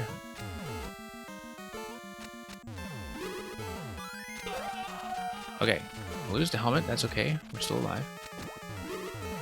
Not the end of the story by any means. Get a nice high shot going into this next pile here. Feeling pretty good about this positioning here, as long as we can dodge the projectiles. Want to get up to a higher elevation, a high cycle like this one. And that projectile is very inconveniently located. Try to get in a decent position. There we go. Finally, got it. And in keeping with the terraforming level as well, we're going to see a pretty nice finish. Gets us down here and over to the top of the flag, which is going to land on top of the P-switch and display the message GG. So yeah, once again, fantastic piece from Megatoro from Japan.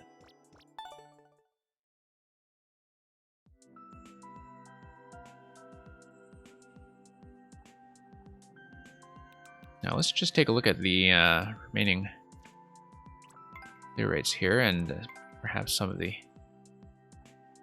messages as well. We may do one or two more. I've been really enjoying this set so far, and as long as we're playing levels that are recent enough to not overlap with Super World, should be fine. So this one is just falling block bombs.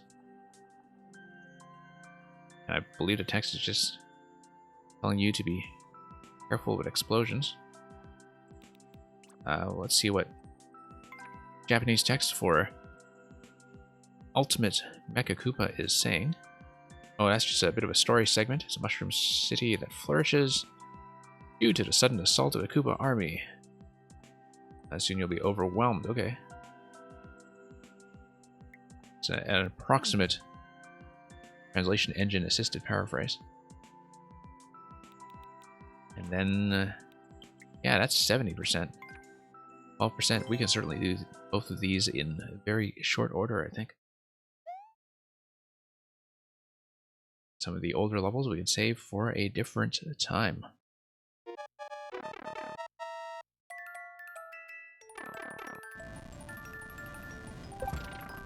Okay. So we just let most of this activate. I see some burners as well. Oh, have to not get crushed.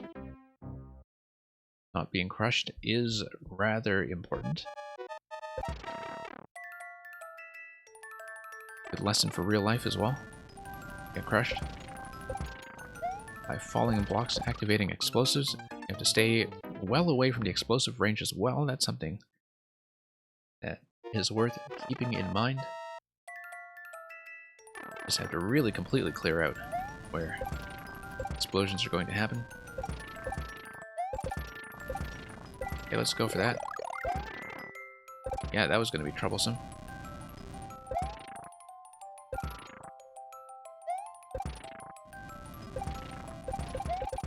Have to be pretty careful. Wow, that actually is rather challenging, but everything is based on track timing within 50 seconds, so it is pure survival. And pure survival that should be absolutely reliable given that you have this dependent on vertical scroll lock going down. And the scroll lock is always going to break depending on the bombs. It's not going to be from any kind of player input that I can see. And given that everything should happen at a totally consistent timing, unless you somehow manage to kick that bomb that lit up just now.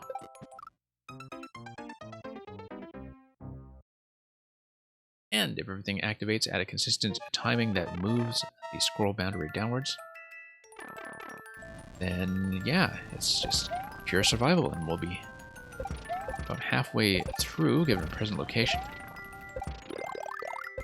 Grabbing that mushroom in mid-air as it pops up seems to be significantly safer than what we were doing earlier.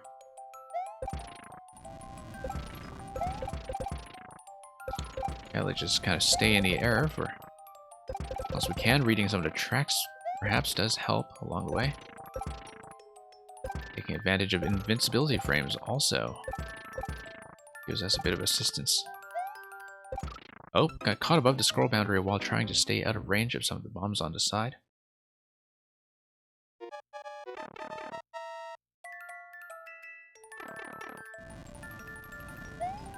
And okay, what are we doing here? Let's get that done.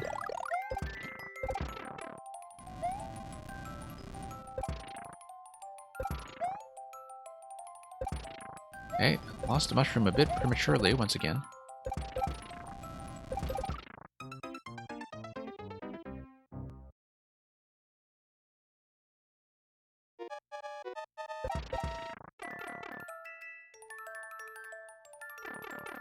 Okay, let's see how this goes.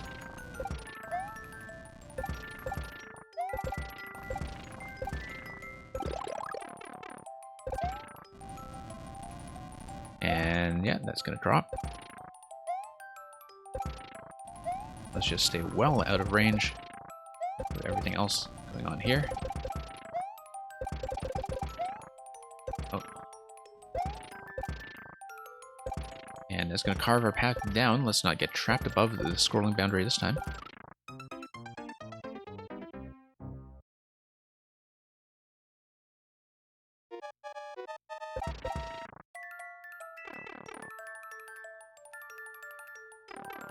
Okay, just have to do this until it sticks. Let's remember the method that we had for the mushroom earlier. Just let that explode and pop up if we can.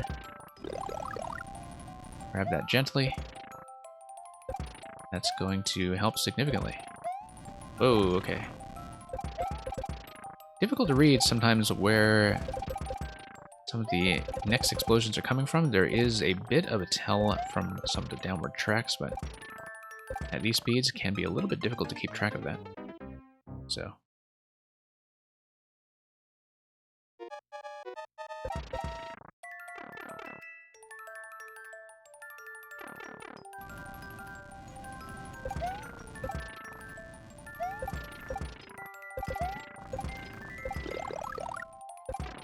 Okay, that did not go well. Luckily saved briefly by the mushroom. Yeah, huge explosion range on each of the bombs successively, so really do have to watch out for that.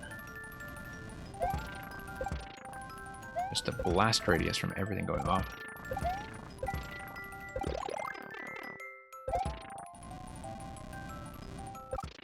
Kind of interesting that this one is sitting at about 12%, given that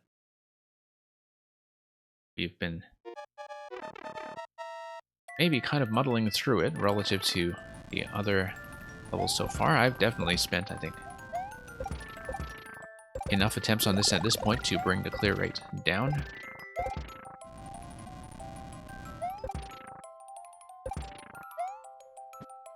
Could be that I'm not taking a good approach to something that is actually fairly simple and straightforward to read.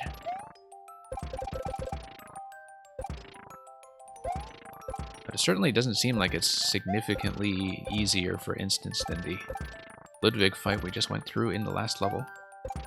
Oh, there's the part where we were potentially trapped by the scroll boundary. On the other hand, 10 seconds left. That was actually the end right there, okay. So, never mind, that actually is fairly straightforward. So you do learn to read it.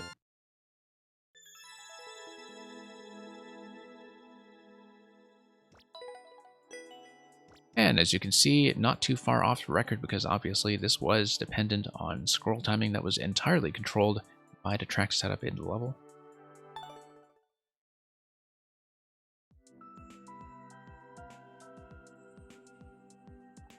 We'll do one more for Megatoro, and then we'll move on to some of the remaining makers I wanted to show off.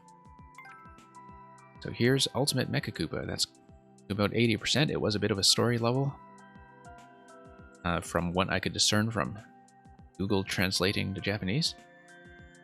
But we see two Mecha Koopas versus Bowser in the title image. We'll see what that's all about, but it looks like it is just going to be some kind of story level that you aren't really allowed to fail.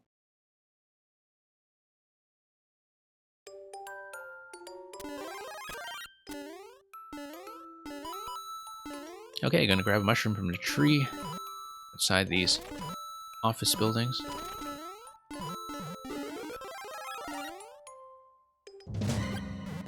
And the mechas are going to help out a bit here by blowing up the building and spawning mushrooms everywhere. Look at the hammers as well.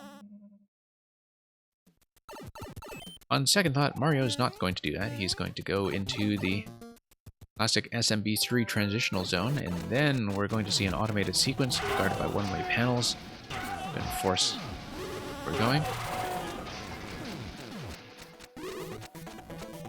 And there was a lot happening there. Guess we should eventually go up this pipe to see the next phase of this battle between the two factions. The Koopaling faction and the big Mecha Mech on the right. And we seem to have gone into the Mecha complex here. It'll lift us up right into its guts. And that's going to send us up as well.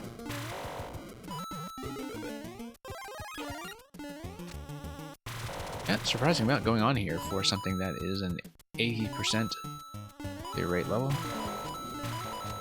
In terms of actually feeling like a playable experience, even though it is, of course, tuned to be like what they call a walking simulator.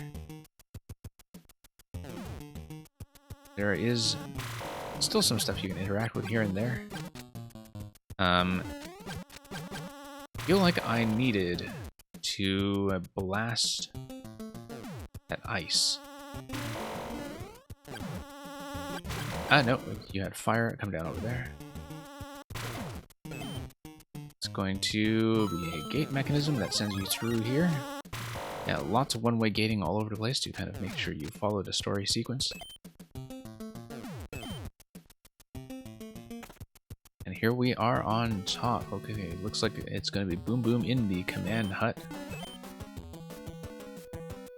I guess the purpose of the on-off platforms is to make sure you have something repeatable you can hit that are not jump blocks. If you had jump blocks, then Boom Boom would just bounce around all day. But you also didn't want any of these to be expendable, so that's an interesting use of on-off for a purpose that is definitely not on-off.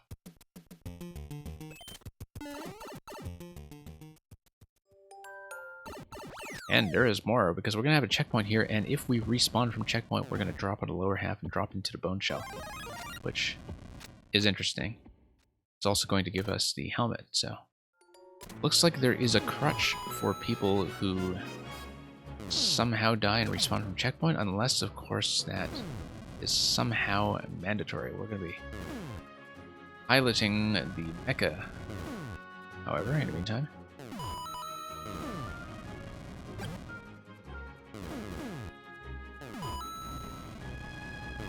I mean, I guess the way you could potentially die here is by timeout. Or by being hit by things like the bullet. But it looks like we're just going to crash against Fort Bowser Jr. And then our mech that we're riding is going to do the job for us. Now let's face off against Bowser proper. And what's going to happen is going to blow up all the bombs step by step, and then it's going to be a crashing blow. And that's going to lift us up. That's pretty much the end of that.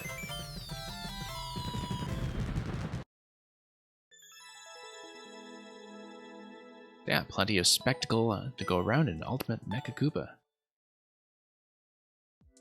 Okay, let's take a look at some other makers.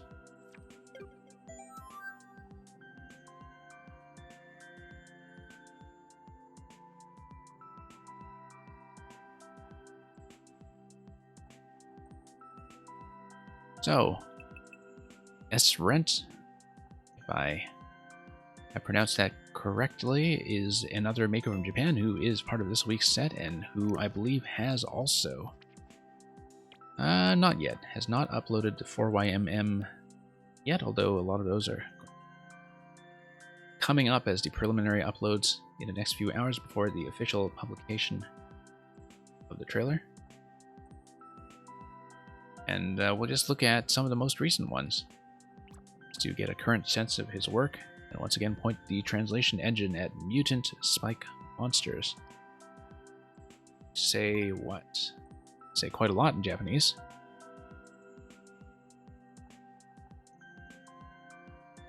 And it looks like something to do with a mutant that was secretly performed by Kamek? Well, I mean, that's probably a mistranslation. Well, Kamek is involved with this somehow, and there was a plan that was hijacked by the first mutant which terrorized the world. And Mario did something about it, but then looks like we're going to have a rematch. So, we'll see what that's all about when we play it. That looks like it is going to be another narrative spectacle.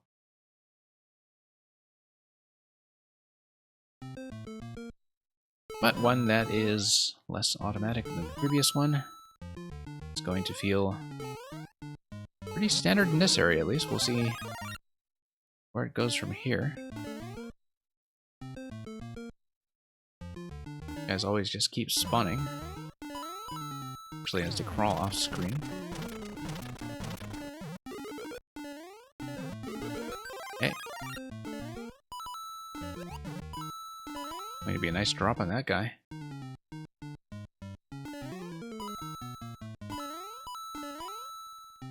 And what do we have over here? Let's check the upper level. And it looks like there will eventually be some kind of drop back down. See, that is all about. It looks very much like it's going to be a two-state level, and it looked that way even before I saw the on-off state blocks. They're buried everywhere here. Probably nothing going on up here. I think so. Nice little effect to make that look like a fire-breathing spike top using the overlap with the burner. And interesting effect over here, these guys are breeding spike tops by squatting things out. Squatting out the little spike tops. That's certainly reminiscent of the dry bones scenes that were in Perfect's Uncaged. I think I'd see it here as well, but here we are. Looks like that is a hidden blaster that is doing that.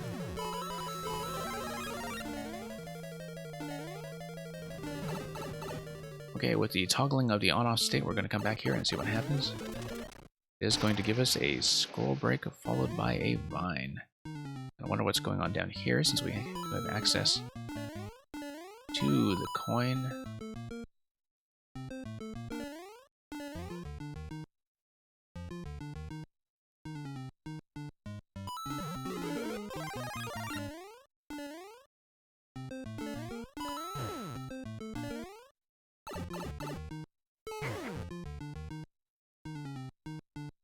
Okay.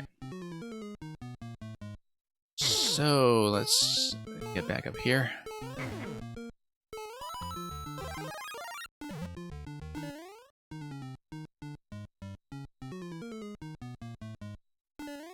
Then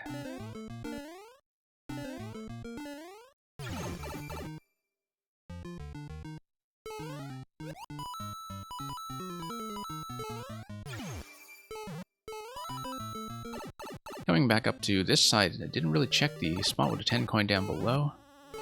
Oh, got an off-screen mecha, indicating that we do have some camera locking going on here. Quite possibly, yeah, camera locking on both sides. I'm just thinking about how this is being set up. What looks like it must be the vertical section.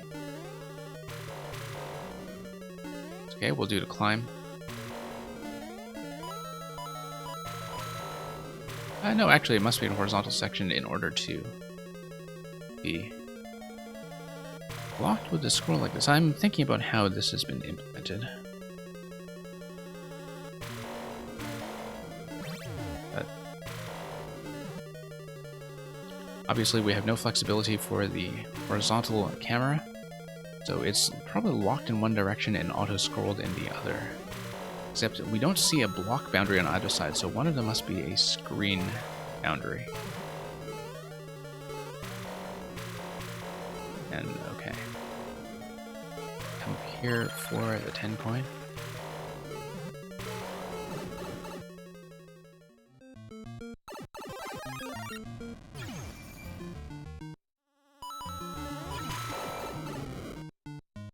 Okay, that's fine. We'll have a very quick power-up refresh over here. Not too concerned about it, even with this guy manning the artillery. Run a bit tight on time, perhaps. All the dawdling we've been doing. Oh, did not expect that. A lot of interesting overlap tricks going on all over the place here, too. Give the spike tops a bit of flavor all around.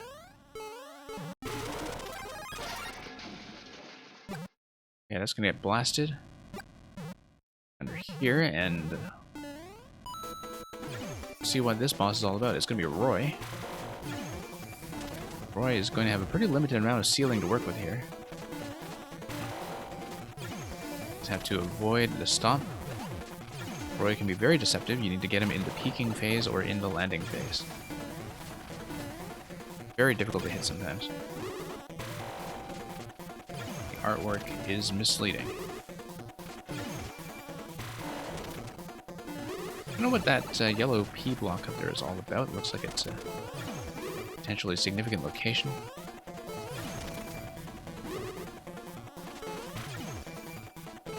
Okay. There we go. Just have to remain safe. And then what do we do? Look, we probably will need to, yes, jump up on top of where the P block is marking. Place to do the shell, not the shell, rather the cannonball bounce up here. So we'll poke around. And we have a key, so might as well check it. Got 4 seconds left though, so I think this actually would preclude me from clear if we're not careful. Dash back quickly. Didn't get a good look at the last room there.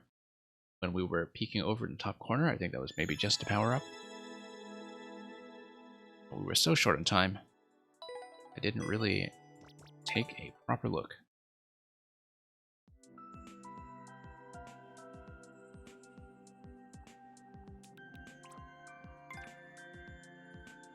So let's take a look at Link Soul. Once again, need to read the description here through a machine translation, which will be naturally inaccurate. Ancient hero and hidden dark sanctuary.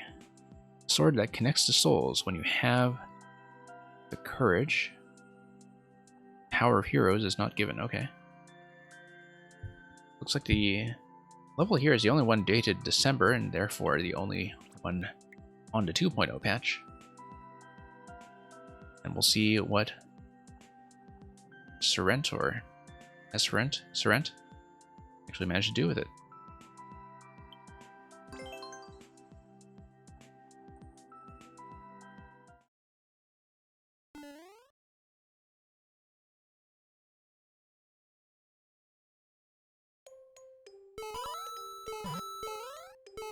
Okay, I'm going to step down here.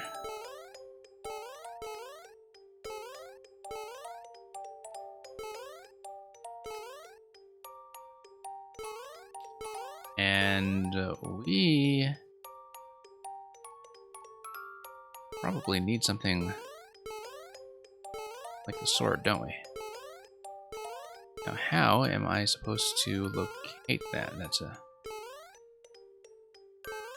vital question here. Really something I'm supposed to find? Oh. I wonder if we're supposed to read the background art somehow. Not sure how I was supposed to figure out that that was top corner over here. I suppose it naturally comes from attempting jump. Don't really know how discoverable that is, realistically.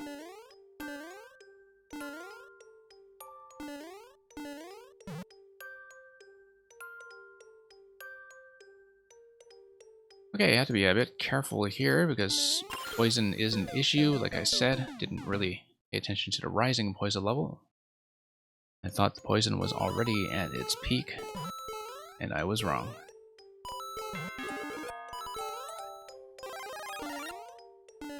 Okay, going to have to keep an eye out for potential visual cues for visible blocks like that. And we'll just make it over to poison platforming. See where we eventually manage to locate the Master Sword, probably as we get into the subworld. Oh, interesting. Single coin there. Nice to have coins there flagging a landing zone for when it's off camera. Oh, interesting little entryway.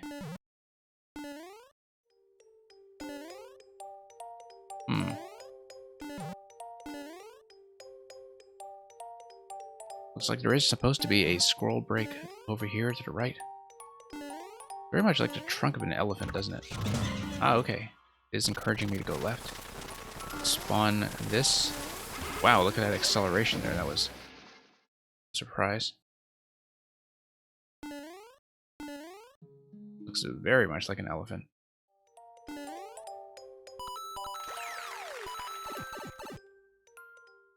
The entrance did it anyway. Okay, we're going to take advantage of the force level to come down here. I mean, we have one of the most suspicious looking scroll lock spots in the world over there on the left. We are expecting, once again, some two-state trickery. Interesting pattern. Seems a bit difficult to read, but then that's what the mushrooms are for. Yeah, it seems much too difficult to read without some kind of damage boost.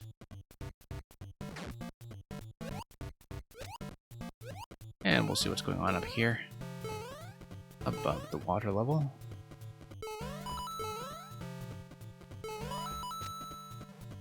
Quite possible to sneak around. You get used to the drag on the water as well. Okay, that's a suspicious looking coin. Not really seeing how I can get to that at the moment.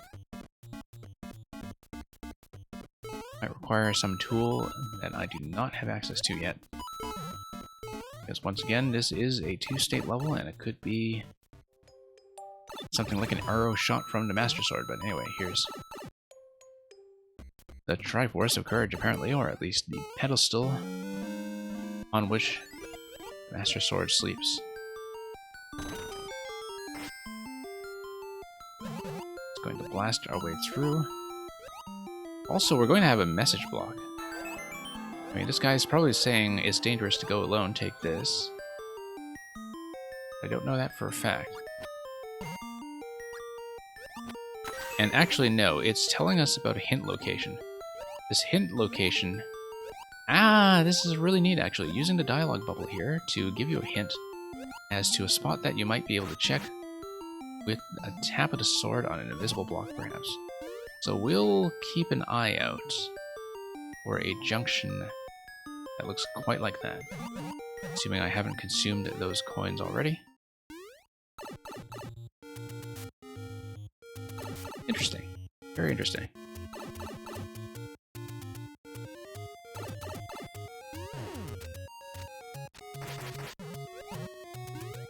And in the meantime, there's quite a lot else that we can poke around with.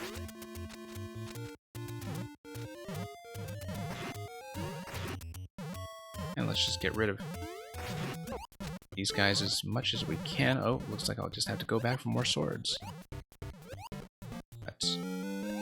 That's what the on-off state is here to fix.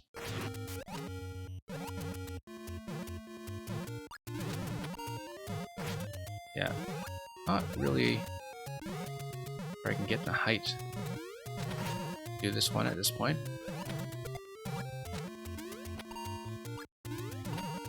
Okay. Don't know if there's going to be a method. Like I need to perhaps bounce on something to do this, probably.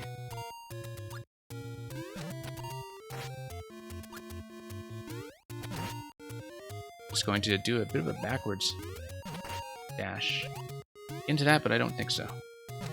Used a sword below the water. That was the clue earlier. That was the clue earlier, to be absolutely fair. And hey, Remmers, hope you're doing well.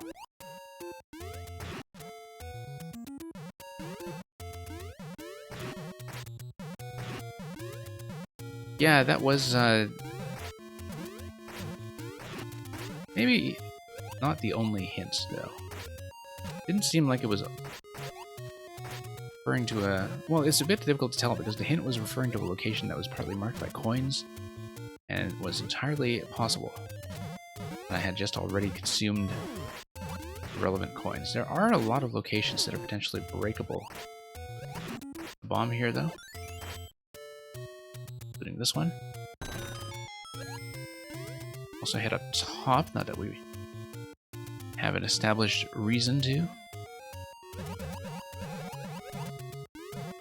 Looks like once again, state block is going to be a power-up refresh, which is quite nice to have. Like it is possible to...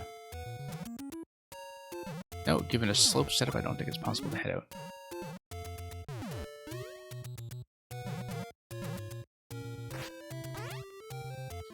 And actually, I'm going to check... Oh, no, I already got through here. I was going to check one additional thing. That's fine. Everything's fine.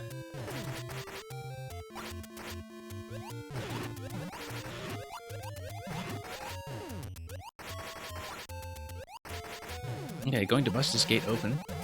This is where the damage boost was earlier. And I did see, of course... was a bomb gate on the side.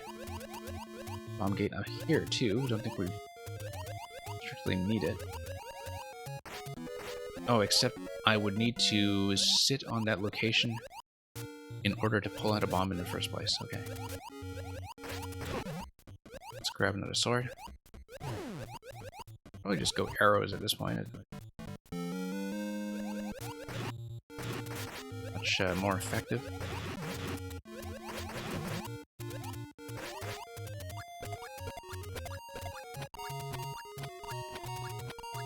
Okay. Break this open. rather too inaccurate there. Let's do a soft drop.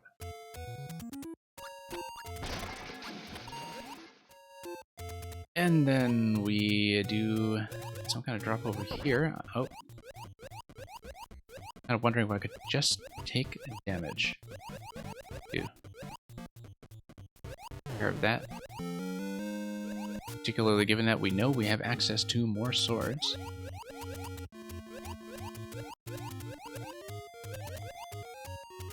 Yeah, let's just grab this and go. I should just throw it, in fact. The distance is such that throwing it would, in fact, be safe as well as accurate. Let me just go through here, grab a sword. Try that with a bomb throw instead.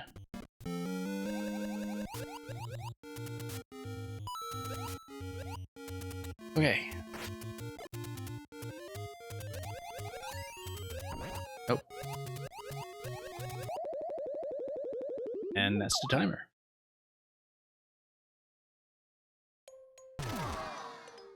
Oh. Interesting little bridge destruction there.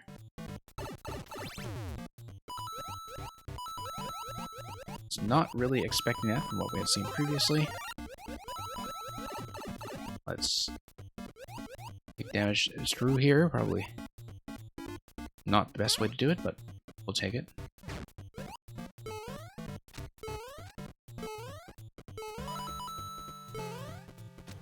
Yeah, it certainly looked like this was a potential spot here as well. But could be that the dialogue clue was only telling me about this coin. Yeah, you see 2 coins up here. It's going to be a tell.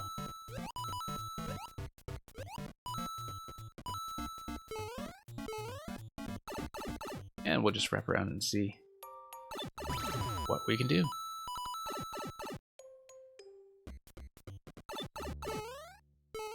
Let's just take a look at the hint once more.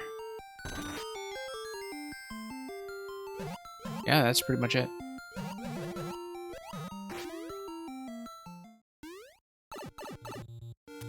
Definitely one of the better hint presentations I've seen aesthetically. Pretty much the first time I've seen a dialogue bubble used with a location. That.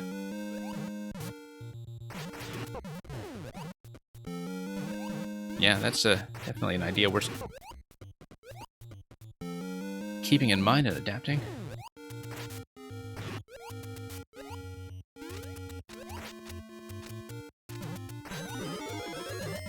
And every now and then you just see something like that that isn't a particularly technical idea, but it is an original one.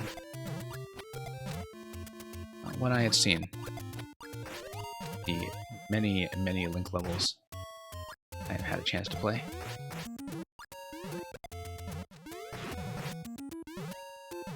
Okay, let's lose the sword. It's a terrible place to do it, or an excellent place to do it, depending on your perspective of these things.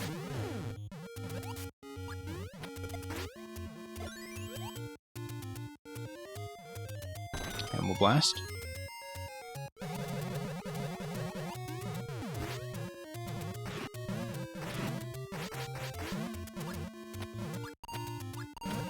Okay, just going to take this an obstacle at a time.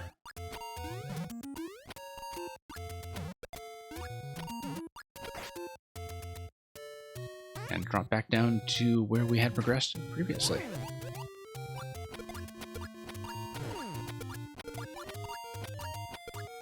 Not really going to see any pokey heads come down play, so this is probably the best we can do in terms of zone control.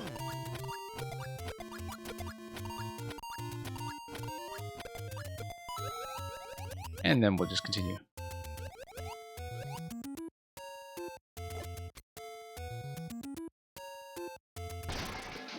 Okay, let's try to get a decent timing. Okay. Oh, that was close. Feels like it's definitely doable. Given its nature here, it probably is just a secret of some sort, something optional. But we'll do it. Give me more swords. Ah, checkpoint. Okay, this is the main way to go then, and then we are going to have a boss battle. It did require me to get out of the lava danger zone quite quickly. Hope we'll be able to get a nice shot. This is basically supposed to be Goma, right? Like, you've got a spider on the ceiling. The spikes are probably representing a big bulbous spider head that has more to it than just the pokey face. But yeah, we just need to find probably some kind of on-off activation that would allow us to... no, we don't need on-off. We just need a lava level to be safe.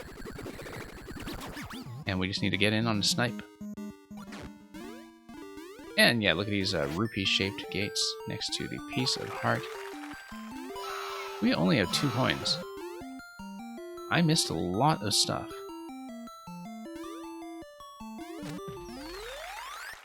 But yeah, definitely something to come back to at some point, I think, just to scrape it properly for coins.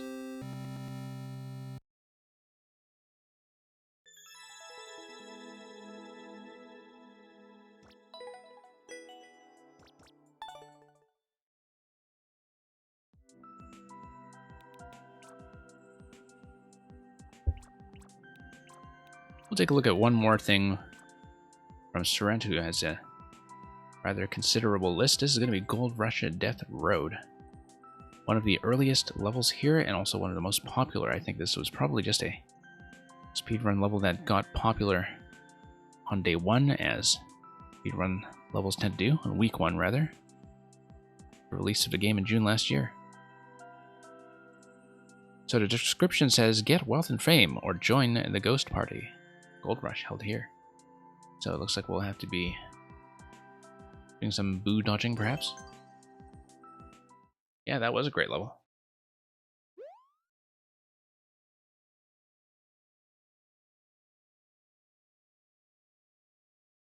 Yeah, certainly one of the nice things about 4xMM is that I've been introduced to, I think I've said before, to a lot of Japanese makers I otherwise would have had a lot of trouble finding. Oh, look at this, look at this.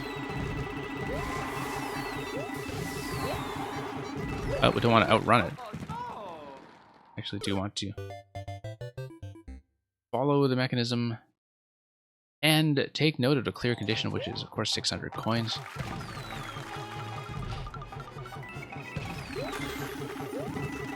So it's paced in such a way that it expects you to do some collection, but also not fall too far behind, because that's when the boos become an issue.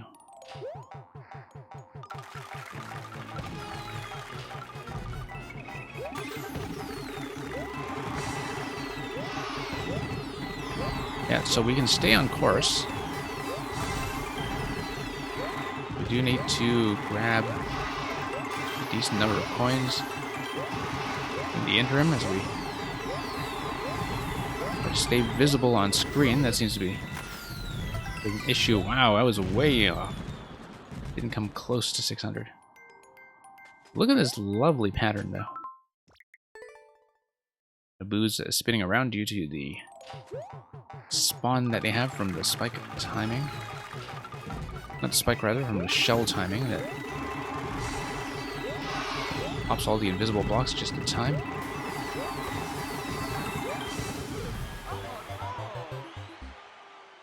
Wow. Actually very tricky to navigate, but it is something that is around 10%, I think, so.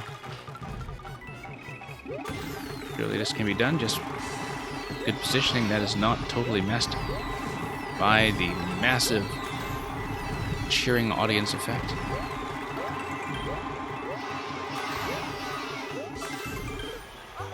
Slowing down a little bit to grab some of the large coins. Clearly a bad idea.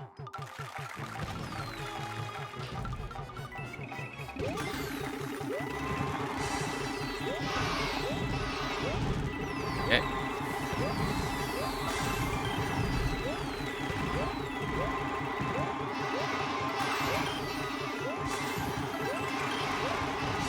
try to get ahead a bit and collect everything we can. Still going to be quite a few coins off.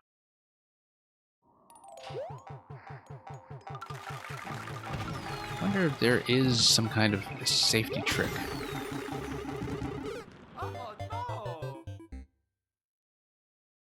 Because it can be difficult to see when the boos are going to hit, all while actually bothering to try to do the objective.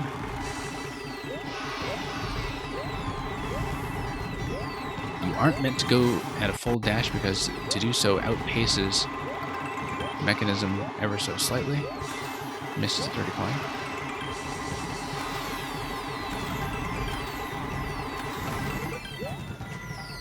Okay, getting closer.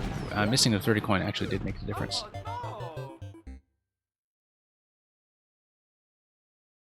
But grabbing a lot of later coins when they are sent down by a POW explosion by the looks of it, going to be critical.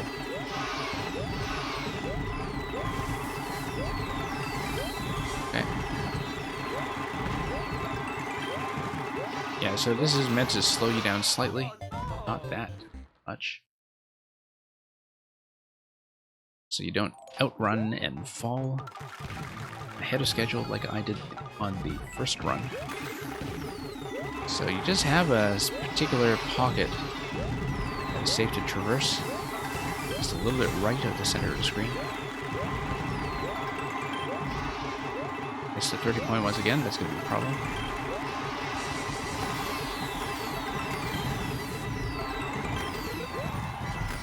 But we are going to make the condition, so going to give us a whole pile of 1-ups.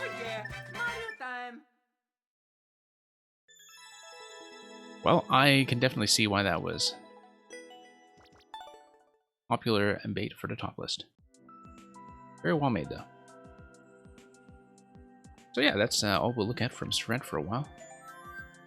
Until we take a look at whatever is coming up for 4YMM this week. I am going to be pretty close to done for today. Just going to look at 2 final makers. We'll be calling it after that, so let's take a look at find you Funa.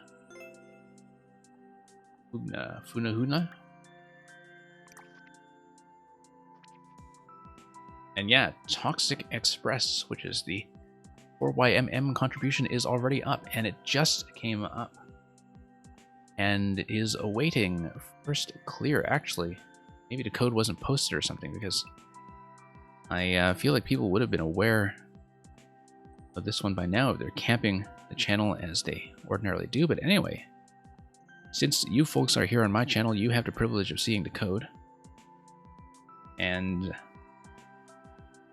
maybe grabbing the first clear if you want to make a run for it. I'm not going to do it now, because I'm saving those for a session all at once.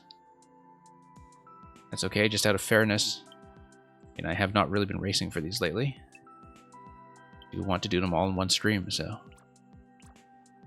if somebody here wants to grab it, you are quite welcome to. I don't know if that's going to be the final version that stays up anyway. I mean, sometimes these are provisional uploads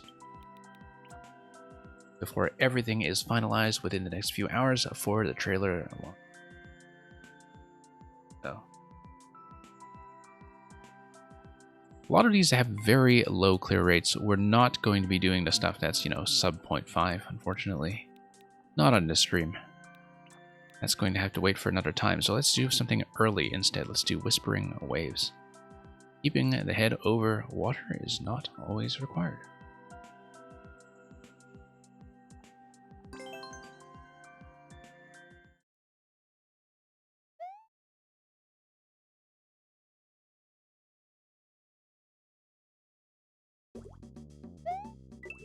Okay, so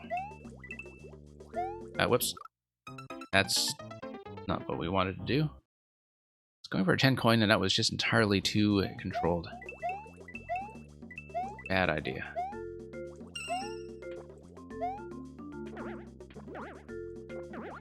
Yep, bumpers are not really going to get you there while the water level is up.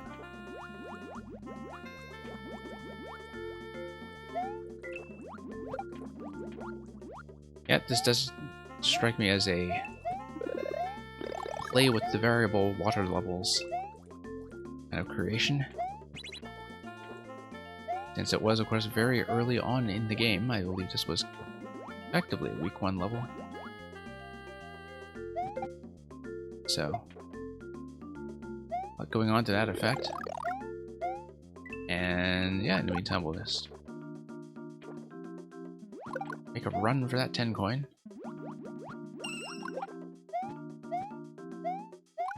Yeah, this one is pretty much straight traditional, but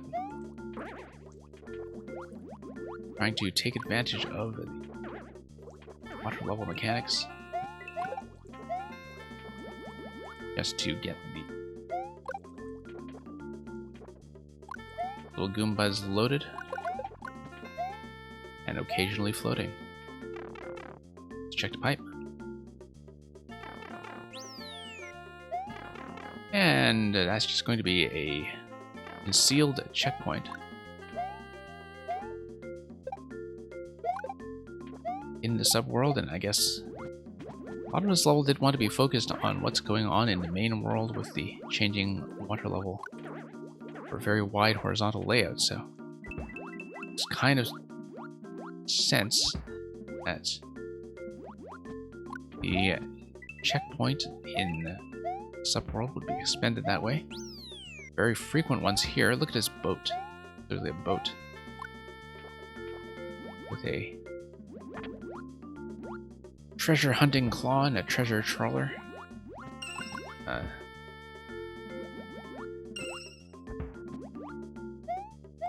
Boat manned by skeletons seems to be very in keeping with Pirates of the Caribbean.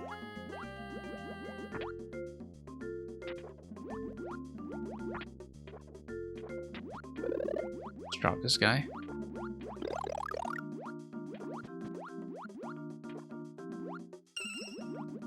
No fire. That's not going to help, but we do have POW available soon, I think. Scouting ahead to the right side.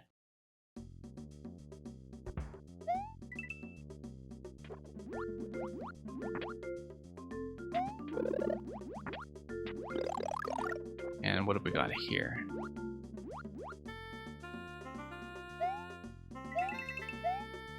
Oh.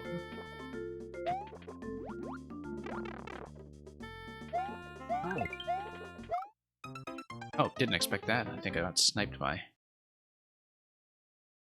something I couldn't quite see at the top of the screen. Like a projectile.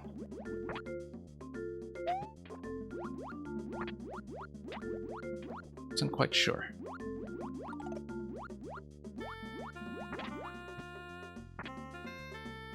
Okay, gonna have quite a bit of drag that we experience from riding the claw in the water. Our ability to swing is a bit limited. That is a mechanic that I think is definitely ripe for more usage. But in general, I think the way that the water, lava, and poison themes exert a lot of drag often creates quite a few mechanical possibilities that have not perhaps been fully explored.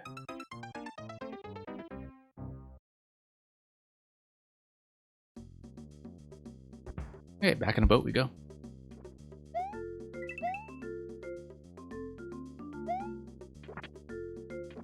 Oh, whoops. Getting really quite careless about this. This is actually the easiest and most traditional level we've done in this entire session. Obviously, it's going to be this one that's, I think, some slightly embarrassing failure points. And that's just how it goes. It's Mario Maker. Ah, yes, we totally got sniped by hammer, possibly fire. Here we go. Ah, okay. See what's going on with the mantra blocks as well. That's going to be pretty much the end. Yeah, it looks like it was very much a sort of early experiment in playing with the water. Don't think it's necessarily a showcase of Funa's current abilities, but the thing is, the showcases of Funa's current abilities are either the uncleared 4YMM level. We'll see who has been running this one so far. See if anybody known is on it. So actually all Japan so far, so I think people might just not be aware that this is up. And what else do we have? Yeah, a lot of these going to be too much for me to handle today, so we'll just have to look forward to Toxic Express when we play it on the official 4YMM session that we're doing here. We'll look at one last maker. Ooh. It's going to be Bossman.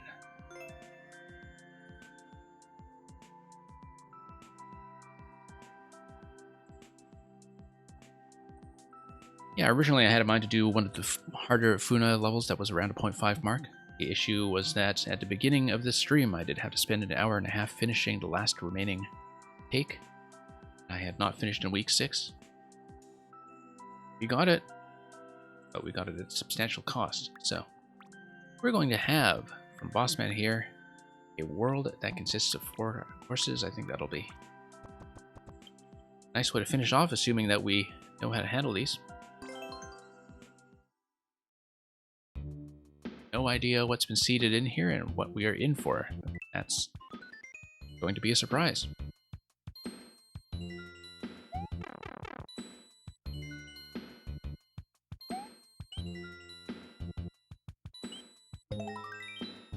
Probably not going to stuff 99 lives against the limit.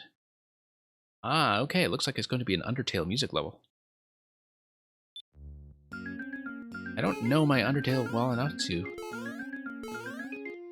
remember this carefully, but for the context in which it appears relative to tutorials' appearance in the game. But maybe Undertale fans will get a kick out of this. Oh, it's just going to be a music world or an Undertale world. We'll find out soon enough. Okay, gonna have a bit of time-sensitive platforming here, but I will have plenty of room to catch up with the scroll boundary, and so I'm not concerned. It is, of course, going to be 2 states. And we eventually wrap around with the on-off swap. Really nice sequencing of this music track so far. Looks like we will be in for a final section that is overlaid on the first one.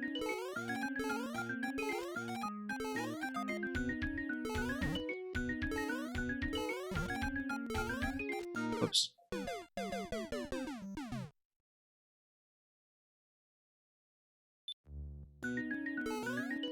Alright, let's run this once again. Oh, whoops. Totally misread that wall.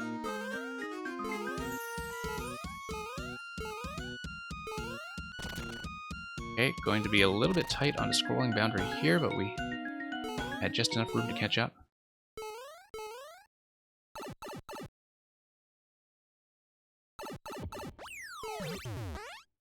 And there we go. Hit the on-off switch, and that's going to drop us right down this elaboration of the first A section. I think I just need to slide under.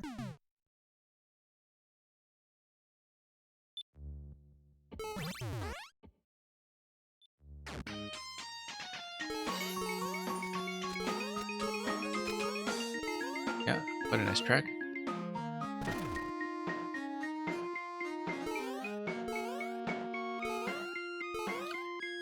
Now, I never played all routes in Undertale, so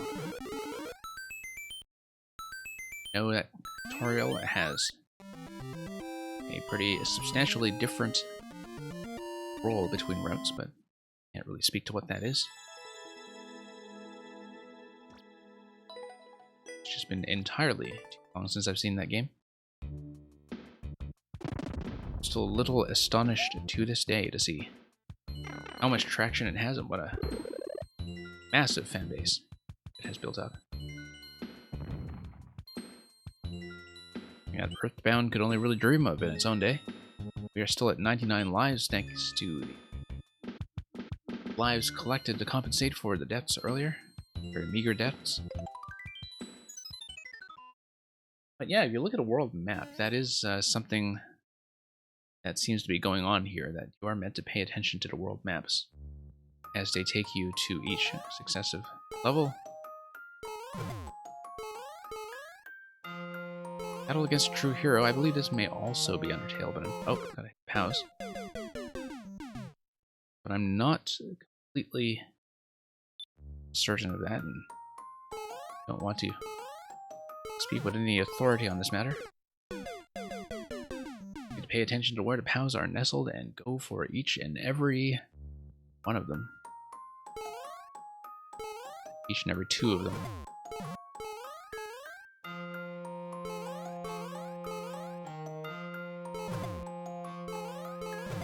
Okay, gonna be fairly straightforward. Falling platforming. But it's really nice to hear the track underlaid on that.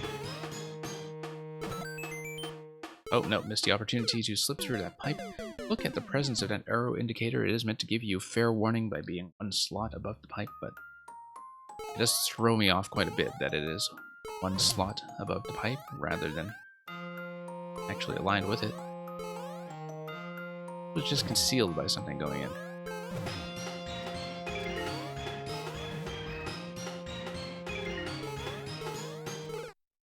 Okay, lost a bit of track of my speed there, just needed to go a bit faster. Now, given that Bossman is a bit of a music specialist, I am expecting that the 4YMM contribution is also going to be the weekly music level. There has been at least one weekly one. So. People have been quite good at making these. Actually making them reasonable experiences. Navigate.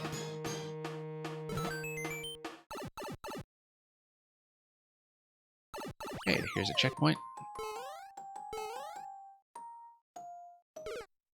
It's going to be an on-off state swap as well.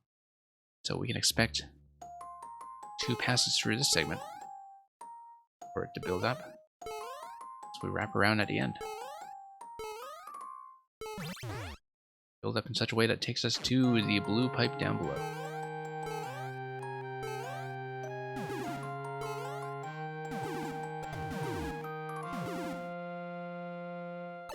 And yeah, fairly simple.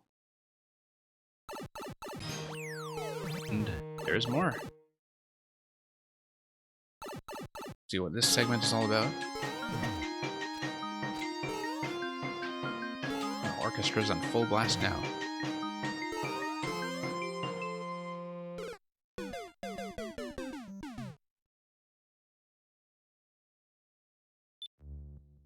Okay. On-off state is going to be conveniently set for us upon respawn. As it always is. Okay, let's not get mobbed by falling shoes and other things. Yes.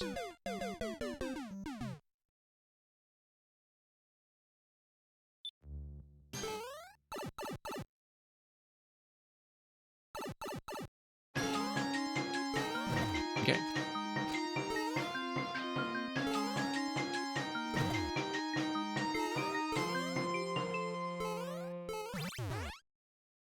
And yet we can see how the state switch is going to affect that part of the level.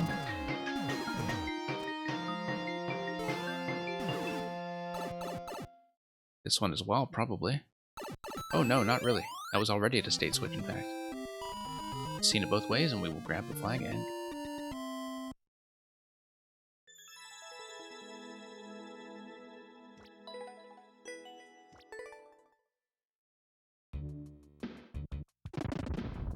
Okay. One level per map so far. I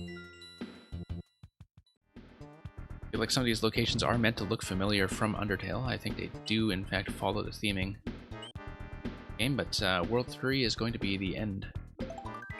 So.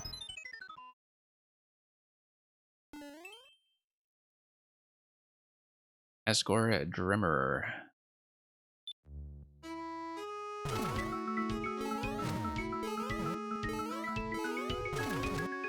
Yeah, it's a whole Undertale suite.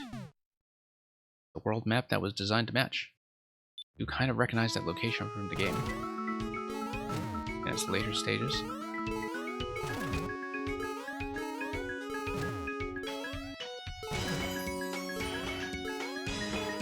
And then, yep. Everything here is going to be pretty easy to read blind.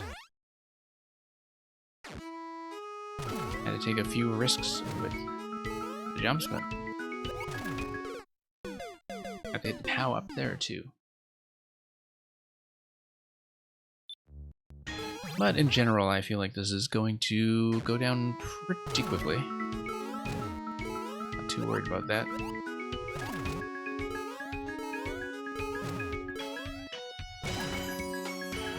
Okay. Too high jump off that one. So reading that accurately because I was scanning about the screen to see if there were any additional visual cues we should be paying attention to. Seems like I should have just kept my eyes on the road. Yeah, too much lag time between jumps there. Far too much.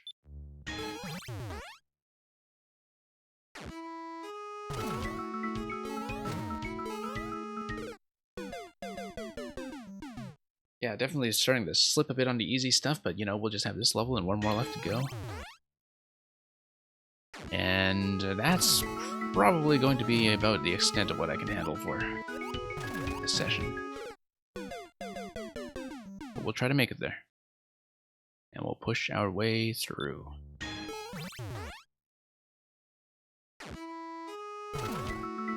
Oops.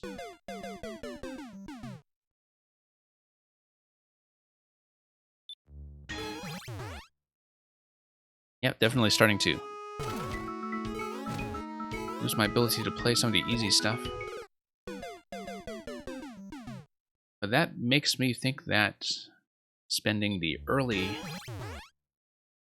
part of the stream on the Celeste cake rather than the last part of the stream was ultimately the correct decision. Be energetic and warmed up or stuff like that when you have a specific objective in mind. Player.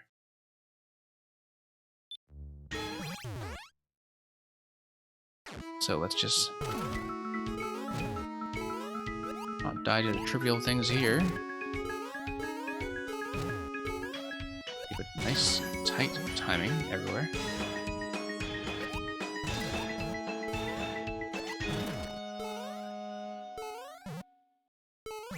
Yeah, that's going to take us up to the upper level. Checkpoint.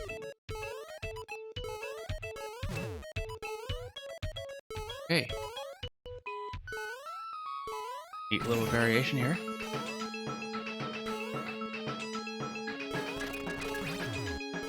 And have a bit of a pump chase thriller.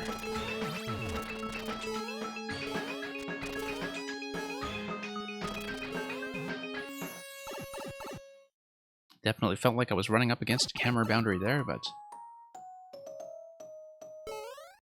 here we are, and that's the finale. Should have one more in this set to go.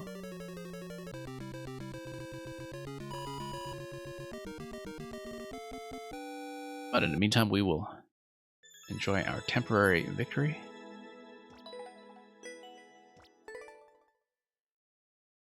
And we'll see how we're going to close this out with the bank of 91 lives at our disposal. Lots of people seeing this through and finishing it. Probably see by the completion markers. Or at least the number of people who are saved to that location. So here's Megalovania, the real battle.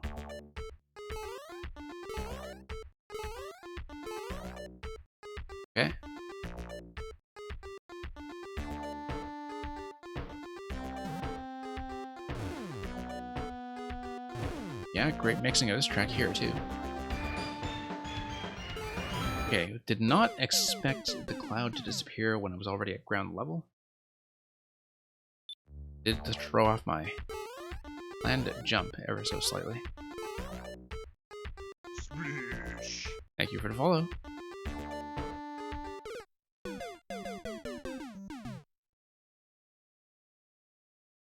We're going to have to reward that follow with slightly better play, I think.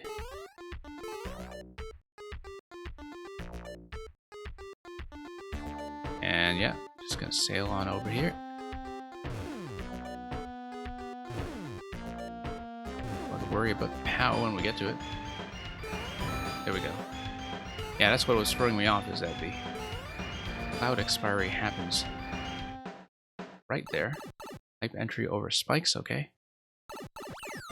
Pretty easy to read given the circumstances.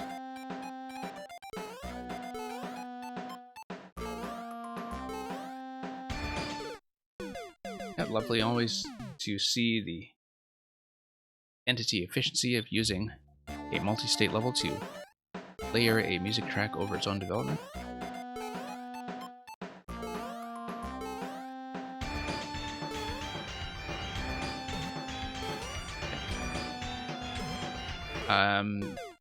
Missing a corner there. A tight corner like that is going to make a pretty substantial difference when it comes to auto-scroll at this speed.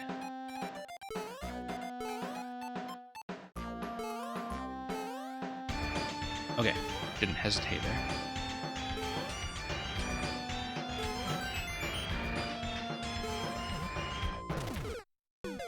And a little too close to bomb range there, which you would think we would have had some practice against when playing the Magatoro bomb explosion level earlier on.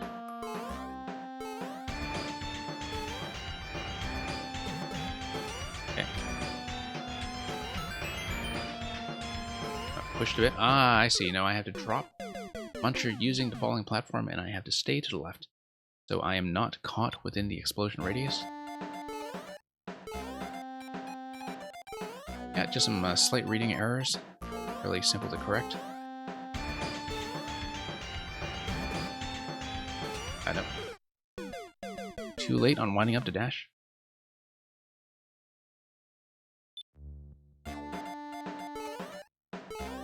And yeah, let's see what we do about this.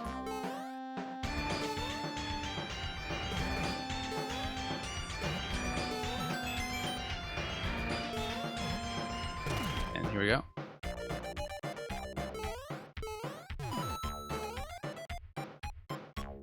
Definitely we'll have to take that guy out and slip in the pipe.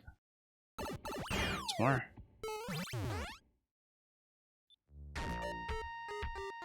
Okay, some threatening looking spikes all over. Flight pattern is actually going to feel decently roomy. Say that, of course, just as I failed around a corner.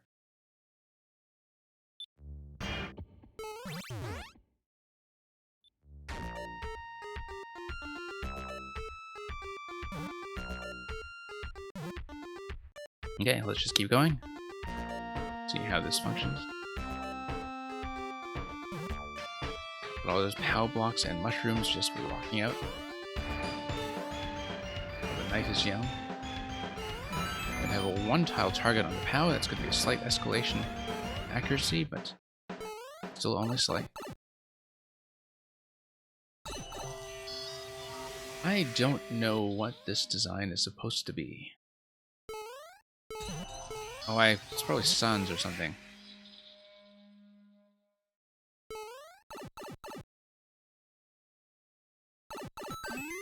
And that's a wrap. That's going to be in a subworld, so I won't be able to see it in the preview screen, even back in and take a look.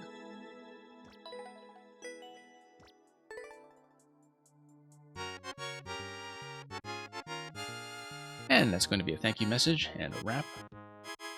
On that one, thank you for the GGs.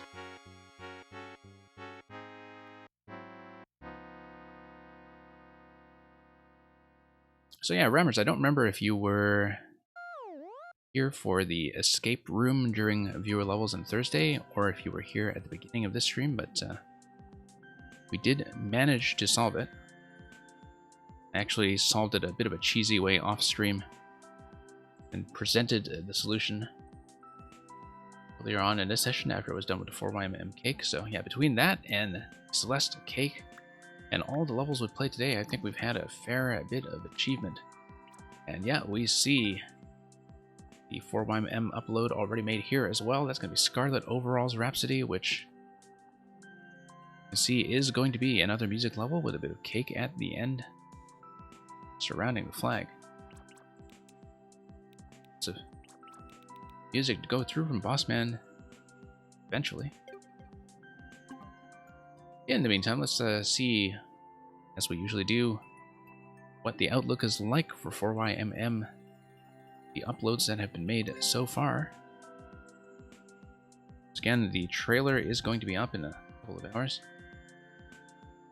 I mean, the next 5 hours, I think, and it is one to watch. I strongly recommend this one. So let's refresh. We have a whole bunch up already. It looks like 1, 2, 3, 4, 5, 6. Yeah, 6 out of 8 are accounted for. And yeah, Crawl Space looks like it just came up. This is the puzzle level by Saku, whose excellent puzzle levels we played earlier. All but blind in his chambered hole waits lonely old Mr. Mole. Okay, Express is up and has been going for some time without attention. What is Love is the second 4YMM level by K-Dog. And Bob-Ombs Don't Hurt Me No More. And so I think that's also going to be music. Yeah, Have to Spies already grabbing the first clear and a world record on that. Black Ships on Blood Sea. We did take a look at this earlier. Looks like it is getting some of the early plays, and certainly one to look forward to given the quality of the Megatoro levels that we saw today. You see the last week is 2 levels. Is that correct? No, that is, it's going to be 8 by the time that it's fully updated. If that's what you're wondering. Like here we see 6 out of 8 up already. If you're talking about what's coming up for week 8, there's going to be some more. And so it's, yeah, this week, next week. I think so anyway, that's my impression. I think we actually still had a total of 64 that we were getting for. Hokey Percussion. Yeah, interesting to see what Naboo's has cooked up this time, because obviously direction detection from week 1 had a mechanism that was beautifully illustrated in the true ending, only for Nintendo to break it a few weeks later with the 3.0.1 patch. There is a replacement for that mechanism, but hopefully Naboo's didn't need to go through too much trouble for this one, which really looks like it's just going to be a music festival this week. Like, look at how many music levels we have. 1 Cobalt's going for. It's already Naboo's got the first clear. Okay, yeah. Of the 6 levels we have here, we have like 3 out of 6 that are music so far, with 2 more left to field. Yeah, lots to look forward to. Ordinarily, I would be pretty keen on trying to grab first clear, but honestly, I am just pretty much at the end of what I can handle for this session, and everyone else is free to do it. I did hear a lot of hype for Crawl Space as one of the harder puzzles in 4YMM, next to, of course, the notorious 4 Wings Yoshi escape, the Yoshi non-origin. I did hear 4 Wings or Tetraterix describe this as a puzzle level that is at least as hard as his. So yeah, really looking forward to that one. We'll just have to map it out. In the meantime, though, looks like we will be back to the schedule that I was originally keeping for 4YMM. Last week was a bit of an emergency alteration. Yeah, this week we'll be back to probably doing them as a set on the Tuesday and day stream, and fitting in as many viewer level sessions as we can around that. So, Paper Mario is finished in the meantime, so we'll have a bit more room in the schedule cleared for Mario Maker all over again. And thanks for watching. So yeah, thanks for coming by, those of you who have been around and popping in and out as we go. I mean, just given the nature of when I run the stream, we have some people who show up for the early bits and some people who show up for the end, and quite a bit of turnover along the way, so hopefully no matter what time you came in, you saw some decent content that you enjoyed. And yeah, always my pleasure to show off these levels, and also at the very end, send off the remaining audience to a raid, so stick around if you want to collect some more channel points here and see who I'm going to recommend next. Usually I'm going to pass you on to somebody who is running Mario Maker as well.